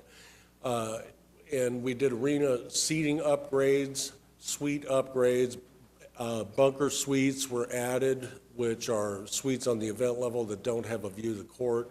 And then we constructed a number of terrace clubs on each end of the arena, including what are commonly referred to as loge boxes, which are kind of somewhere between a club seat and a traditional suite. Upgraded the scoreboard, constructed the first phase of the locker room for the home team, and then in the final phase, we had the team store. So on the left, you can see the original lower bowl seating, and on the right, examples of the wider, more comfortable seats that were put into the arena. Also, there's one section of these that it's automatically retractable, so that if we have concerts and other events that don't need that lower bowl seating, it really helps us from an operational standpoint, makes it more efficient to turn the facility over for other events. These are photos on the left side. We've got an example of one of the event level bunker suites, and on the right, a suite located on the club level or the 200 level of the arena. On the left, we see the new terrace club seating, and on the right, in that area, there's food and beverage offerings. They did a very nice job in finishing out both of those areas. They're very popular. The old scoreboard on the left side and the new digitally enhanced scoreboard on the right with the video ring up on the top and the wedge down on the bottom, which makes it easier for folks down in the lower end of the arena to see content on the board. I will say tangentially that the removal of the old scoreboard, we did repurpose the video panels from that and installed those at each end of the arena. This is a new broadcast and game presentation control room that came in as under the B phase as well. We really had nothing like that prior to this project.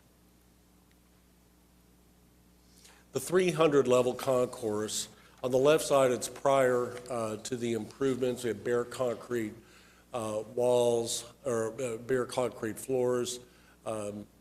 It was really kind of almost cave-like, really. Oftentimes a confining feeling.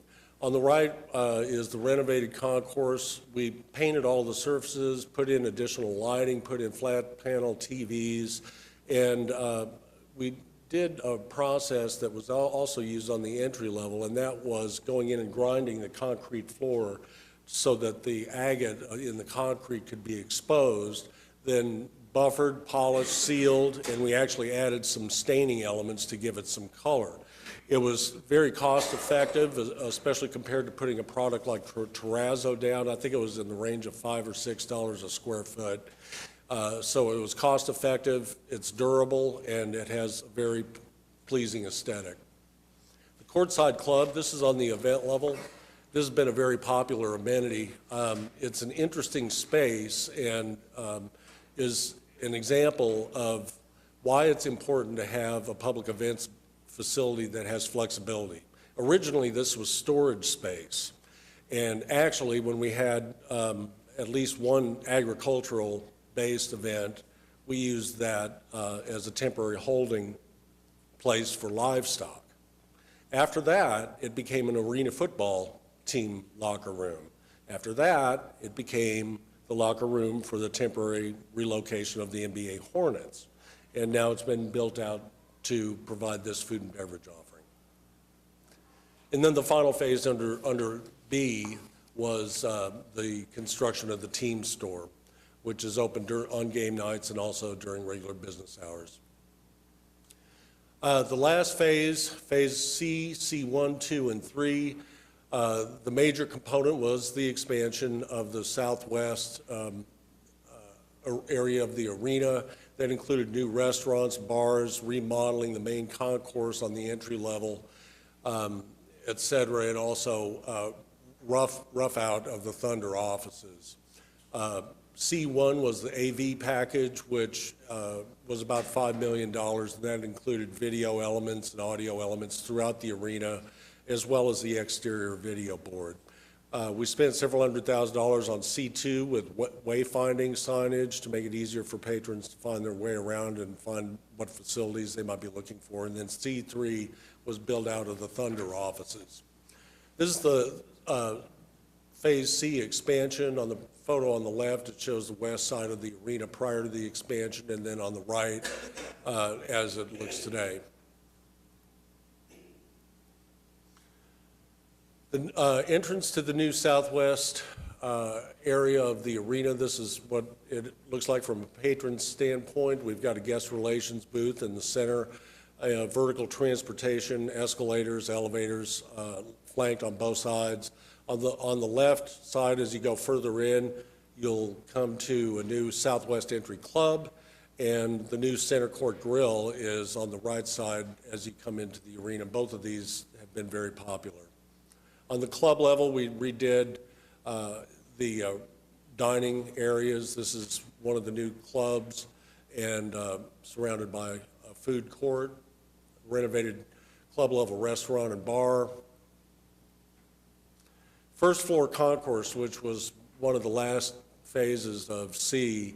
On the left, again, we've got bare concrete. It did have some stained figurines in it to try to give it some aesthetic value, but again, it was a little bit dark, and so we went in and we lowered the roof, the ceiling grid down, added a lot more light to it, added digital signage throughout the concourse area and wayfinding signage, and went ahead and put terrazzo down throughout this level. So it really brightened it up. There's examples of some of the digital signage on the left side. That's actually the northwest entry to the arena. And on the right side, that's actually a video tube element that greets patrons at the northeast entrance.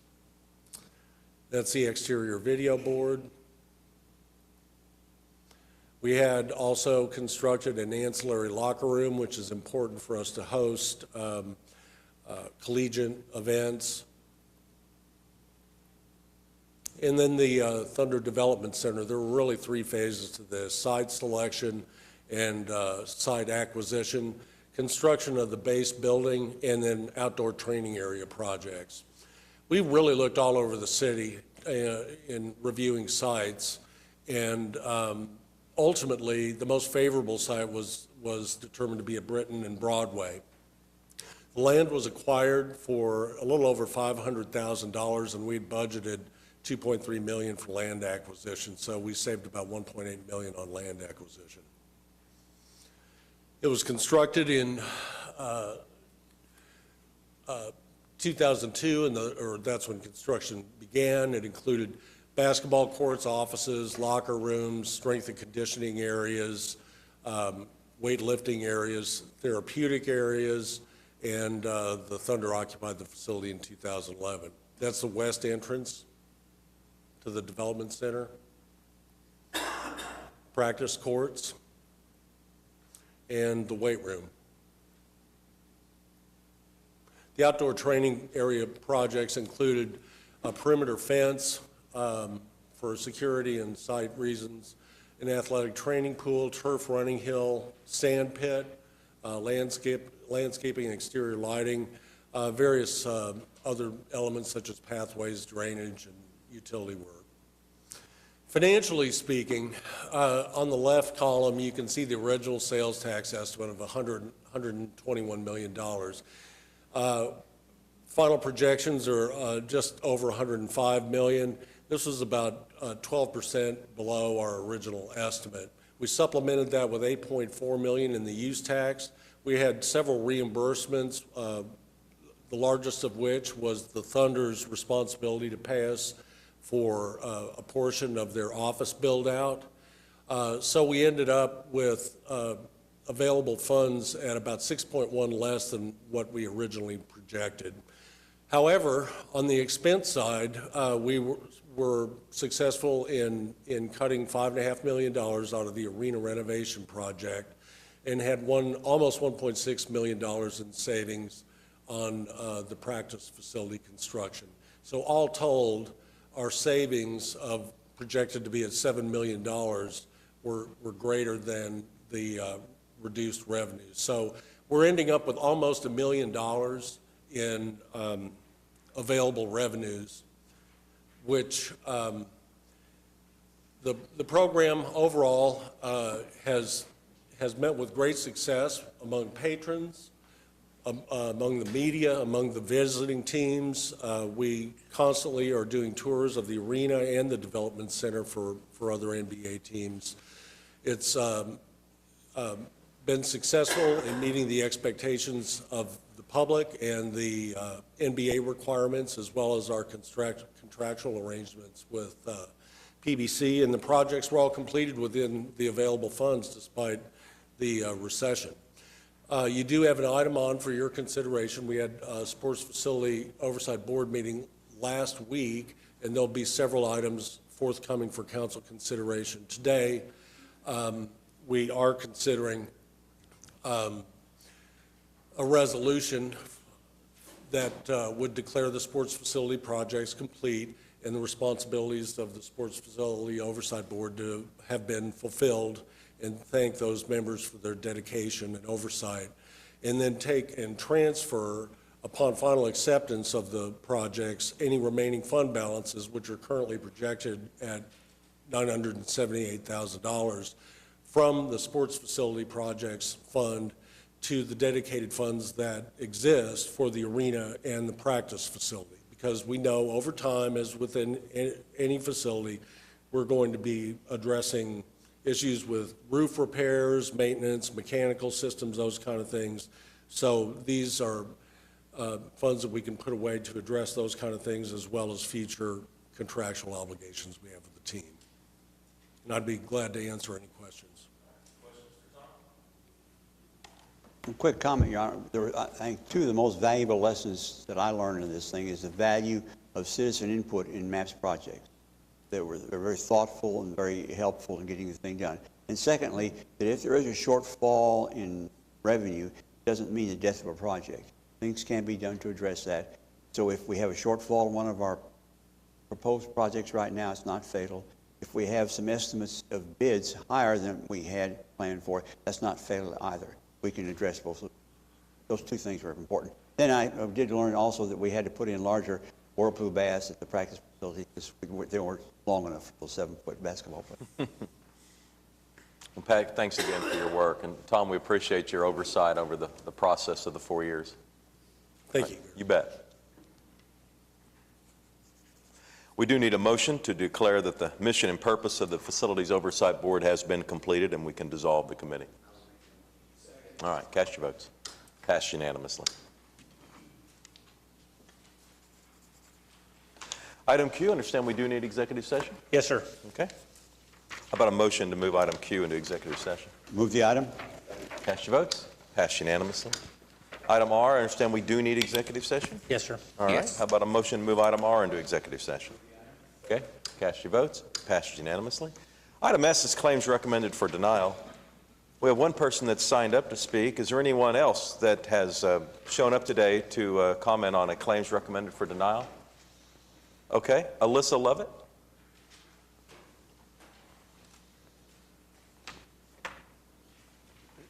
Hi. Good afternoon. Thanks for sticking with us. Thank you. Good We'll morning. need your name and address for the record, please. Yeah, my name is Alyssa Lovett, and I live on 5825 Red Rock Lake Road in Edmond, Oklahoma. Okay. A few months ago, I was driving home from a workout. I was traveling northbound on May Avenue a little before 7 a.m., so it was still pretty dark outside. I was driving in the right lane when I saw several low-hanging branches hanging over the road. By the time I got close enough to actually see the branches, I had two options. I could either hit the branches or I could switch lanes, but in my case, there was actually a car driving directly beside me. And so In order to avoid an accident with another vehicle, I stayed in my lane, and I did actually hit the tree branches that were hanging over the road. I pulled over and saw that my side mirror on the passenger side had been knocked off my vehicle. There was also some paint damage as well as some damage to the window lining of my car.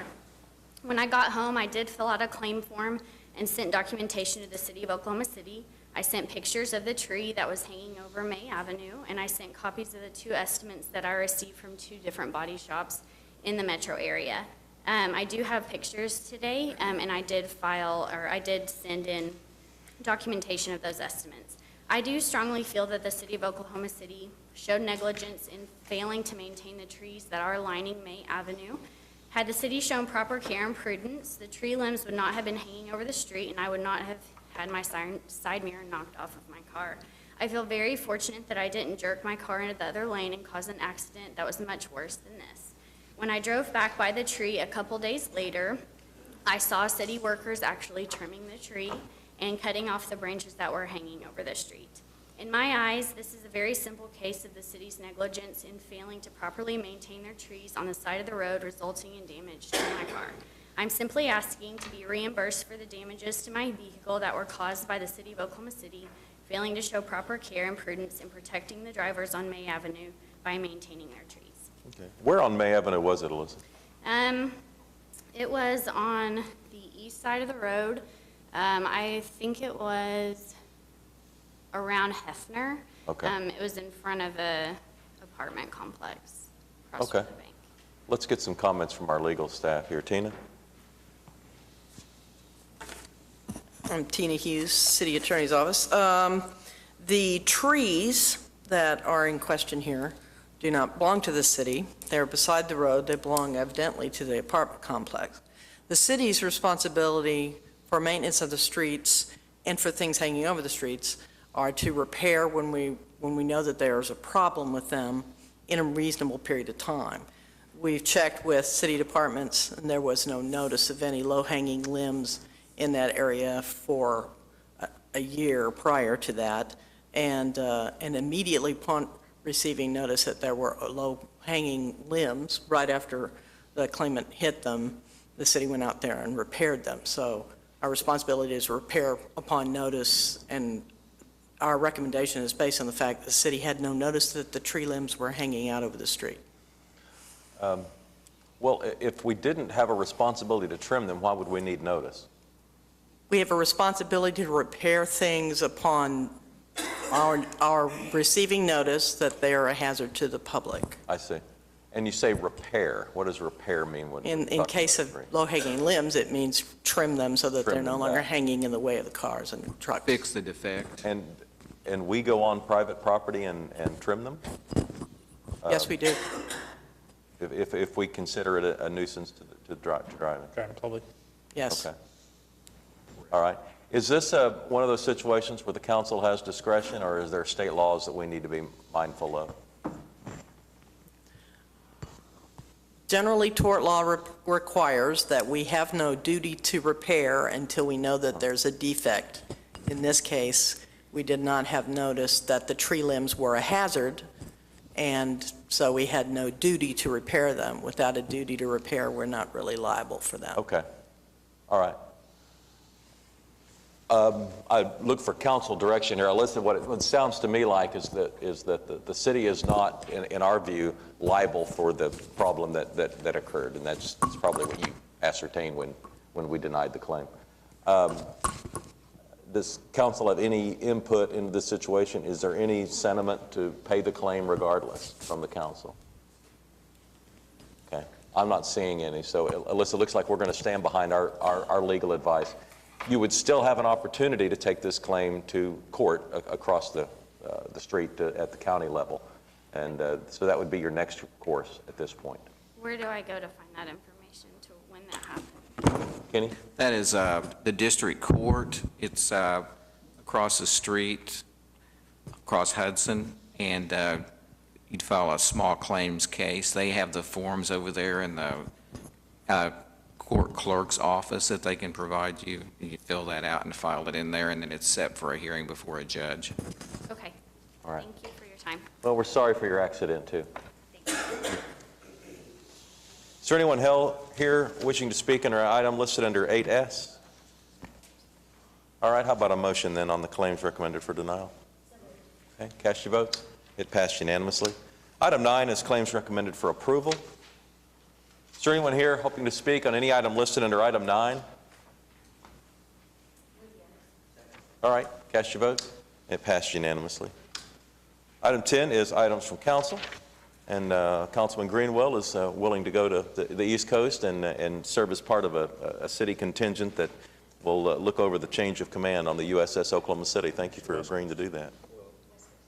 West Coast. Yes. Yeah, that's right. Thank you, Your Honor. California's on the West Coast, isn't it? And we hope from this to actually enhance and improve the relationship with the USS Oklahoma City and create more of an ongoing relationship with all the sailors on the boat. And it's a boat versus a ship since it's a submarine. Yeah. Just a question, Your Honor. Yeah. This goes back to a comment I made several months ago. These would be easier to approve if we had some idea how many dollars we were approving. And that motion failed for lack of a second last time I made. But I still think it's an issue for us. It's irresponsible, I think, of this council to approve these things without having any idea of how much they cost. Okay. This is not a big item, I'm sure, at all. This is several $100s for a plane ticket so we can improve our relationships with people who won't be there in a year or two. I think it's important. Okay. We have a motion and a second. Cast your votes. That item's approved unanimously. All right, Pat, you want to get us started with items from council? Yes, sir, thank you. The city crews did an extraordinarily good job a couple weeks ago when we had our first snow and ice incident in Oklahoma City. They kept the arterial streets open and traffic moving on in an extraordinary way. They also generated a lot of inquiries from our residential citizens why we didn't do the same thing for some of the residential streets. But I think it would be helpful sometime if we had a PIO announcement as to what our philosophy is on residential streets. It's sort of like Mayor Curley's response when they asked him about removing the snow in Boston. He said, God sent it, let him get rid of it. We do respond to media inquiries on that, Councilman Ryan, but we can do a better job of getting our message out on that. Because I know I've had several inquiries coming to my office about why we hadn't done that. Second thing is, we've had some questions recently on sidewalks, liability associated with sidewalks. And I wonder if we could ask the municipal councilor's office to come up with some kind of a brief summary of what the citizens' liability in terms of a deteriorated sidewalk is, and if they replace it, what their responsibilities might be in that replacement operation. It's something we can hand out to them. And the third question is more curiosity than anything else, but I had calls about the progress of the process of Oklahoma City's boulevard that we're going to build coming off of I-40 through downtown Oklahoma City. What is the current schedule on that project? You know, I've been trying to get a meeting with ODOT here for the last couple of weeks to get an update on that. Obviously, the west end, the Project 5, as they called it, it comes down to, just to the west of Western, is complete, and I believe they opened that up late last week. I know they're about to let the contractor, maybe even let the contractor on the far east side, and the middle sections, I don't have an update on the time schedule for that, but I'm hoping to get one soon. Thank you. Thank you, Your Honor. Yeah. John? Thank you, Mr. Mayor. We have had some magnificent development in Ward 7 the past several weeks, one being the GE Research Park, which will be located on Northeast 10th Street in Walnut. And so the building is going to be, their campus is going to be a $115 million campus and employ over 100 employees. And again, it is in Ward 7. And so with that, I would like to thank Kathy O'Connor and the Alliance for Economic Development for their hard work as it relates to the GE Research Park. But also, I want to thank Kathy and the Alliance for their hard work as it relates to economic development in Ward 7. For the last several months, we have been working very hard for economic development in Ward 7, but in particularly Northeast Oklahoma City. Several weeks ago, the Alliance, along with the Urban Land Institute and the Chamber of Commerce, they had a staff person, Jessica, and we hosted a and also the International Shopping Centers Association. We hosted a forum on the underserved markets and retail development. So from that, we do have some developers who are truly interested in creating economic development and underserved markets in Oklahoma City. Meg had an opportunity to attend that along with you, Mr. Mayor. But again, I want to thank Kathy from the Alliance and also Jessica from the Chamber of Commerce. Also, last week, KD's restaurant officially opened. It was good to drive by there this past Sunday and see hundreds of people standing in line trying to eat at KD's. And again, that's in Ward 7. So the next deal, I want to thank the police department, also Department of Justice, and also the NAACP. Last week, there was a forum that dealt with law enforcement. It was held at East 6th Street Christian Church, and it's good for the minority community to come together and talk about law enforcement. So again, thank you, Chief, and also Deputy Chief Jester and Major Jennings, and also FOP for being a part of that discussion. I think those type of discussions needs to happen all across our city as it relates to interactions between minority populations and also law enforcement. So some of that discussion and forums I'm going to actually be leading, so I'll be getting with several council folks to talk more in depth about that. I think I want to start those type of discussions in Ward 4. We can actually, Pete, have that type of forum at my church. So then the next item, that's it. Thank you, Mr. Mayor. Meg? Thank you, Mayor. Very briefly, I just want to mention I had the opportunity, along with Senator Holt, to visit with Roosevelt Middle School's Leadership Academy last week. Felix Linden has an amazing group of students, and they were talking about local, state, and federal government and kind of the difference in how those things work. The kids were just fantastic. It was a really wonderful opportunity.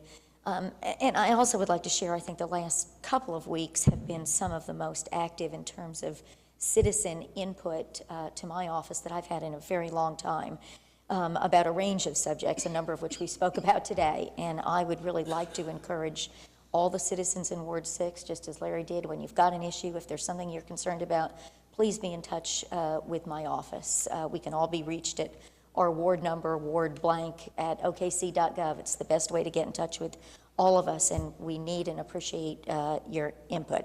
And then I'd just like to take this opportunity to wish everybody a happy holiday. We don't meet again until the 31st, and so this is a time of year for families to be together and everybody to be safe, and looking forward to a prosperous and safe 2014. David? Thank you, Your Honor. I, too, want to wish everyone a Merry Christmas and Happy Holidays.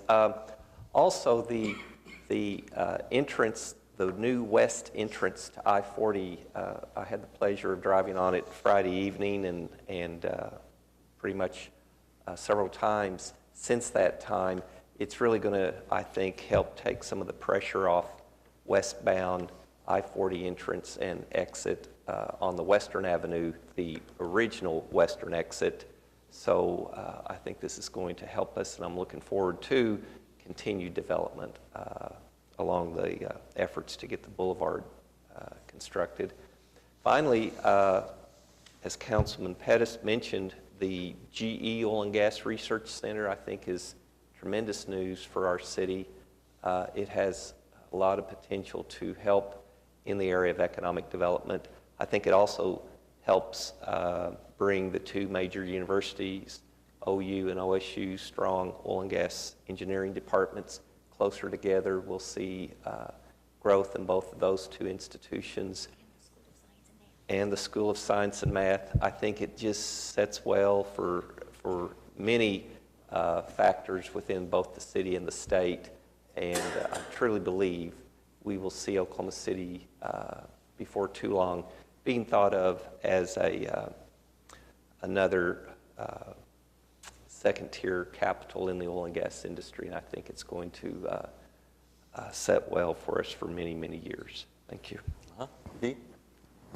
Just to comment on how much I appreciate the recent media coverage concerning the A through F grading system in the public school system. I thought the Oklahoma article recently was a very balanced article about the problems with it and what the pluses might be. I'm a little skeptical about that part of it, but the fact that we're treating it in a public way like that, both in the broadcast and print media, I think is helpful because, you know, we've talked about what our priorities are as a city, and one of our top priorities was we want to is public education. And so the idea that that's filtering through to the media outlets, that they're treating education as a high priority, is something that I'm very pleased about, and I just want to comment on. Okay. Larry? Thank you, Your Honor. I see Chief City back there. I'd like to congratulate him and thank him for the efforts that he and his command staff and officers put in. I had the privilege of watching them in action Saturday morning at the Christmas party for the grandparents raising grandkids. That event is also involves the Midwest City Police Department and the Sheriff's Department. There were over 600 kids who are being raised by their grandkids in Oklahoma City who came together and received presents and has received a visit from Santa Claus, and it was a great time. And Chief, thank you for what you do in that particular ministry to people in our community. Then I'd like to also mention that last week we had the kickoff for the Windsor Area Business Group at the Dale Rogers Center. Mayor, thank you for coming. Under the auspices of Kim Lowe, that group is aggressively trying to capitalize on the streetscape that is part of the city's master plan. That construction work is already going on, and now it's up to the businesses and the citizens to band together to make the Windsor Hills area, the Windsor District, or the W as it's known, and make it a vibrant place and that people will want to come to eat, to shop, and to fellowship with one another. So that's an exciting time going on in the Windsor District.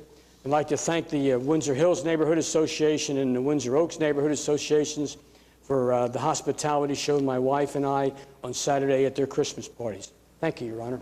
Yeah.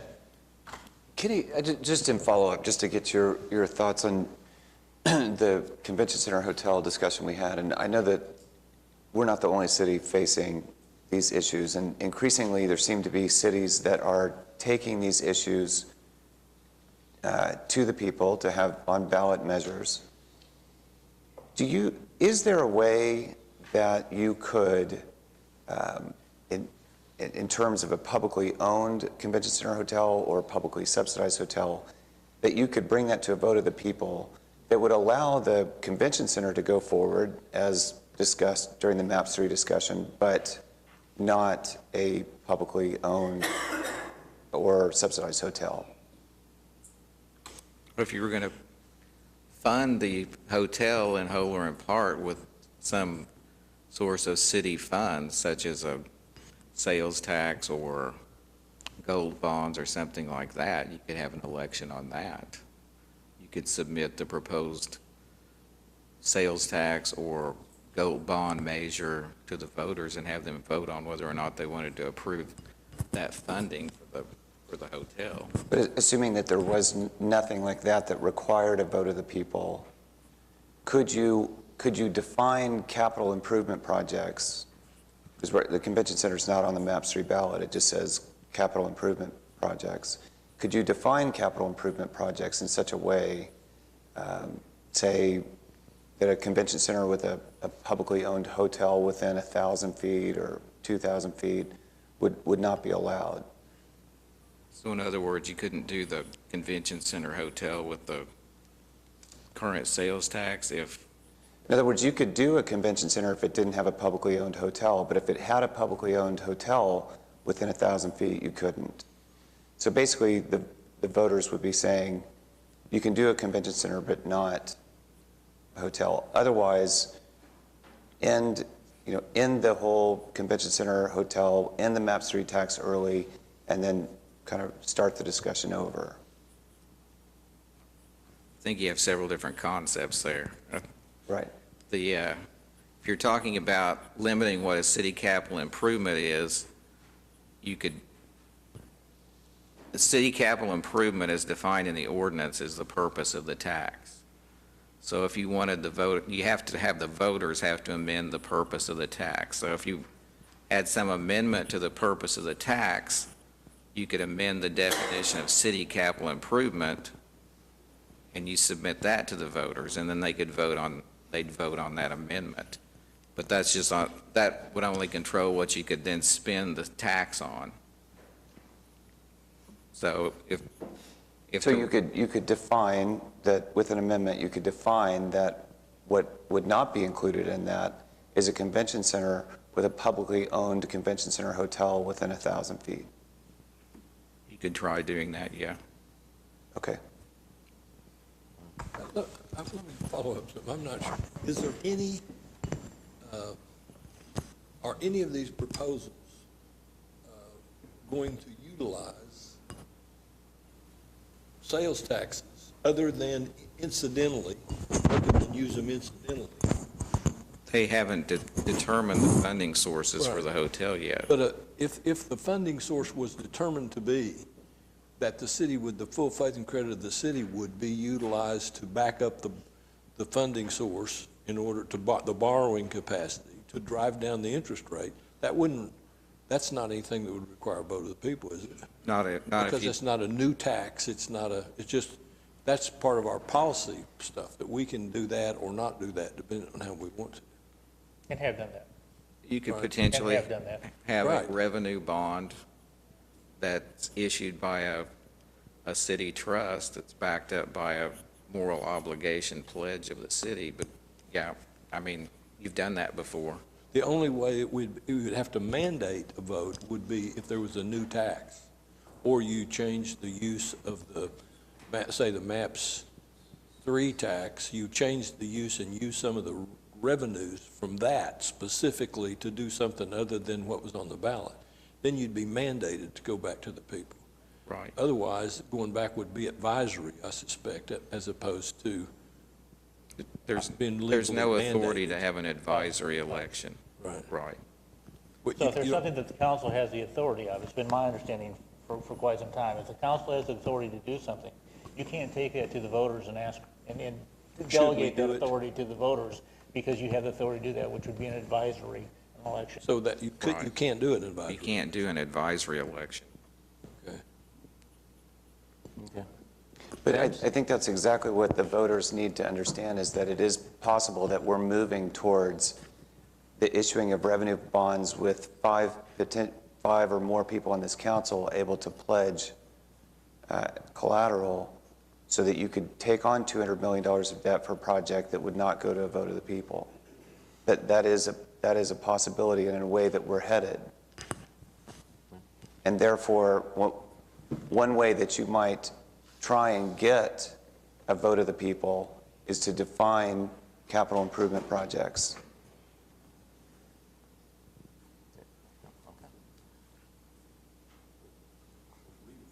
Redefine, amend. What you're talking about is saying in the city capital improvement sales tax, you could not build a convention center if there was a publicly funded hotel within a certain distance of it. Yes. Or planned to be located within a certain distance of it. Yes, so if there's not a publicly owned hotel or publicly, whatever threshold you chose, you could still build the convention center just as promised.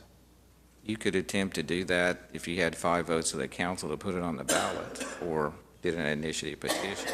Or an initiative petition. Right. Right. I would submit that you might be 1,000 feet away from the Renaissance Hotel, and the Renaissance Hotel clearly has public participation. That's correct. Right. So yeah, you'd have to think about it. you'd have to think about that, yeah. You'd have to think about it. All right. James? Okay. City manager reports. Chief City, we've got two on the agenda I wanted to highlight this morning. The first is about police staffing, and Chief City is here with us.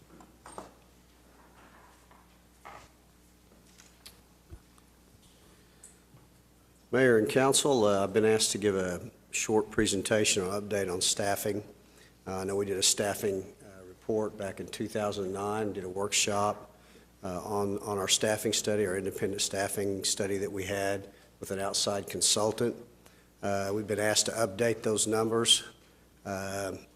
Luckily, on my staff, I have Captain Don Martin on my staff, who I consider an expert in quantitative methods, and he's laughing at that, but he's very, very good. And what we've done is we've taken that study, taken the criteria from that study, which was part of the original contract, was that we were able to regenerate and update that without having them to come back in and do it for us. So that being said, we're going to go through just a brief few slides to kind of show you where the numbers are based on our updating that information. The first slide will show you where it says Berkshire, an updated study. What we did with updating it is we used the same criteria that was used in the original study. I'm not going to go into any detail. That would be very lengthy, but as you can see on the slide, call volume data, calls per hour, number of officers per call, required officers per call for each response, proactive capacity, which means how much time do they have without answering calls to write tickets, do extra patrol, those types of things. Accounting for a relief factor, which is sick leave, vacation, those types of things. Our investigative caseloads, long-term department objectives and priorities, desired and baseline service levels, which I'll explain here in just a second, and then obviously response times, which we've talked about, and is also included in the LFR, which are priority one, our most serious responses, as we've always listed in our LFR, is 9 minutes and 30 seconds, 90% of the time. That's the goal. Right now, we stay consistent at around 70%, but the goal is at some point to get to 90% based on the recommendations of our consultant. Levels of service, there were several calculations that were taken into consideration. I know all of you are familiar with the overlap, so that's one of those considerations. But the two primary ones that we've pretty much settled on to present to you today is desired level of service, which is inclusive of every square mile of the city, 621 square miles. So when we look at calls for service, we look at everything, trying to provide an improved response time for the entire city. When we talk about a baseline level, then you're talking about 132 square miles that has been separated from the core as far as actually trying to improve service. That doesn't mean they won't get service or get the same service they have now, but are less likely to get improved service based on the addition of more officers in the field. So those are the two calculations, and obviously excluding 132 square miles, which is the least populated, least dense, less calls for service than any area in the city, is going to lower the number of officers you're going to need. So, and we'll show you those numbers as we go along.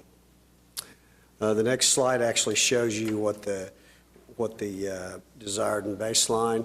If you look at desired, you're looking at both the white and red areas that you'll see on the slide. If you look at the baseline, the dark areas are the 132 square miles that have been taken out of the calculation on how many officers you'll need. In other words, you'll probably get improved service, but you won't get it to the level you would get it within the core. So those calculations were used.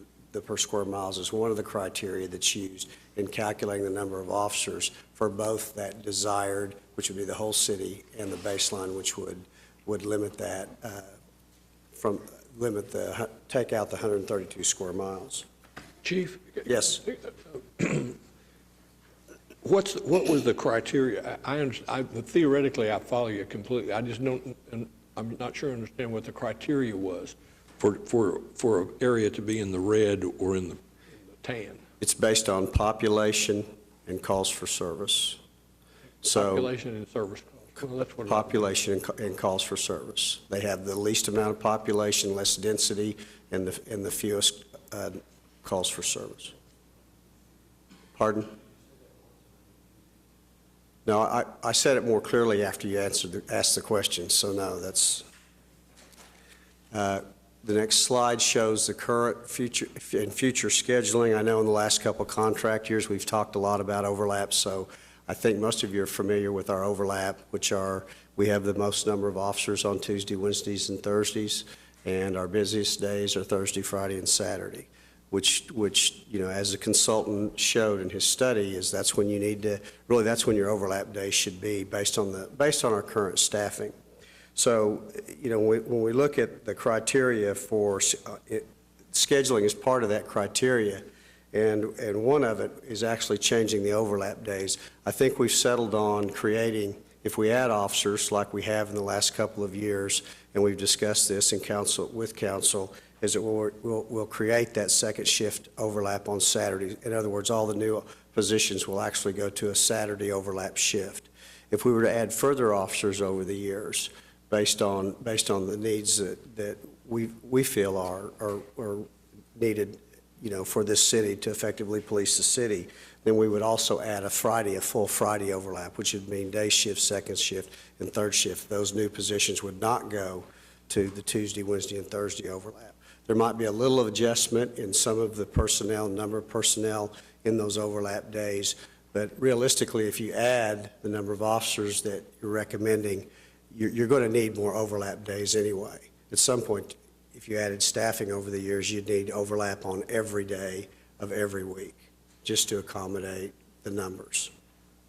So this kind of shows you, it does show you what our current patrol schedule is, what the overlap days are, and what future scheduling would be. Our Saturday to Saturday shift, which will be staffed with the new officers that have been added over the last couple of fiscal years. And then it shows you a Friday overlap that would be added if we added officers in the future. So if we go to, excuse me, if we go to here, this shows a comparison between 2009 and 2013, which would be our update numbers. Now, if you look at 2009 Berkshire manpower, and you look at additional sworn personnel needed based on all the criteria that was taken into consideration and the recommendations that were made by the consultant. If you look at that desired number that the consultant came up with to cover the entire city, you were looking at adding 277 officers. If you were looking at just the baseline, which would limit those outlying areas, you're looking at 142 officers that needed to be added, which would make the desired level in 2009 1,310 and the baseline level 1,175. Now in 2008, the number of officers that we had in 2008 was 1,033. So, you know, based on that, they recommended adding the 277 for that desired or the 142. Now, if you look at 2013, now doing the update using the same criteria that was used in the original study, the actual number for additional sworn personnel needed for desired is 268. You can see that that's lower than the 277. Not much, but a little bit lower than the 277. But again, it's the number. It is what it is. You take the calls for service for the whole city, and it comes out using that same criteria as 268. Now, the only difference that we used compared to the 2009 is that we used 3 years of data.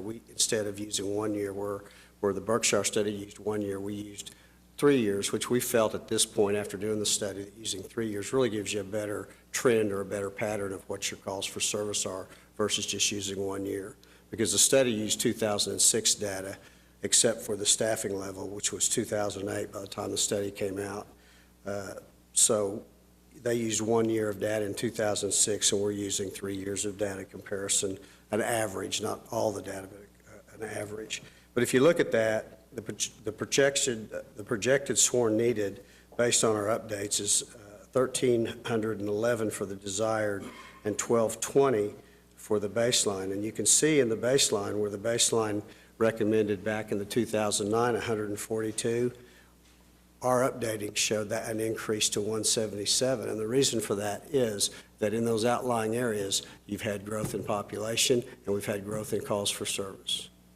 So that's going to impact the updated numbers. Those outlying areas have actually increased enough where if we're going to do just do the baseline, it's going to be a higher number than it was in the 2009 study. Chief, when this 2008 sworn staffing, that's budgeted, that's not number of actual officers on this? No, that's budgeted. We do everything by budgeted. What our authorized number is what you're seeing here. Not how many, because we always have vacancies. You're never going to have that number on the street all the time. Right. So this says 1,116 are budgeted, but how many do we actually have on staff today? Right now, on the staff right now, we are, once this recruit class gets out, we have right now about 47, maybe 46 in the current class. Once this class gets out in May, then we will be somewhere around 76 maybe vacancies, which equals the number you've added in the last 2 years. I mean, close to it, you've added 73. So by the time we get the next class out, barring a few vacancies here and there, we're going to be fully staffed or close to it based on our previous numbers prior to you adding numbers the last 2 years. So the next class will actually be the first class where we are actually putting in those new additional police officers that you've approved. But our total authorization is 1116. But the total number we have on the street today is about 960? It would be, if we get fully staffed, it's actually probably closer to 1,000. I don't have those numbers for you, but I can get them to you. Don, Okay. do you remember what the current, you don't know what the current, it's right at close to 1,000. So once you get, because we have, prior to this, we had almost, I think, 1,044 authorized, or no, 1,000, yeah.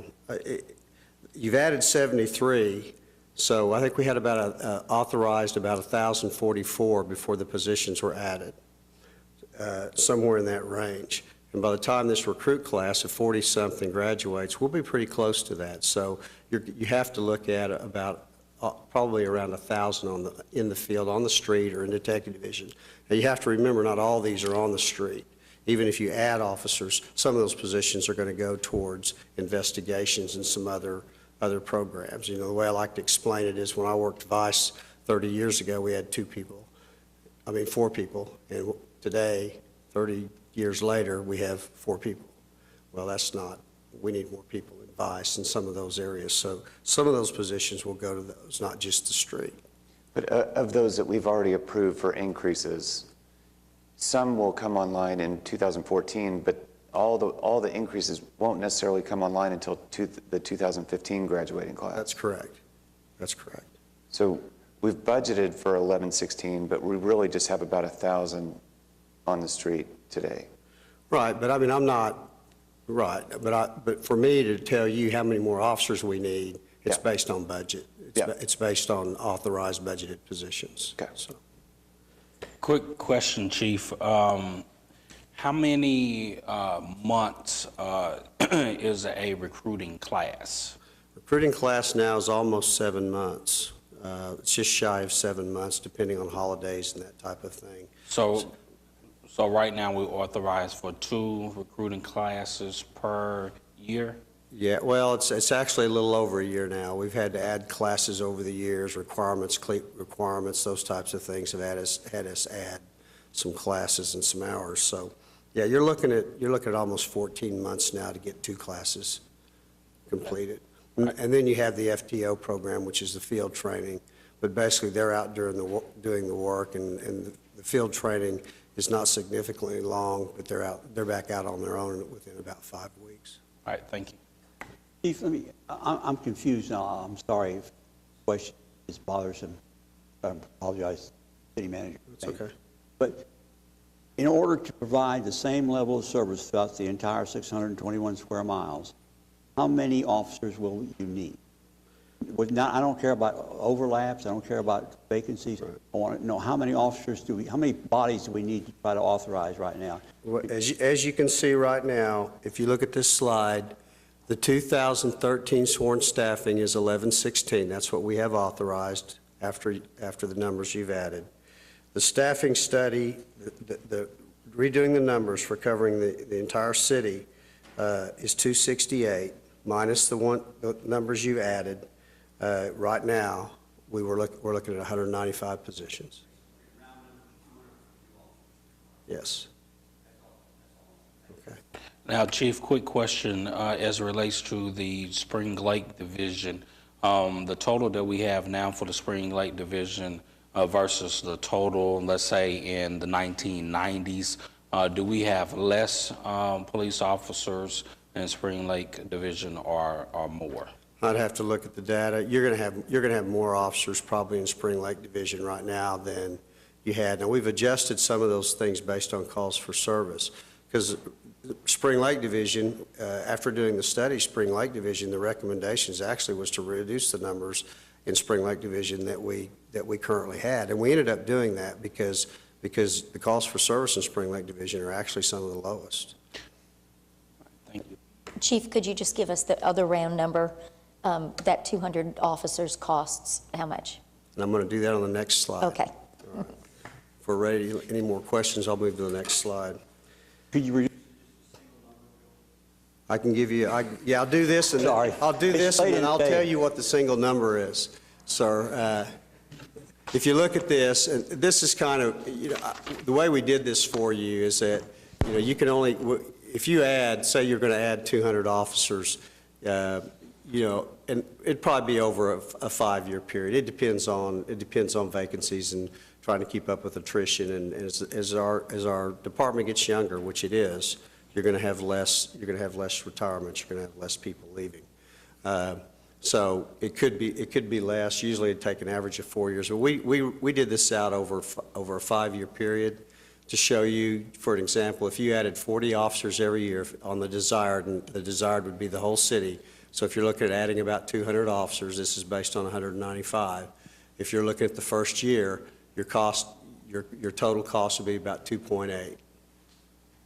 And it shows you there on the right where it'd bring your staffing level up. And then you would add, and you can see baseline, because for 3 years, baseline would be just about the same numbers, 40 for the first 2 years and then 24. But if you add those 40 officers every year, that's what you're looking at, a total cost per year. And each year is built in about a 3% increase for costs, insurance, those types of things. So you're looking at the total cost for adding 40 officers over that period of time. Now, the total number, I don't have a slide on that, but for sworn personnel, let's go to the next slide, because you have to also include equipment. Total vehicle costs, if for desired and baseline, you can see what those costs are, the number of vehicles we would have to add. And that's just general. This is going to fluctuate because we don't know for sure until we actually start hiring those officers and how many and where they're going to go, whether you're going to need black and whites, you're going to need detective cruisers, or to what extent. But this is a ballpark figure.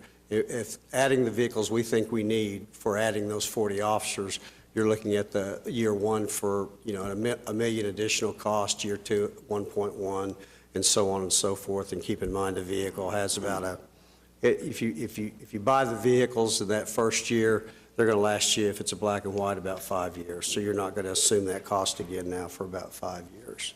But to put things in a ballpark number, Mr. Ryan, if you average $75,000 per officer as an average cost, it's somewhere in that range. That's not a bad mid-range cost. If you've got the full desired, it's 200 additional officers, it's $15 million. If you go with the baseline, it's 100 additional officers, so it's about $7.5 million. And then capital costs for vehicles on top of that. So the city council would have to find $15 million a year extra if we went to this 200 officers. That's correct. Or 7.5 on the baseline, so yes. Plus the vehicle costs. Correct. Yeah, the vehicle costs are about, for desired, are about 5.8, and the baseline would be 2.1, so you're looking at almost $6 million. So roughly $20 million in what the city council is going to have to provide, staff the police department the way you'd like to staff. Yeah, and the cars wouldn't be that total over, all at once. It would be over a 5-year period.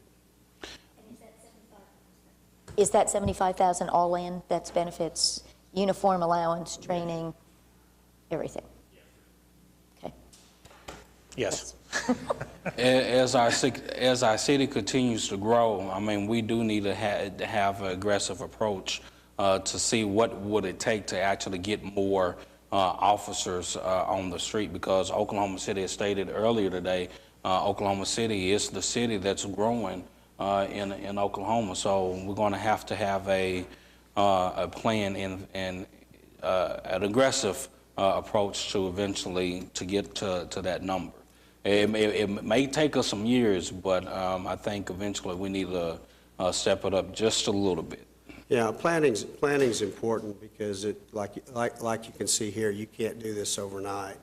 So planning is obviously important for training purposes and anticipation of those costs. But the other thing that's going on in Oklahoma City that will take additional manpower in the future that's not in this calculation is going to be the growth of downtown, the residential, the events. Events have more than quadrupled over the last 5 or 6 years. That takes special events people. People that are moving downtown are going to have officers more visible. You're going to have to add some. It's not a tremendous amount to cover that because it's such a small area, but it's one of those things that will have to be considered in the future that's not included in the study.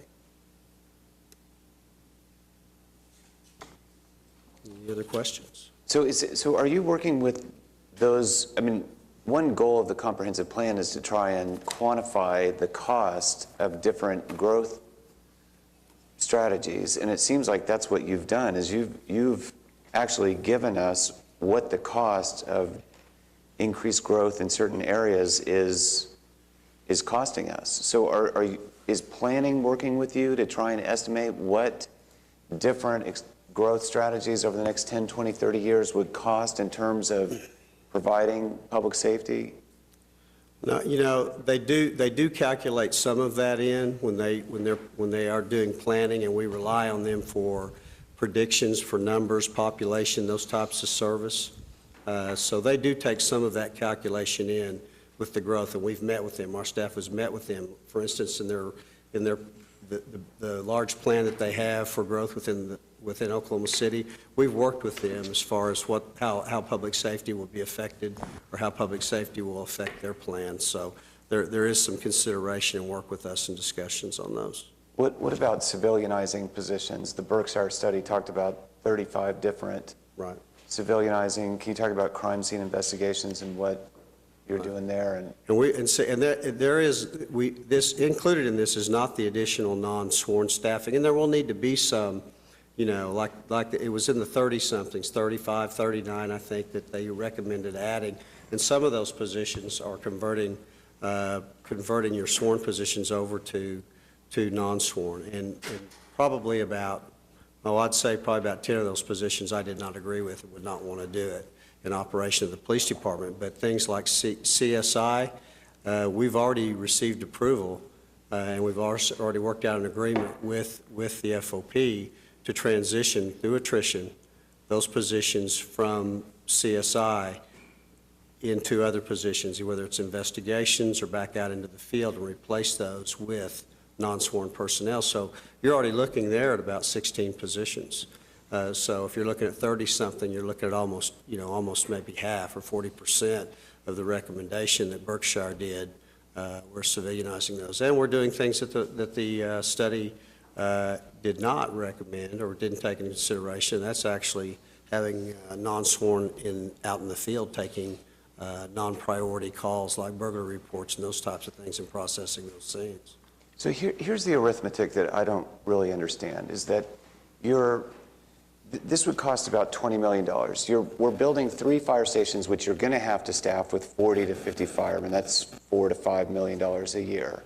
You're bringing capital projects online, a streetcar that's $3 million a year, a mile-long park that's $5 million a year, a convention center, which the study, which has never been released to the public, says will cost many millions a year in additional operating costs. Plus, we're now thinking about bringing a convention center hotel. I mean, we're approaching $40 million a year in unfunded liabilities. So to me, it would appear that if you say you're going to do all those other things, then basically the way you're going to achieve that, if your economy doesn't grow to a level that produces 40 million, is that you're going to do that by keeping your police manpower artificially low. Because this is what you're saying is needed. And so what we seem to be saying as a policy body is if the economy grows, we keep our fingers crossed, and if we get that 20 million, we get it. If not, we're going to fund a streetcar convention center hotel, all these other things. Fire, we have to staff those because we're building the fire stations.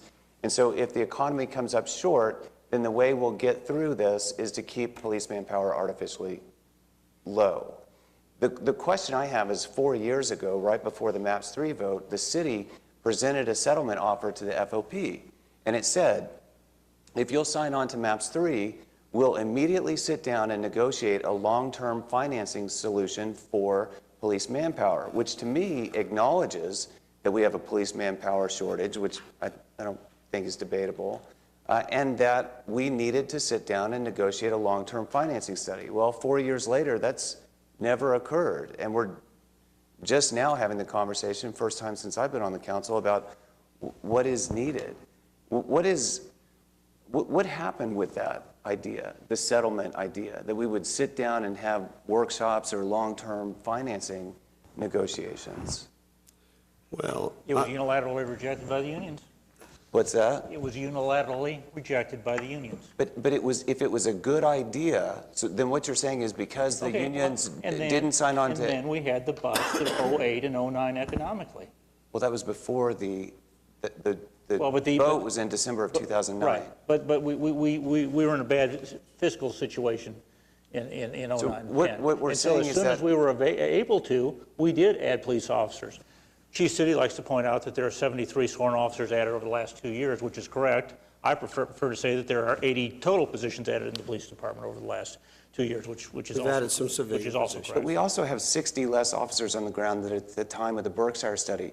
The idea that because the FOP didn't sign on, that then the obligation to have a negotiations on long-term financing goes away, that public safety, that the public interest would go away because FOP didn't sign on to MAPS 3, that makes no sense. But let's go back. If you go back to the 2 budget years that were around that time, we were in cut modes, major cut modes, and unable to add at that point in time.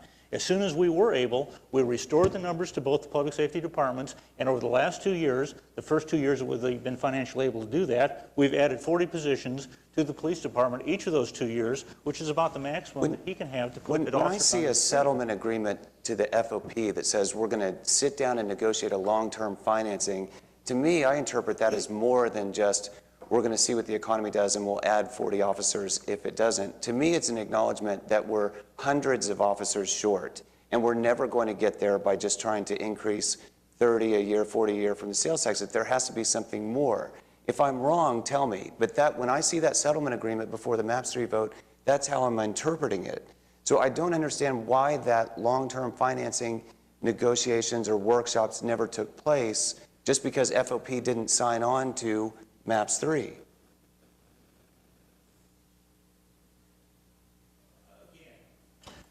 At the time, we were in a bad financial situation. We were taking cuts across the board throughout the department.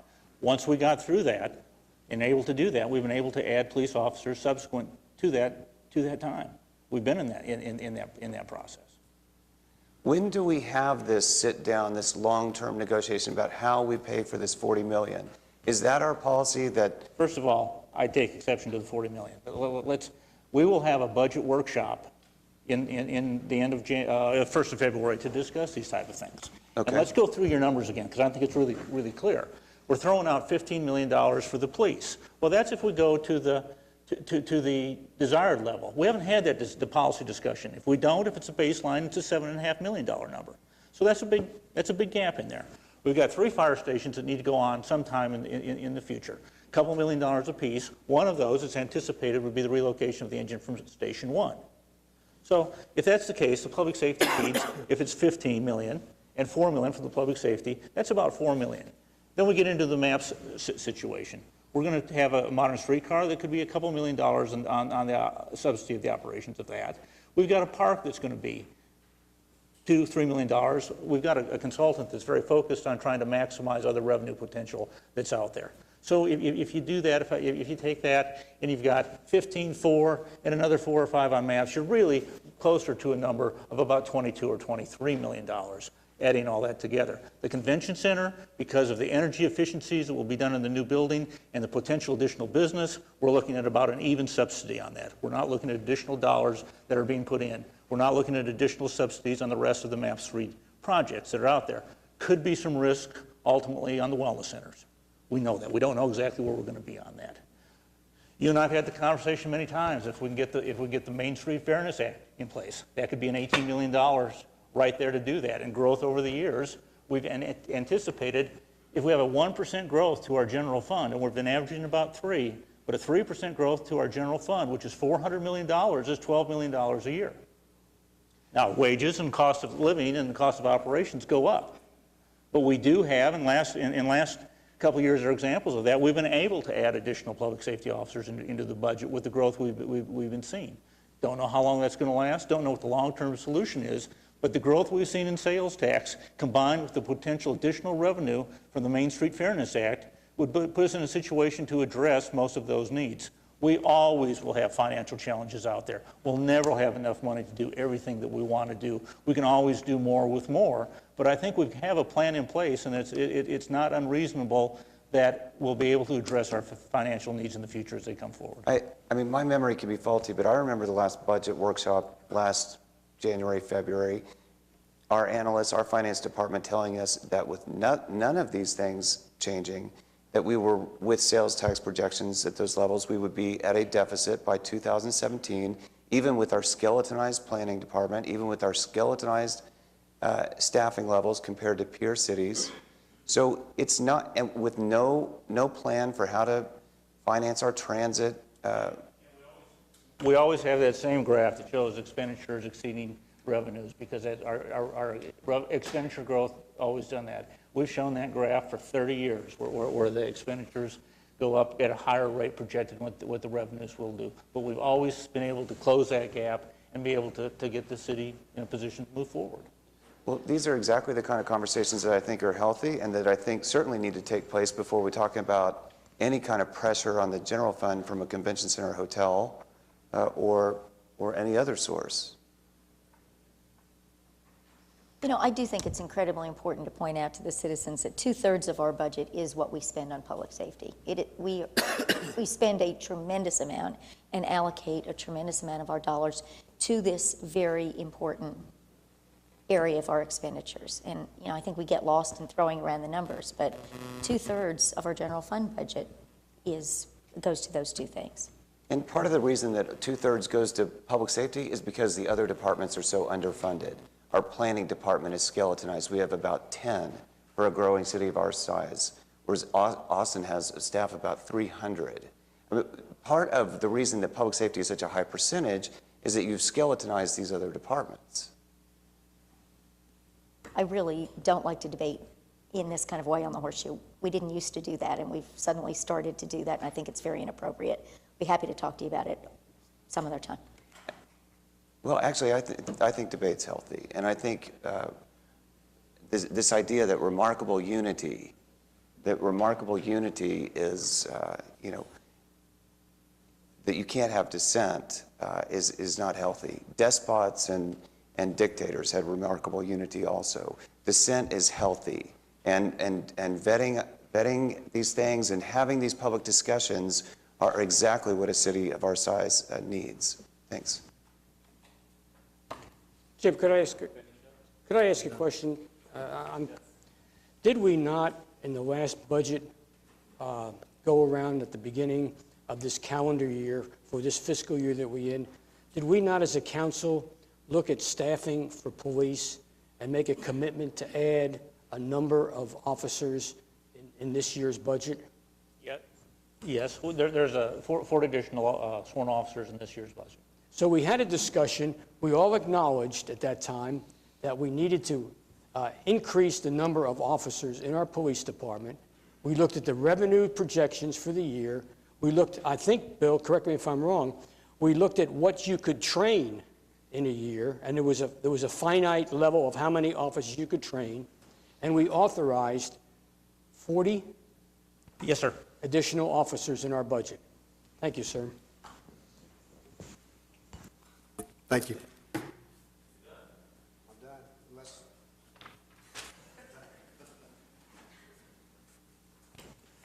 we're on item 11B. We are, and I have in the packet a report regarding the CAD-to-CAD medical priority dispatch system and response time in regard to some discussion that we had previously, and Chief Bryant is here to introduce that.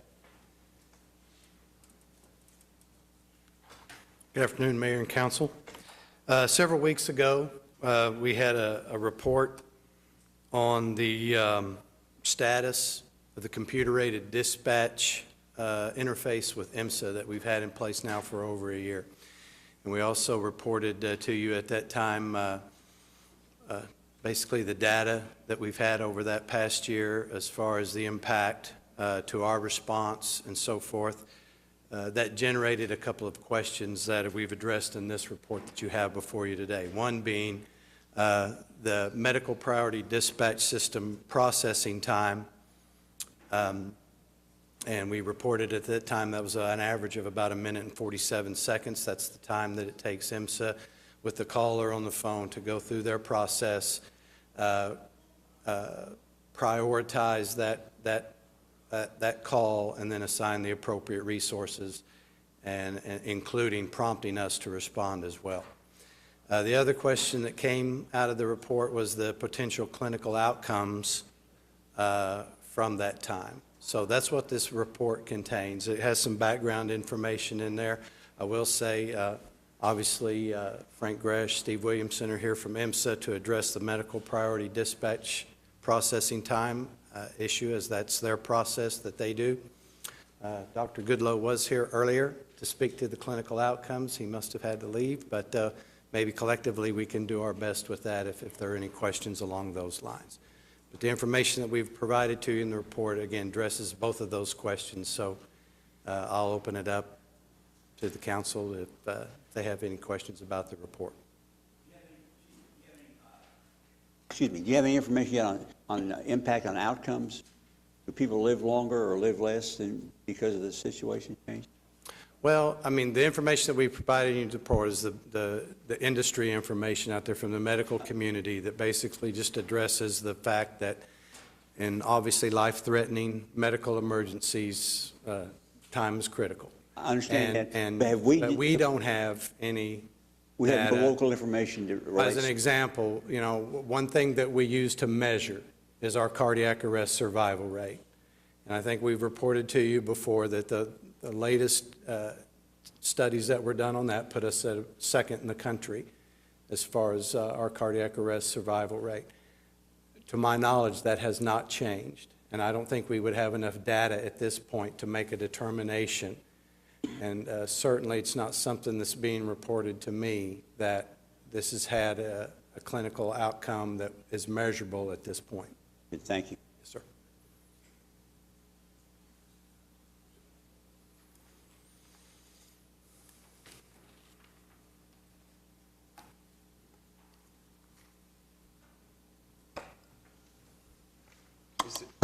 Is there a reason that, I mean, what would be, did you look at fire taking over dispatch?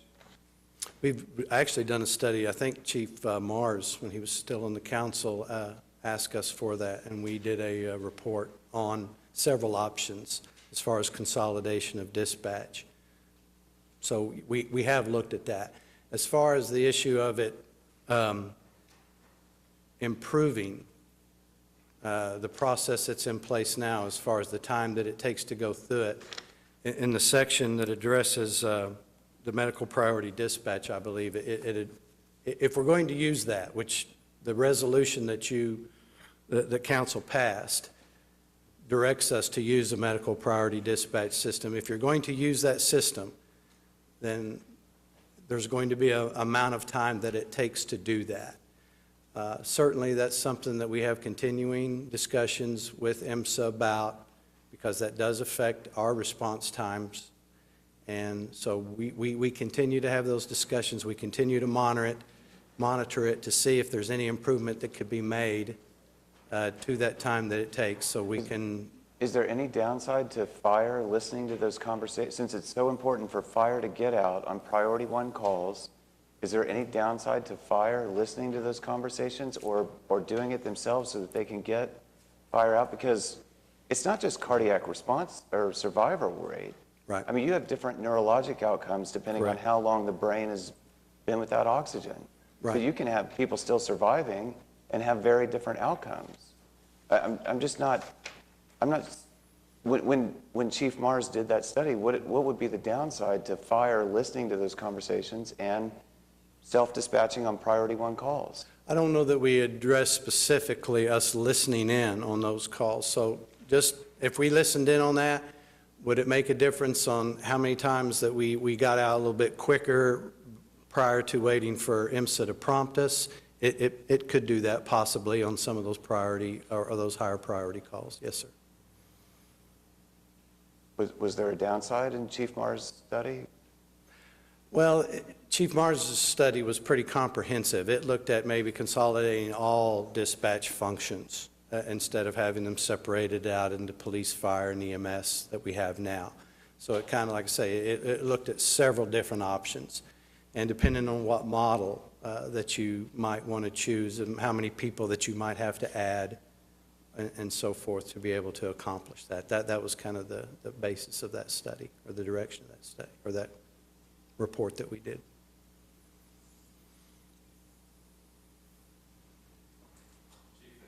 You bet. Thank you. Appreciate it. Yes, sir. All right. Citizens to be heard. Joe Sarge Nelson? Okay.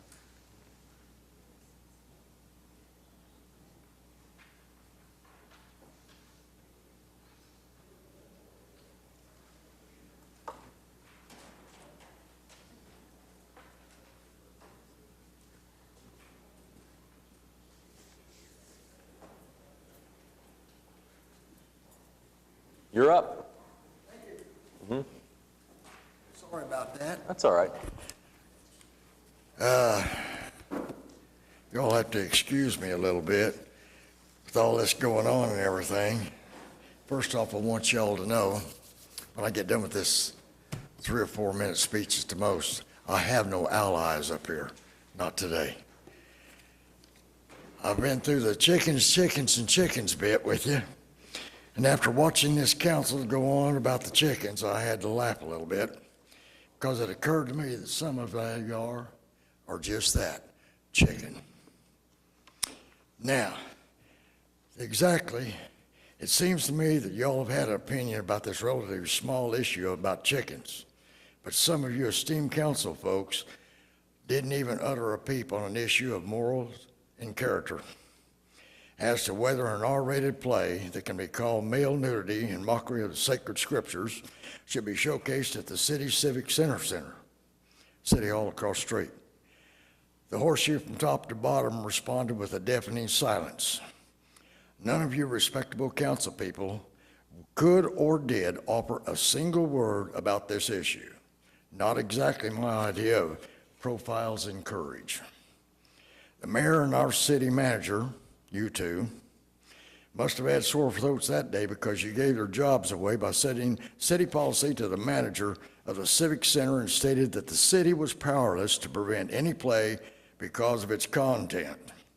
Well, I objected to it. And the people got arrested every day for the acts of pornography, and that was exactly what was on that stage. I guess it's okay to come see it and you're nude as well, I guess, or with a tie. To me, that's all just baloney. Censorship was not the issue, nor should it have been the answer. The issue was, why didn't the council already have in place proper guidelines in place to prevent this type of fiasco? It was very cynical. If you act like to play and you like to play, then have the guts to say so. It's called stand up and be counted. Or is that too much of you? And yes, not everybody will agree with you. This play and its content was in fact disgusting on many levels. Male nudity, even with the local group, knew that was too much, but not the original that was held in New York. Mocking sacred scripture is apparently funny to some, but when trouble arises, it's then, oh God, why me? Strange, ain't it? The public on the whole does not want R-rated plays of any kind at the Civic Center, and I believe you'll hear from them in a few coming weeks. I would suggest you stock up on throat lodgers because you're going to have some explaining and be able to speak on the fiasco topic. Just a few months ago, I brought before you the hideous issue of horse slaughter, and of which this state and this city makes a lot of its revenue. But because of you at the Capitol, the horse world, Oklahoma City is the horse capital. And when I presented it to you, your only comment was that you didn't want to make waves over on Northeast 23rd, in other words, the state capital. The shame was on you, and none of you had the courage of the mayor and the council in Tacoma Park, where they unanimously voted a local ban on horse slaughter. Maybe in the future, when tough moral issues come up, you could borrow some of their backbone. This brings me to another character issue, and the things that are coming up in the mayor's race. Let me say this: dirty campaigns are for cowards. And unfortunately, the Oklahoma City voters have got plenty of each, and that's too bad. This campaign got off to last week to a bad start with a bang, but a thud. And the thud was the local newspaper hitting the bottom of the election dumpster. I mean, dumpster diving for divorced dirt. How sad. Buckle up, Oklahoma City, there's more to come. You're going to see the canal ride through the political sewer. Oklahoma City is going to use the fire hose to wash this mud off this time, but the damage will have already been done. Most voters have little faith in their government at all levels at present. I hope everyone will reconsider going down this type path. There are things that do need to be investigated on, like the city's leaders personally profiting from MAPS programs. Former Mayor Kirk Humphrey still continues to privately develop along the paths of MAPS, so look out, downtown Air Park, here we go. There are always others, from council member, Ms. Salyer. Meg Salyer bought property and sold it later in a clever cover-up back to this city, not just once, but twice, and was told not to worry about it. Believe me, who told you that was wrong. And this was the fact done with full knowledge of the mayor and the city managers and others as well. They also developed, unless I'm mistaken, Automobile Alley, now the Zeta route. And Mr. John, I respect you from day one, I still do. But you got off to a rocky start, accepting a fundraiser after your candidacy. I'd like somebody to explain that one. It's like betting on a race after the race has been won. Well, welcome to the club. Well, the old adage, chickens come home to roost, is especially true this year. I'm going to release the Nelson report that I've told you all 4 years ago that was coming to a head. 5 investigators has put this together, and it's all authenticated, and you'll be receiving it December the 31st. December 31st, after I've read the report and looked at this, I will make my announcement whether I'm going to be a candidate for the mayor of that seat right there of Oklahoma City. And I do thank you all for your time. All right, well, we have executive session. We'll be back.